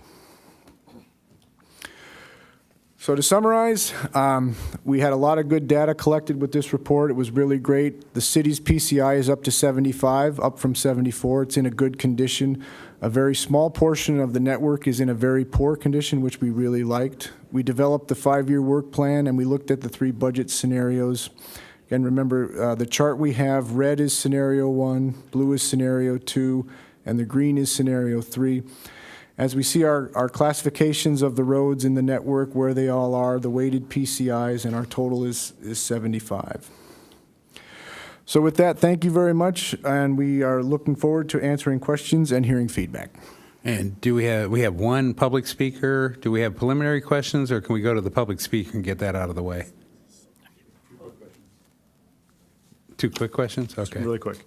So first question is on scenario 2, it says 1 million per year. Is that on top of the 600,000 that we're putting in currently, or would that have been in there? To clarify, that would be a project total. So generally, we see about 4.5 million come from gas tax and Transnet. So the rest would have to be supplemented through general fund. So we put 600,000 in for the mayor's request this year. Would that be supplement, so would it go to 1.6, or would it be $400,000 more to 1 million? It would, well, so the 600,000 got us around 5.1 this year, so it'd be an extra like 900,000. Okay. The other question was, you had Coal Ranch Road up there. Are public-private roads included in our measurement? No privately maintained roads are in our database. Okay. Coal Ranch Road, there are portions, there is some discrepancy in some of our databases, so we are looking into that. Okay. But yeah, we are not incorporating any privately maintained roads. We utilize Coal Ranch Road just as an example, so council would be able to understand it, and the public that reads the report understand what an example of a very low PCI would look like. Perfect. I appreciate that. I just wanted to clarify since it was up there. I know they want to get to public comments, so I'm going to yield. Thank you. Okay, and Councilmember Schaefer, you had your button pressed. You're okay? Go with, and then we'll come back and go through the stack. Oh, I'm sorry. It was Debbie Lyons. Okay, so public comment? Sheila Cameron with time donation from Ellen Burr.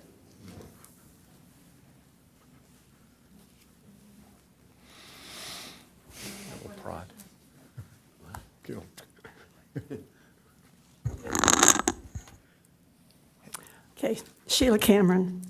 Millions and millions of dollars, and all I want is my red twinkly lights around my stop sign. I asked for it over a year ago. I've asked for it since. Please, just do it. I'd appreciate it. It really is a safety factor. Okay, my approach to things is pretty practical, pretty simple. I don't like my life complicated, and I try not to complicate other people's, but I have a tendency to do that sometimes. Okay, I am adverse to noise and signs. Sign pollution really gets to me. So in that little road between Encinitas Boulevard and Leucadia Boulevard is Saxony for about a mile and a half. If you drive from south to north, there are 42 signs on that road. But Sheila, this is pavement we're talking about Well, here. I'm getting there. Okay. It's all part of Okay. it.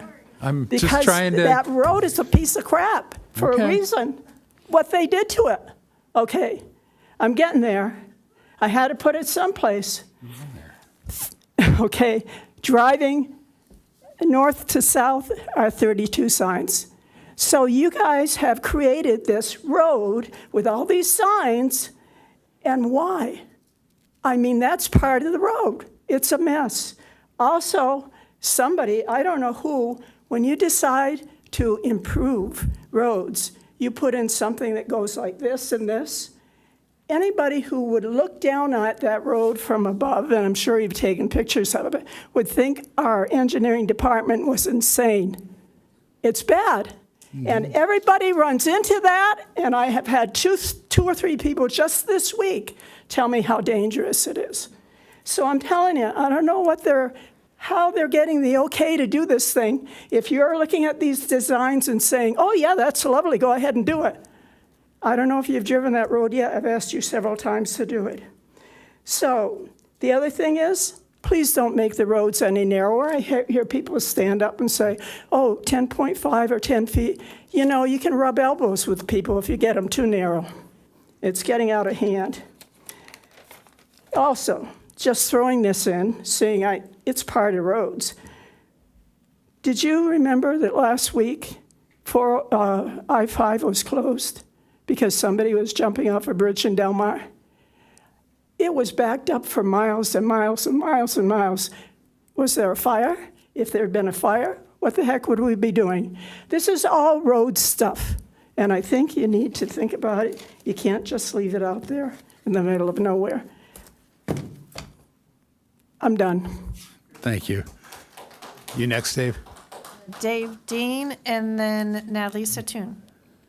Yeah, I know it's late and I'll try and be quick here, but there is an alleyway between 2nd and 3rd Street, and you guys classify it, I'm told, as an easement, and the city doesn't have responsibility for that. I'm telling you, that is probably the worst alleyway in the entire city. We have ditches a foot deep and 10 feet long, several of them. And there's hundreds of kids that go down there on their bikes, on their skateboards, all kinds of stuff. Rarely skateboards because it's too dangerous. Some of the neighbors have filled it with big pebbles, you know, this big, and they get knocked down the alleyway and it down into the street. That would be B Street down there.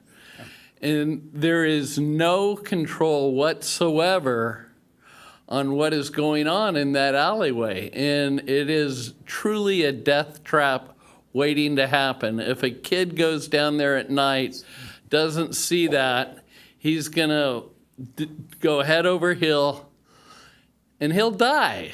And the city needs to look at how they class, because some council years ago might have said it's an easement and the city's not responsible.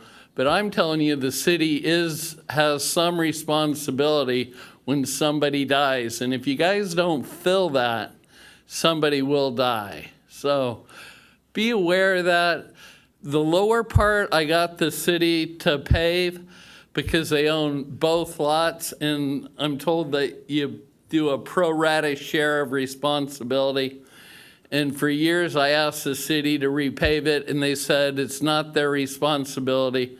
I told them you own both sides of the alleyway, and they did 30 feet of that alleyway, and the remainder of the alleyway is a death trap waiting to happen. So you guys should put some asphalt in some of those holes that are bigger than this table and deeper than this. And just to be clear, you said between 2nd and 3rd, or do you mean? Yeah, between 2nd and 3rd Street. You got 3rd Street that has the big dip in it, and you got 2nd Street. And it's right next to the Rock Garden. But it doesn't go down to B Street, just to be clear, right? It does. It goes from A Street to B Street. No. Yeah. Yeah, north of Encinitas Okay, Boulevard, that's right. B I was looking Street. downtown. Okay, thank you. Okay, so anyways, it's I truly thought it was the on the most south side. dangerous That's what I was trying to figure alleyway out. in the city. Yeah. Okay, and now we have Natalie. So I just wanted to remind you about Cornish. Cornish is right above Swami's and the Pumpkin. There are so many potholes in it, and some are 4 and 5 inches deep. And somehow it didn't get on the PCI index for the next year or so, and they were like, oh, well, it'll eventually get done, but it's an accident waiting to happen. So Okay. I don't have a lot of faith in our PCI software, so I hope that you all will revisit that. But something else that didn't come up tonight is the Evergreen, Green Lake, Wood Lake corridor. And I know, Joy, you said you have your finger on the pulse of it. I haven't seen, I did a PRA, I didn't get anything back with your commentary on any reporting of it, but SDG&E has been there since August. And those 3 roads are the main routes to Ada Harris. So kids are riding their bikes. I sent you all a video. Nobody wrote me back. Sorry, guys. I sent you 2 videos. I sent them to you too, Jennifer. And the repairs that SDG&E has done are completely unacceptable. So when we have utility companies coming through here, making all these, whatever they are to their equipment beneath our roads, and they're not sealing them properly, and they're not repairing them properly, and there's no overlay, and there's no oversight from our traffic engineering department. I sent you 2 one-minute videos a week ago, and when you go through them, they're just repair after repair. It was less than it was like worse than Coal Ranch Road. So I don't know, nobody's talked about when utilities come through, but I'm asking the council to hold the utilities. If they're messing up 70% of our roads, they need to redo the entire road, because that's a route to school. Kids are on bikes, kids are on skateboards. Some kid's going to eat it on our street, and we're going to get another lawsuit. So, thanks. That's it? Okay. So I'm going to hop in first on this one. I really appreciate getting this kind of analytical report on the PCI and the condition, and I really appreciate even the quality control section in your report describing how you corrected. That said, I have a lot of questions about past history of PCI versus now, but I want to start with a series of questions. So did NCE do the same measurement? We do this every 5 years. Did you do it 5 years ago, or was it a different contractor? NC did that. Did that, okay. And what's the contract cost for this? One of the recommendations in the report was potentially doing this more often so that we don't, in between we estimate using the standard software. Rough order of magnitude of the cost to do a full survey like this, and if you did it more often too. Absolutely. For this year, it was around $95,000 to do the entire update. And so to do that on a more frequent cycle, it would be within the same ballpark, but it just depends on if we wanted to do every road like we did this year, or if we wanted to just focus on arterials, residential roads, that would fluctuate the cost. Okay, and now I get into a little bit of the history, and so I ask this question, PCI trends, almost every year, and last year I got a different answer than what it said, and I got an answer of 72, and then 71, and then 70, 70, then 69 in 2024. I'm actually going back to 2020, and in fact, last year in March at the State of the City address, staff gave me a chart, and that's what it shows. It shows that trend down. Now suddenly we're 3 points higher and flatter. I'm trying to figure out, and I know we put extra money in, and I know we're doing an extra cycle this year because we were a full year behind, but I'm trying to figure out, let's start with 2020. I've seen 2 reports. One said it was measured at 74, yet the data I have from last year and even a staff presentation in June of this year said it was 70. So where are we? And why the discrepancy, or do we know yet? And maybe that's something we need to go look at. Yeah. That's a great question, Mayor. To clarify that, so the inspected PCI 5 years ago was 74. And essentially what happens after the inspection is completed, every road is assigned what's called a deterioration curve. So it's a forecasted deterioration of every single road. And then that's essentially what we were updating council with year by year, what those deterioration curves were giving us for every single road in the city.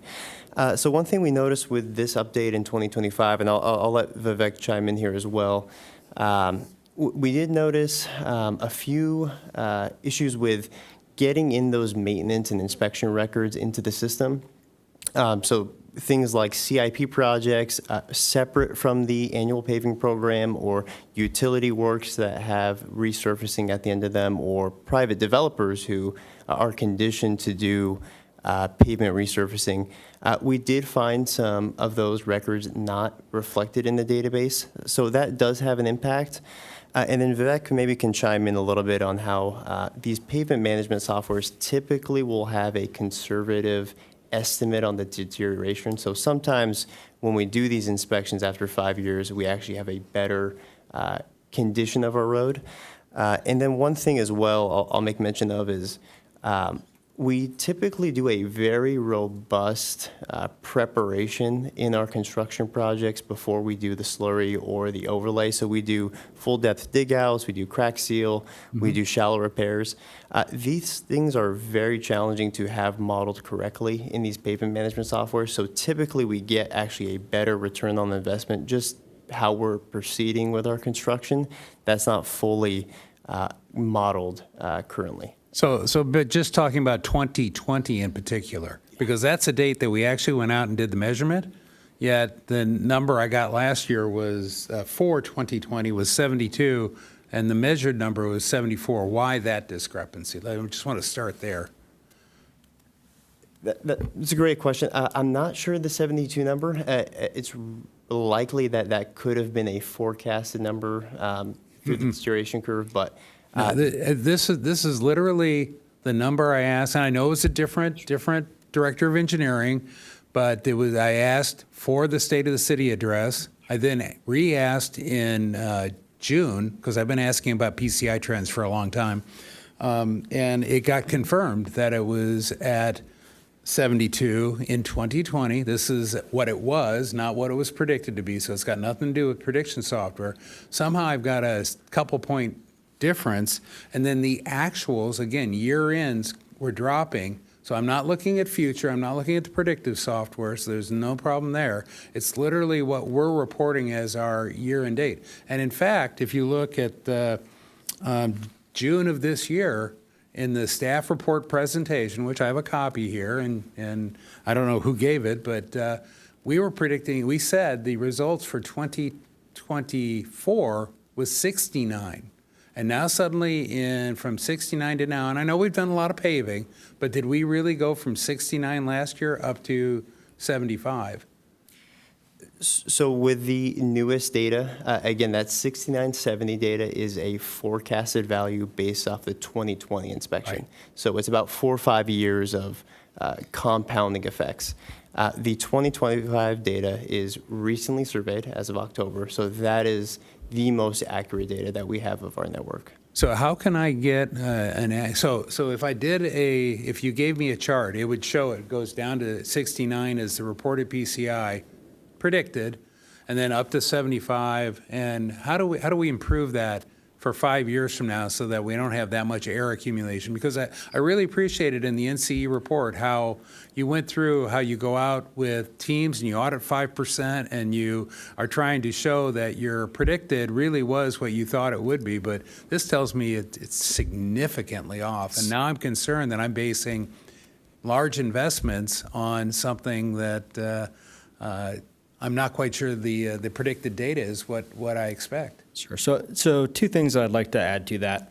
One, we, for the most part, we are not predicting, or we can't predict properly, a lot of the private development improvements, the resurfacing that they are going to do in the future. And then there are also capital projects that do occur that give us some resurfacing value as well that we would not have known 5 years earlier, because that 5-year CIP would potentially not have all those projects, one of which would be the bike emergency project that we recently did. There is a lot of pavement rehabilitation associated with that project. So those are two indicators that we don't have the ability to give an exact forecast of what the likelihood would be. The second thing is when we are predicting what that PCI will be, it also, we're taking into account what the probability of the budgetary funding is going to be year in and year out. And there has been, for instance, for the FY25 project, there were additional general funds brought into the project. So there is more work that was completed. So that's part of the reason why Vivek and his team has a recommendation of doing PCI condition assessment on a more regular basis, because it's difficult to predict 5 years out if you don't know exactly what work is going to be done. But again, I'm not looking for the prediction as much as I'm looking for a in arrears, what was so I won't belabor that anymore. I want to go to where Councilmember O'Hara went with the publicly owned, privately maintained. When I look at the maps, I see most of Coal Ranch in there, but you're saying it's not being counted in the PCI. I just want to confirm that. So there was information we got from other departments that there are certain parts of Coal Ranch Road that are publicly maintained, and there are parts that are privately maintained. So we did take the initiative to have them surveyed, and we can easily remove those if we discover that these are fully privately maintained. So I guess I'm asking, if they show in the map, did they get counted towards the 75? The areas surveyed that we believe are publicly maintained are. Oh, excellent. Okay, great. That answer, that's a whole nother issue we'll bring up later. It's not tonight's issue. So now I want to talk a little bit about the amount of money we were putting in, and absolutely, we're putting in the extra. We get about 4.5, putting in 6, that's 5.1. If you remember, I actually requested 1, and at the time I said that was pretty conservative, that it probably needed to be 2. And I like the fact you brought up the what other cities are spending, and if you look at Carlsbad, my recollection is they were spending an extra $7 million or so, but they're double our size, so that's like an extra 3. And the point I want to make about this is that as we head into budget time, we really need to probably go $1 million this year. And I talked about this back when we allocated the $600,000. If at mid-year budget, we have the extra $400,000, it'd be nice to put that in. I think what I'm seeing in the data they're presenting here, even that is insufficient, but it starts getting us headed in the right direction. So I just wanted to make that point so that when we come to budget cycle, we can talk about 1 or 2 million. And if I had to just throw out my druthers for the scenarios, I'd probably do a 2.5. And somewhere in between those two scenarios, go up a little, but not necessarily. And then ultimately, I would like a trend chart of where you think the actual year-end PCI was for the last 5 or 10 years, so we can see the trend and really have what is what projects were included and not included, so that we could understand true trends on how quickly we're wearing. And I think that would take looking at how many slurry projects we've done to remark, and I think that's part of what you're saying. All those extra little projects we did actually helped the pavement, because as we're talking about safety, and I know we don't have safe streets here now, when I look at this is probably one of the crucial parameters to make our streets safer, especially for bicyclists and skateboarders, et cetera. And we spend all this time talking about separating them, but geez, we better make the pavement flat and smooth. So with that, I will yield to Deputy Mayor Lyons. Well, I appreciate the new data. I think it's good. It's more rigorous than we've had in the past. So appreciate that. And as we look forward, I think we'll be more confident in it. Thank you.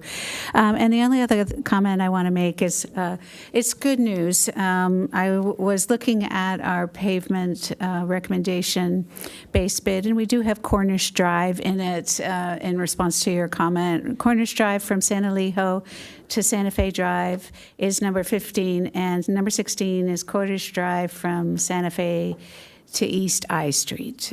So we're making some progress there. We could always do better. We have a lot of need, but I'm glad to respond with that information. Thank you. Councilmember Schaefer. I would say thank you for the detailed report and where we are, and it's good information going into the budget cycle. Move to approve, receive, and file.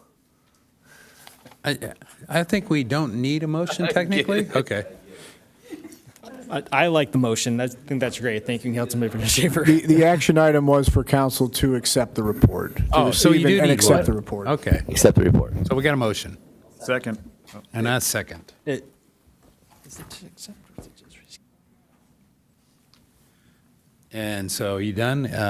Councilmember, we skipping, I had San Antonio on the, did you want to speak? I was ask a question. So on the map, it's on the treatment FY 25, 26, down to like 29, 30. The black says reconstruct surface. Like you have some black, you have these Which slide are you on? The one with the 5, yeah, that one. Okay. You have someone here that says reconstruct surface on some of these. I just wanted to check to see, like, this is kind of like a plan, right, for the future? Yeah. So this is a preliminary projection, right? So I think we are looking at predicted PCI. And when we get to the year, let's say it's 27, 28, and what Bahadur and his team does is go out on the site and figure out, hey, does it really need that? And I think I just wanted to emphasize, like, we work with a lot of agencies, and a lot of the bump we saw in the city's PCI is because of that prep work, is because of taking those detailed design phase data and combining that with PCI and then saying, hey, like, this street does need more love than Okay. other ones, and that's why the city is doing so well. Okay. I agree with Mayor Ehlers on Coal Ranch needs a little love, so I just wanted to say that, get that out there, that I am asking questions about Coal Ranch. So. Okay, and Councilmember O'Hara. Sure. Taking a cue from Mayor and from Councilmember San Antonio. Coal Ranch Road and Bonita, I know that residents are talking about how do we give this back to the city. Obviously, we want to engage the neighbors. We want to make sure they're taken care of. What do they need to do? Do they need to bring it up to 75, or what is the number they have to bring up? Obviously, we don't want to bring them up just to drag us down. I don't know if that's the right way to put it, but. So the reason why we have some streets in the city that have not been accepted into our street system is because they were never built to probably county standard, but city standard. Sure. And because of that, we just won't take a non-standard or not too standard facility. So what we would require is that roadway be brought up to the city's standard. It's not a PCI issue or concern. It's really a number of factors. It could be number of number of lanes. It could be. Tell you what, in the interest of time on No the worries. Coal Ranch and the private, I want to agendize that in January or soon. So why don't we, in the interest Okay, of time great. tonight, why don't we table that for now? I'll ask the city manager to bring back I think it's perfect. publicly owned, privately maintained roads. I have a lot of input on that we'll have a lot more talk. So the other thing, and then we talked about slurry seal and the 5 to 7 years of life it gives. At the end of the 5 to 7 years, is it another slurry seal, or is it a big job now? That's ideally the application. If we would love to be able to just slurry seal roads continuously, that's the most effective method from an economic standpoint. It meritizes better in prices. So. Exactly. Perfect. And then I'm rushing through these questions. I don't mean to cut you off, but I know we want to keep moving here. We could potentially do this million, and then 27, 28, we could make some of the changes I think the mayor's talking to. Because I'll be honest, I don't want to get too aggressive with this beyond getting a really high level. I see us higher than the rest of the county. And I want to get rail crossings and quiet zones in. So I'll tell you, that'll be where I'll lean when this comes back. I think number 2 is a great scenario, but we want to remain, like Councilmember San Antonio said, and when we were doing our budgeting, bringing us to a balanced budget so we can be flexible and hit all the needs of the city. So I think it's great. Fantastic report. Pleased with all the information. I think it's one of the better ones I've seen so far, so thank you. Great presentation as well. And with that, I think we have a motion and a second, correct? And so we will receive the report. Please vote on receiving the report. You're going to do all these things. How are you going to get there? And with that, we will move on to item number, okay, stay with me, guys, 8 minutes. We can do it. Yeah. We can do it, guys. So the next item is selection of the deputy mayor. And do it just need, I would nominate Jim O'Hara, Councilmember Jim O'Hara as deputy mayor. Can I get a second on that? Second. Okay. Any discussion? Now's your chance to say no, Jim. Too bad missed it. Just want to say Call I the knew question. him on the way to Congress. You know. This is where you don't give him enough time to say no. I don't want it. No. Does he vote on it? Jim? You can vote. Yeah, okay. Yes. Because it's not a paid, no, we changed that rule. State law changed that rule. Okay. Moving on to item 10G. Yeah, congratulations, Jim, or condolences as the case may be. Moving on to 10G, appointment to the boards, committees, subcommittees, other than the obvious change from, and by the way, I'd like to thank Deputy Mayor Lyons for serving for the last year and taking care of the water. Yeah. And so other than the change that automatically occurs with the deputy mayor change, that there are certain boards that are assigned, I would keep everything the same. So. Second. What more do I need? A motion and a second on that? I don't even know. Hold on, it's not my report. Let me look at, see what she has it. We're on a schedule You have to here. make a motion for number one, which is, you have to spell out for North County Transit District. Oh, Separate you're We right. have needs separate motions. And so that's required. from the floor? Do I do it or anybody? I think anybody can do it. So this Okay. is same for, So- so like so- number one would be, You're off of it, you're on it. So I'll move to keep Jim O'Hara as the NCTD board member representative with, what's the alternate? Luke? I'm doing this off memory now. Guess I could look at the O'Hara, report. and then Ehlers is the. Oh, I'm sorry, I've never had to go. Jim has shown up at every one. Keep up the good work, Jim. And then somebody second? Second, yeah. Okay, got Luke and, Okay, so that's the first one. Start voting. The second one's going to be Sandag. Sandag. And that's the representative, the alternate, and the second alternate. And currently that is Ehlers, San Antonio, and Lyons. yeah. And I would recommend no change if I can get a motion to that. Or is that, I can make the motion, and it sounds like Jim is the second. Vote on that. Great. Third is mayor to make recommendations, city council to approve all other 2026 regional board and committee appointments. And I would make that as no change. And if I need a Except for motion, the mayor and deputy mayors. Motion, except for, of course, Exactly. your motion, I'm a second. that's good. Yep. So I've got Luke as the second. Vote. Okay, we got one more. 4, city council to consider and possibly take action regarding appointments to standing subcommittees and active ad hocs. The one we did remove was the Fire Station 1 subcommittee because that's just about to open. So we did remove that. And I would move approval with no changes. Second. And then we'll just add the subcommittee that was added today. Oh, Yes. of For course. surf permits. Yep. So I'm sorry, who made the motion? Motion to approve with no changes except adding the surf subcommittee, surf CSO subcommittee. And I think Luke seconded that one Is too. I don't see the traffic committee on here. Is that, I think it's, oh, and the other is traffic management, okay. yeah. Thank you. Yeah, I think it is there. Appreciate it. Okay. Anything else on 10? Councilmember O'Hara? Oh, sorry. Hold on, Yes? Can I verbally vote yes? I'll fix it. Yay. I don't know where it went. Okay.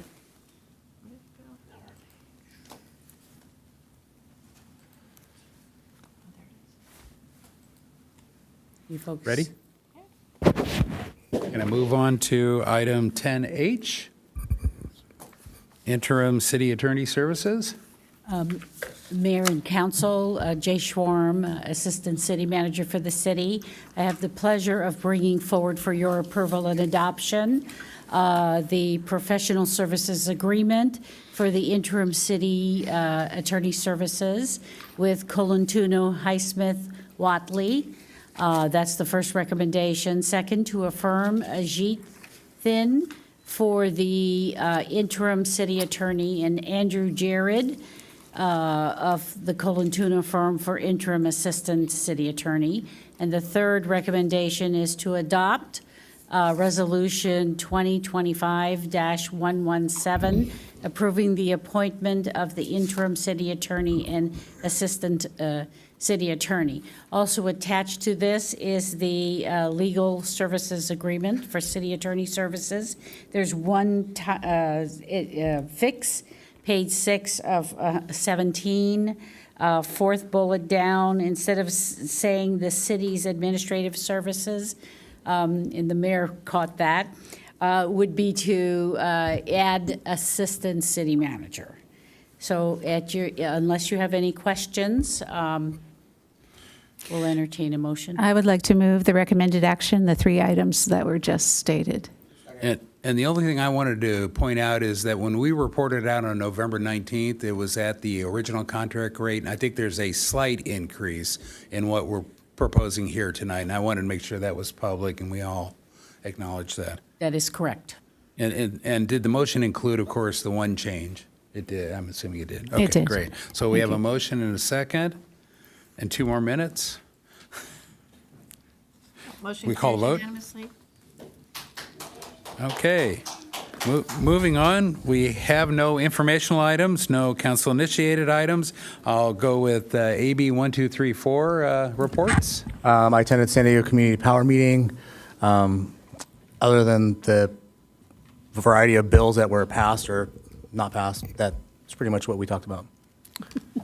And then I attended the San Leo JPA with Councilmember O'Hara, and we a great meeting. We assessed some financial overview, and the entire thing is just it's an amazing organization. So Jim will probably embellish on that. And then Mayor Ehlers and I did the subcommittee for the permit, and we've come to a resolution, and we should be seeing it here whenever it's ready for staff, from staff for us. That's it. As you heard, I attended the San Diego Joint Power Association, Power Water Association meeting with Councilmember Schaefer. Place runs like a top. And I also attended the NCTD meeting, and we're moving forward, setting ourselves up to select our board and our chairs and for all of our committees for the upcoming year. Lots of exciting things going on there. Including I want to give a shout out and a thanks to NCTD and its staff for clearing the drainage along the railroad tracks and resetting a very long stretch, over a mile stretch of drainage in Leucadia along the railroad tracks to help us with our flooding this year. It was a tremendous undertaking. They did so 2 meetings and we got it done. It was amazing. Really grateful for them for doing that. And last thing I wanted to point out really quickly, because we had this question from a number of our public comments, we still have the ability to offer services for people who need to sleep in their car. They just don't exist in our city. They're in Vista, they're in City Heights. There are services that our sheriffs are able to offer them. So we still offer those services, and we still care about those people, and we're still caring for them. We just don't have a spot in the city at the current time to do that. But that service is still there. We haven't abandoned those people, and we won't. Thank you. Deputy Mayor? I just have one thing to report. I chaired the San Diego County Water Authority meeting, and the most significant action we took was to continue to subsidize agricultural growers. It's called the PSAR rate, which is a win-win for all. We get to keep them as users of our water, and that's all I have to report. Okay, and I attended the same parking subcommittee last night with Councilmember Schaefer. But I also went to the Shoreline Protection Working Group, Sandag Working Group Committee. And there was an earlier mention today about Surfline, and those of you that use Surfline, this is now the commercial version. They gave a great presentation. Staff is working with them, and I've asked that we have a presentation from them. Probably more importantly, the president of Surfline lives in Leucadia. So looking forward to that. You'll love this is like Surfer Dude meets data analytics. It is awesome. So can't wait. So with that, city manager report. Just really quick, a big thank you to council for participating in the holiday parade. A big thank you to all of our community that came out, that participated in it with floats, that attended, and just a big thank you to the Public Works Department for preparation, the sheriffs for keeping us safe, and of course, Park and Recreation for organizing a very well-run event. Thank you. And city attorney report, anything in the first night? You survived. Nothing to report, just thank you again for the faith you have in me and my firm. So thank you. City clerk? No report. I would like to take one more minute and say one thing and adjourn this meeting in honor of my dad who passed away last Saturday. I'll try not to break up doing this, but he was an inspiration to me in that over 10 years on our local council, school board for 7, and planning commission and several other commissions, and I wouldn't be here without him. So with that, we're adjourned.